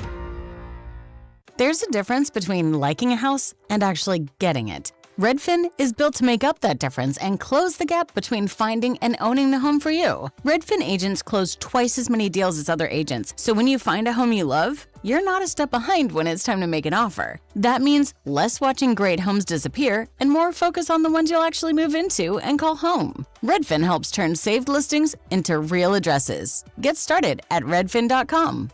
Own the dream. Royals coverage on The Fan, sponsored by Salvation Army Kick Hunger Civic Lunch on May 7th. Get ready to kick off a summer of soccer in Kansas City while fighting hunger. Join the Salvation Army for the Kick Hunger Civic Lunch 2026 May 7th. Score big for local families in need. Grab your tickets or table today at kickhungerkc.com. That's kickhungerkc.com.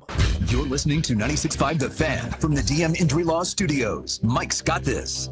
Car, truck, or motorcycle wreck? Remember, Mike's got this. 816-888-7500. Mike's got this. Hey, it's Scott Parks, and we've launched Beyond the Pitch KC, a podcast on how Kansas City landed the world's largest sporting event, presented by Commerce Bank. Visit commercebank.com/soccer26. Subscribe on the Odyssey app or wherever you get your podcasts. What's trending? Cheddar, mozzarella, Havarti. What's trending is brought to you by Gann Asphalt and Concrete, trusted in Kansas City since 1994.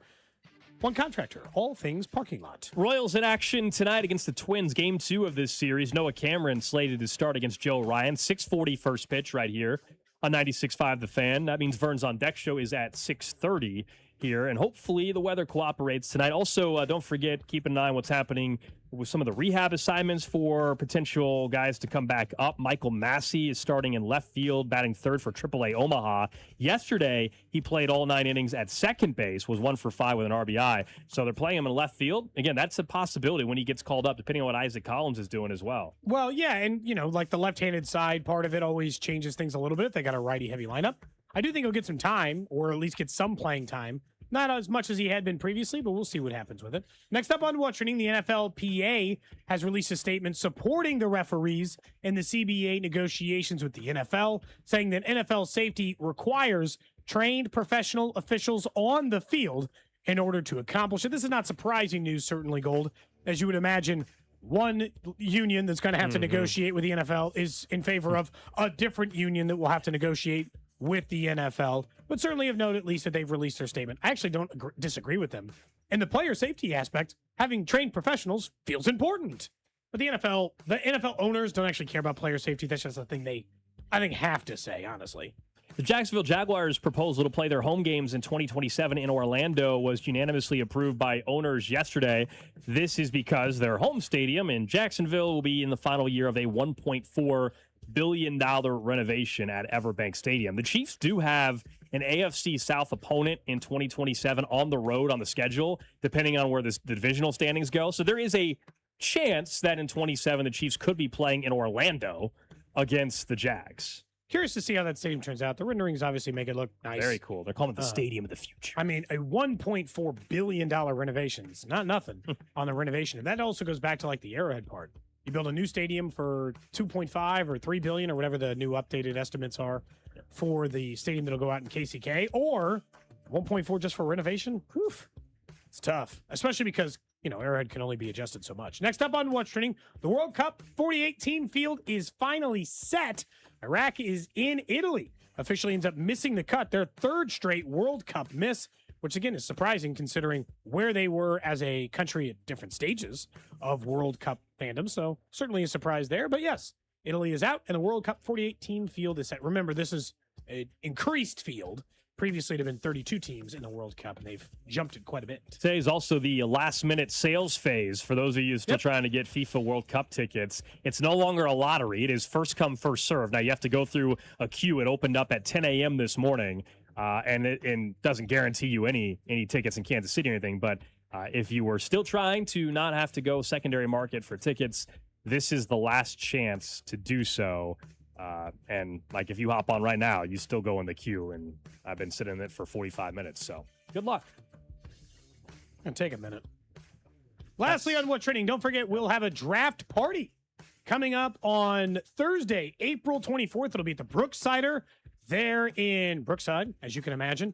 on the Kansas City, Missouri side. Obviously, Alex and I won't be able to attend as we'll be in Pittsburgh for 2 days of the draft. But if you're looking to hang out with Bink and Uno Cero, who'll be doing a live show, and the rest of the station crew, don't forget you can head out and enjoy our draft party out there on the Thursday night of the draft, where the Chiefs will be picking in the first round, hopefully twice, right? That's the hope. Yeah, I guess they could trade around and alter that. Yeah, we'll see. What's trending brought to you by Gann Asphalt and Concrete, trusted in Kansas City since 1994. One contractor, all things parking lot. Sorry, so since we are 3 weeks away from the draft, how many players do we think we know are for sure going in the top 10, the Chiefs picking at 9? And this year it's trickier because we don't have the quarterbacks that we normally would have. We got one quarterback that's going to go in the top 10. I'm sorry. Ty Simpson, people can talk him up all they want. I think this is agents trying to work. He might not go in the first round. There's no reason for him to go top 10. I think he'll be in the first round, but like this idea that anybody needs to, trade up and pick him at 8 or 10. For the Chiefs' sake, I would love for a team to want to trade up to 9 to draft Ty Simpson. That would be phenomenal. I don't think that's going to happen. So how many players can we definitively say, or feel like we can definitively say, are going top 10? Mendoza, obviously. Arvell Reese seems like a lock to be top 10. I think David Bailey is. Now, not necessarily where. He could go as high as 3. He could go as late as 10. But I think Bailey is, and I think Jeremiah Love. I think there are 4 players that will, in some order, go top 10. After that, any combination of 6. Yeah, you can sell me on Carnell Tate or Ruben Bain going top 10, but I also think there's scenarios where Tate falls to 15 or Ruben Bain falls to 13 or something like that. Caleb Downs could very well go 8 or 9. He could also fall a bit. I think that this is making it kind of an unusual year when we're trying to predict what's going to happen at 9 for the Chiefs, because I think it's only 3. I'd take Bailey off the list of for sure. And that's mostly just because draft experts in the know have him anywhere between 6 and 12. And so, I don't want to pencil him in. Now, if you said, will Bain or Bailey go in the top 10? Sure. Will Carnell Tate or Mekhi Lemon go in the top 10? Sure. Which one? I don't know. I only think 3 players I know for sure who will be taken before 9 when the Chiefs pick. And it's the 3 you mentioned first that weren't Bailey, which is Arvell Reese. I think Jeremiah Love. Somebody might make an argument even on that one. And obviously Fernando Mendoza. The difference is, and I looked at the last couple of years, I think in any given year, if the Chiefs are picking 9th, you'd know 4 or 5 players that were gone. As in, you don't have a chance at. Last year, Cam Ward, Travis Hunter, Abdul Carter, Will Campbell, Ashton Genty, you weren't getting at 9. They were not going to be available at 9. The other guys like Membo and Tet, the guys who win in the top 10, you could have made an argument maybe they landed somewhere else. But and then I went back 2-3 years. I think more often than not, 4 or 5 names that for sure are going in the top 10. And nobody's making an argument. I think this year it's 3, maybe 4, like you said, if you're optimistic on Bailey. But there's still a limit, which makes predicting at number 9 very difficult. And I think that the reason why I'm pointing that out is I don't think you actually know who's going to be available.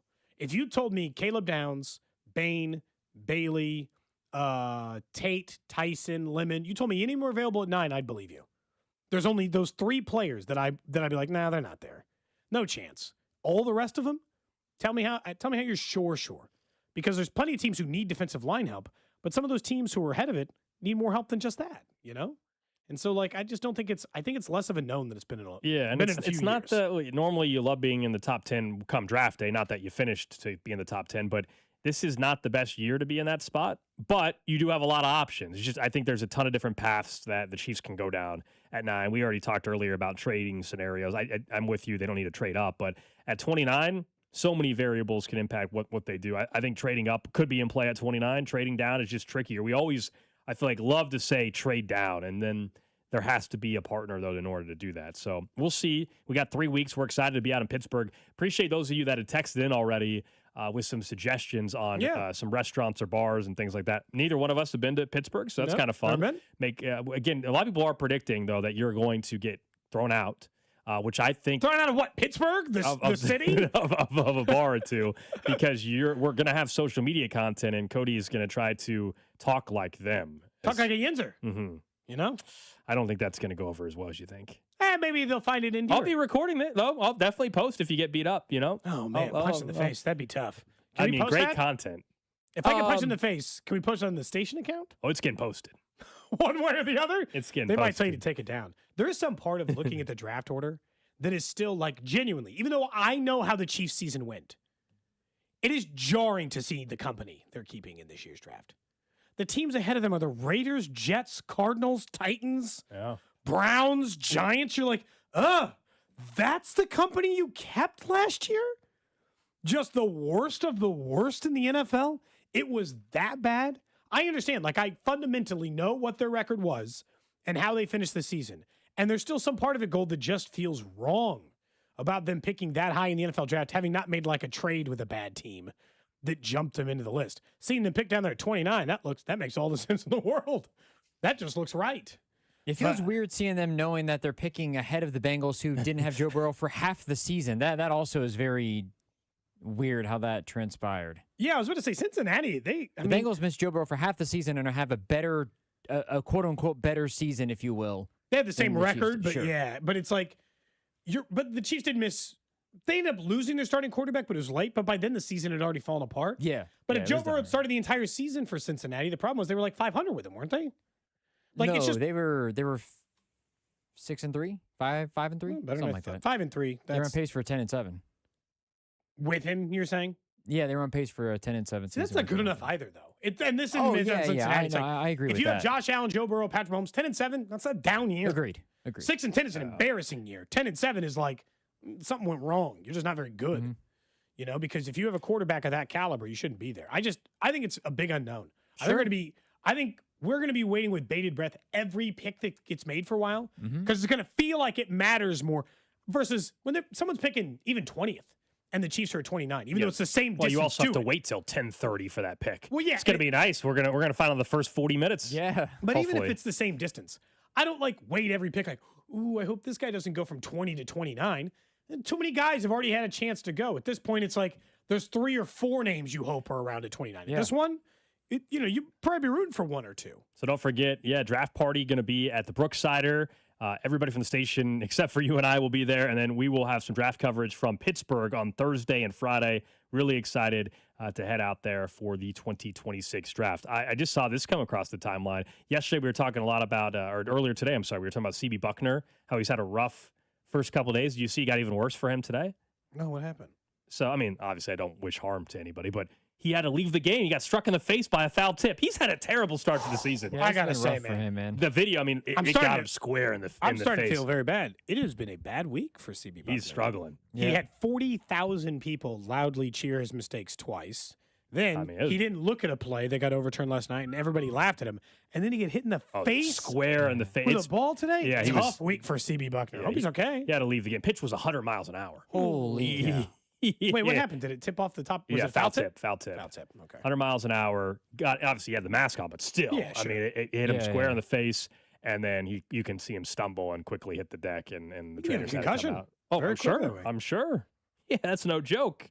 So it's been a rough first week of the baseball season for CB Buckner. This one, obviously, a more serious. This one not in his own control. Not his fault, but man, he's been in the news a lot, I'll tell you that. Yeah, I feel like we've mentioned his name more times in the last 24 hours or 48 hours of the show than all the other shows combined. True. And it's not to say that I've never noticed as a baseball fan CB Buckner before. It just feels like dude's in the news. Mm-hmm. Yeah, the Brewers have a day game. Is it Mizorowski pitching today? I think that was. I think The Miz. The Miz. Mm-hmm. I believe that's correct. A lot of as we were saying, opening day starters are pitching again today. The Royals have Noah Cameron, but the Paul Skeens and the Pirates are up 4-3. So I'm assuming he had a much better day at the office than the opener last week. I got to say, the Royals, from the brief conversation we had on the offense earlier, I will say it's not been. They haven't faced the greatest starting pitchers to do well. Pablo Lopez, Chris Sale, and then Joe Ryan tonight. That's tough. That's a tough grouping of starting pitchers to face 3 times in 5 games. It's not exactly a good time. The question I have with Noah Cameron is, if this game got rained out tonight, knowing that Cole Reagan's got off to kind of a wonky start, should you be starting him tomorrow? No, I'd still start Cameron tomorrow. You just keep the rotation? Because that'd be like 8 days.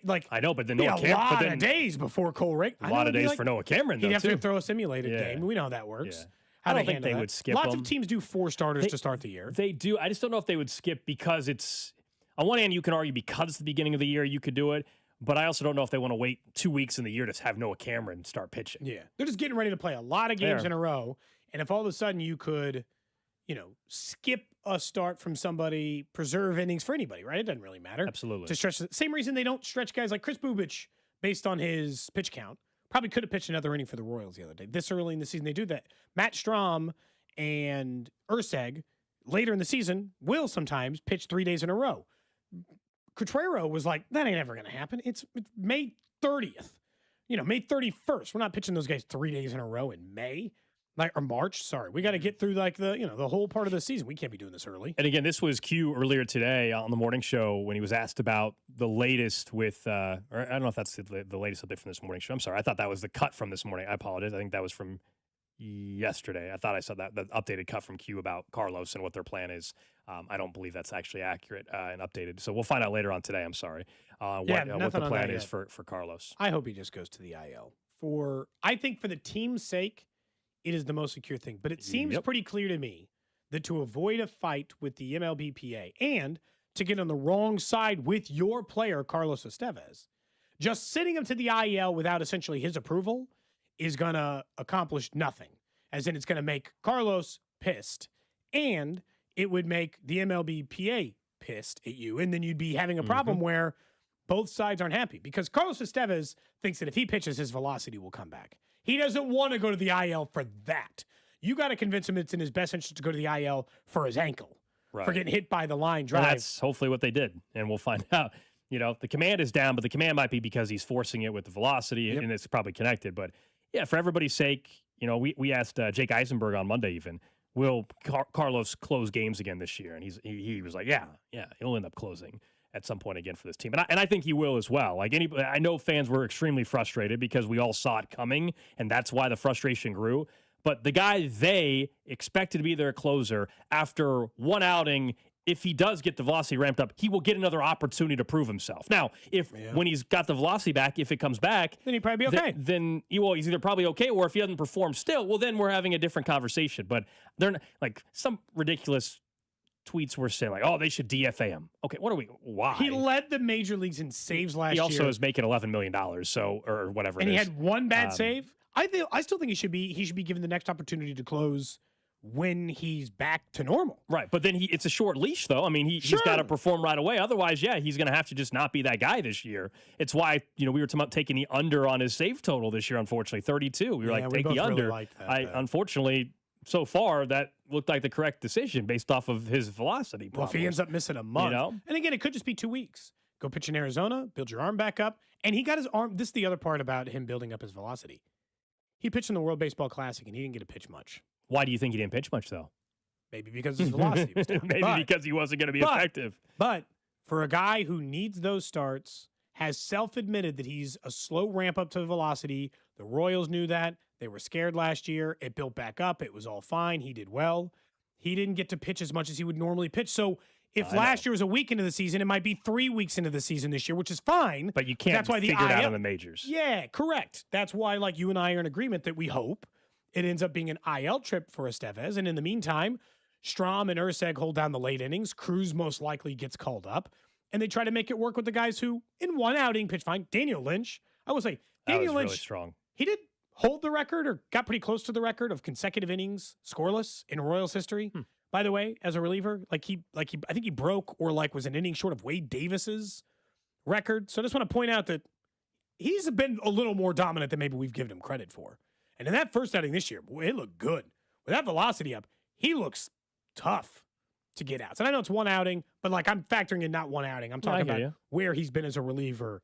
I think you can rely on him for a little while you wait on Estevez. Look, I know we don't know for sure with the weather tonight, but the Royals slight underdogs tonight. Even money on the money line. Twins -118. The total 8.5. It was 10 on opening day. It was well under. This one's 8.5. They've hit the under all 4 games so far. I don't know. Just go back to the well. I mean, at this point, and with the weather possibility, and Joe Ryan pitching. Yeah, I think. I mean, it's one of those games. Watch, it'll be 8-2 or 8-6 or something. But yeah, I would think the under 8.5 is. Ball's the play. not going to fly as far, maybe. You would think it's 8.5. The under is the play. Joe Ryan pitching in that. I think I'll take my chances. By the way, over the last 2 years, including his one outing this year, I just want to point that out. Daniel Lynch has been way better than you think because you think failed starter first, and it just is what it is because he's been in your system. He has pitched 74 games, 112 innings with a 3.13 ERA. So, I mean, I'm just telling you, 85 strikeouts in that time. So, more strikeouts you'd probably like because 85 strikeouts in 112 innings is a little low. But if the velocity, what we've seen in the early part of spring training and the early part of this season, if the velocity's up 1 or 2 ticks, I'll tell you right now, that number will go up. It won't be 85 and 112. It'll be more like 1 for 1, 8 or 9 strikeouts per 9. So it's just, I think they've got the arms they can rely on, I guess, at the point. Not just Daniel Lynch. They can cover for a month on Carlos Estevez, the same as they had to cover for a month or months for the starting rotation last year. They got arms. Just, make it work with the guys. Someone on the text line was asking earlier, when are we seeing James MacArthur? When the Royals have a big... He's on the IL to start the season. Yeah, one, he's got to get healthy. And then even if he comes back, when the Royals have a big lead or they're down big, he's going to be more of that role. That's what the role's going to be. I understand. No, but honestly, he's going to be low leverage. But yeah, he's not able to pitch because he's on the IL currently. Yes. I can't remember what. I don't know what it was again. He was continuing from elbow soreness. You're saying the general won't be called in unless they desperately need the reinforcements. battlefield will already be kind of cleared before, or it's a massacre already. I don't know, one of the two. Or we got to bump him down. He's got to be a corporal, something. He's got to get. No, he's no longer. I think he'll got be a demotion in a lower leverage he's role. Private. In a lower leverage role, he can help this team. I agree. If they need him. Now the problem is they're only going to need him if injuries happen and he's healthy, because there are at least 2 names I can think of they'll call up in the bullpen before they get to him. So if he pitches really well in the minors for a long time, maybe he's a September He's just guy. struggled to stay healthy here recently. But more importantly for anything than him, before we even talk about him in the field, he's got to actually be healthy and be available. I think he just had it is. You come back from that elbow surgery, you throw a few times, you're like, okay, give me a few more days. I'm just glad we have graduated past getting texts every day. What about Trevor Bauer? Why didn't anybody sign Trevor Bauer? Or at least this is now like the Colin Kaepernick thing. We're far enough removed. I think everybody can agree. It just ain't happening. Okay. Yeah, if there's an opening and they're like, the Jets are looking for a new quarterback, you don't need to say, what about Colin Kaepernick? And you definitely do not need to say, what about Trevor Bauer? Yeah, let's go ahead and agree on both of those. He hasn't pitched in 5 years in the majors. That's the point. Yeah. And he sucks. So, just makes it even easier. I mean, look, if you were on the fence, all I'm saying is, if you could go either way, ooh, maybe, maybe not, and you're like, that guy sucks, why not just be on the other side, Drew? That's all. If you were really torn between, let's say a restaurant, you're like, I don't know, should we go to that restaurant or not that restaurant? But you found out the owner was an awful human. Oh, maybe not go. Sure. It makes it an easy enough decision. What other takes do you want to throw out there today? We learned that you think Florida is the worst state in the union. I think if I ranked him out, it would probably be 43rd. we're talking infantry, MacArthur. I figured I'd keep up with the theme. The military theme. Yeah. Anything else you want to get off your chest today? Let's see. I said I had an anti-capitalism stance. Yep. Man, I didn't like Bauer. Right. I took down Florida. Anything else? Man. Just speaking quickly of Bauer, the Bauer we should actually want is the pitcher from Mississippi State. That's my last answer. There's a pitcher from Mississippi State. He's a freshman. I have no idea. He throws 99 miles an hour. His name is Jack Bauer. Cody's grinding college baseball tape. And I swear to God, he wears number 24. No, he doesn't. And I respect the hell out of it. So the guy I want the Royals to draft one day is Jack Bauer. That's great. The guy who wears number 24. That's good. That's so good. I've never heard that guy, the baseball pitcher. He's actually he's like a good sized prospect because he's got a huge arm.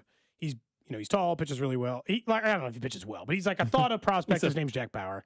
Maybe I don't know if he's been good or bad this year, but he's a freshman or whatever at Mississippi State. He's young. Number 1 freshman in the country. Evidently, he's pretty good, yes, or highly thought of at least. And high school is the number 2 left-handed pitcher. Okay, there you go. He didn't get drafted by anybody? Maybe he'd made it clear he was going to Mississippi State? Okay. I don't know. Here's in his bio on the Mississippi State site. Named after Kiefer Sutherland's character in the popular TV show 24, but has never watched the series himself. He's good at math and posted a 3.8 grade point average in high school. Oh, good for him. But he wears number 24.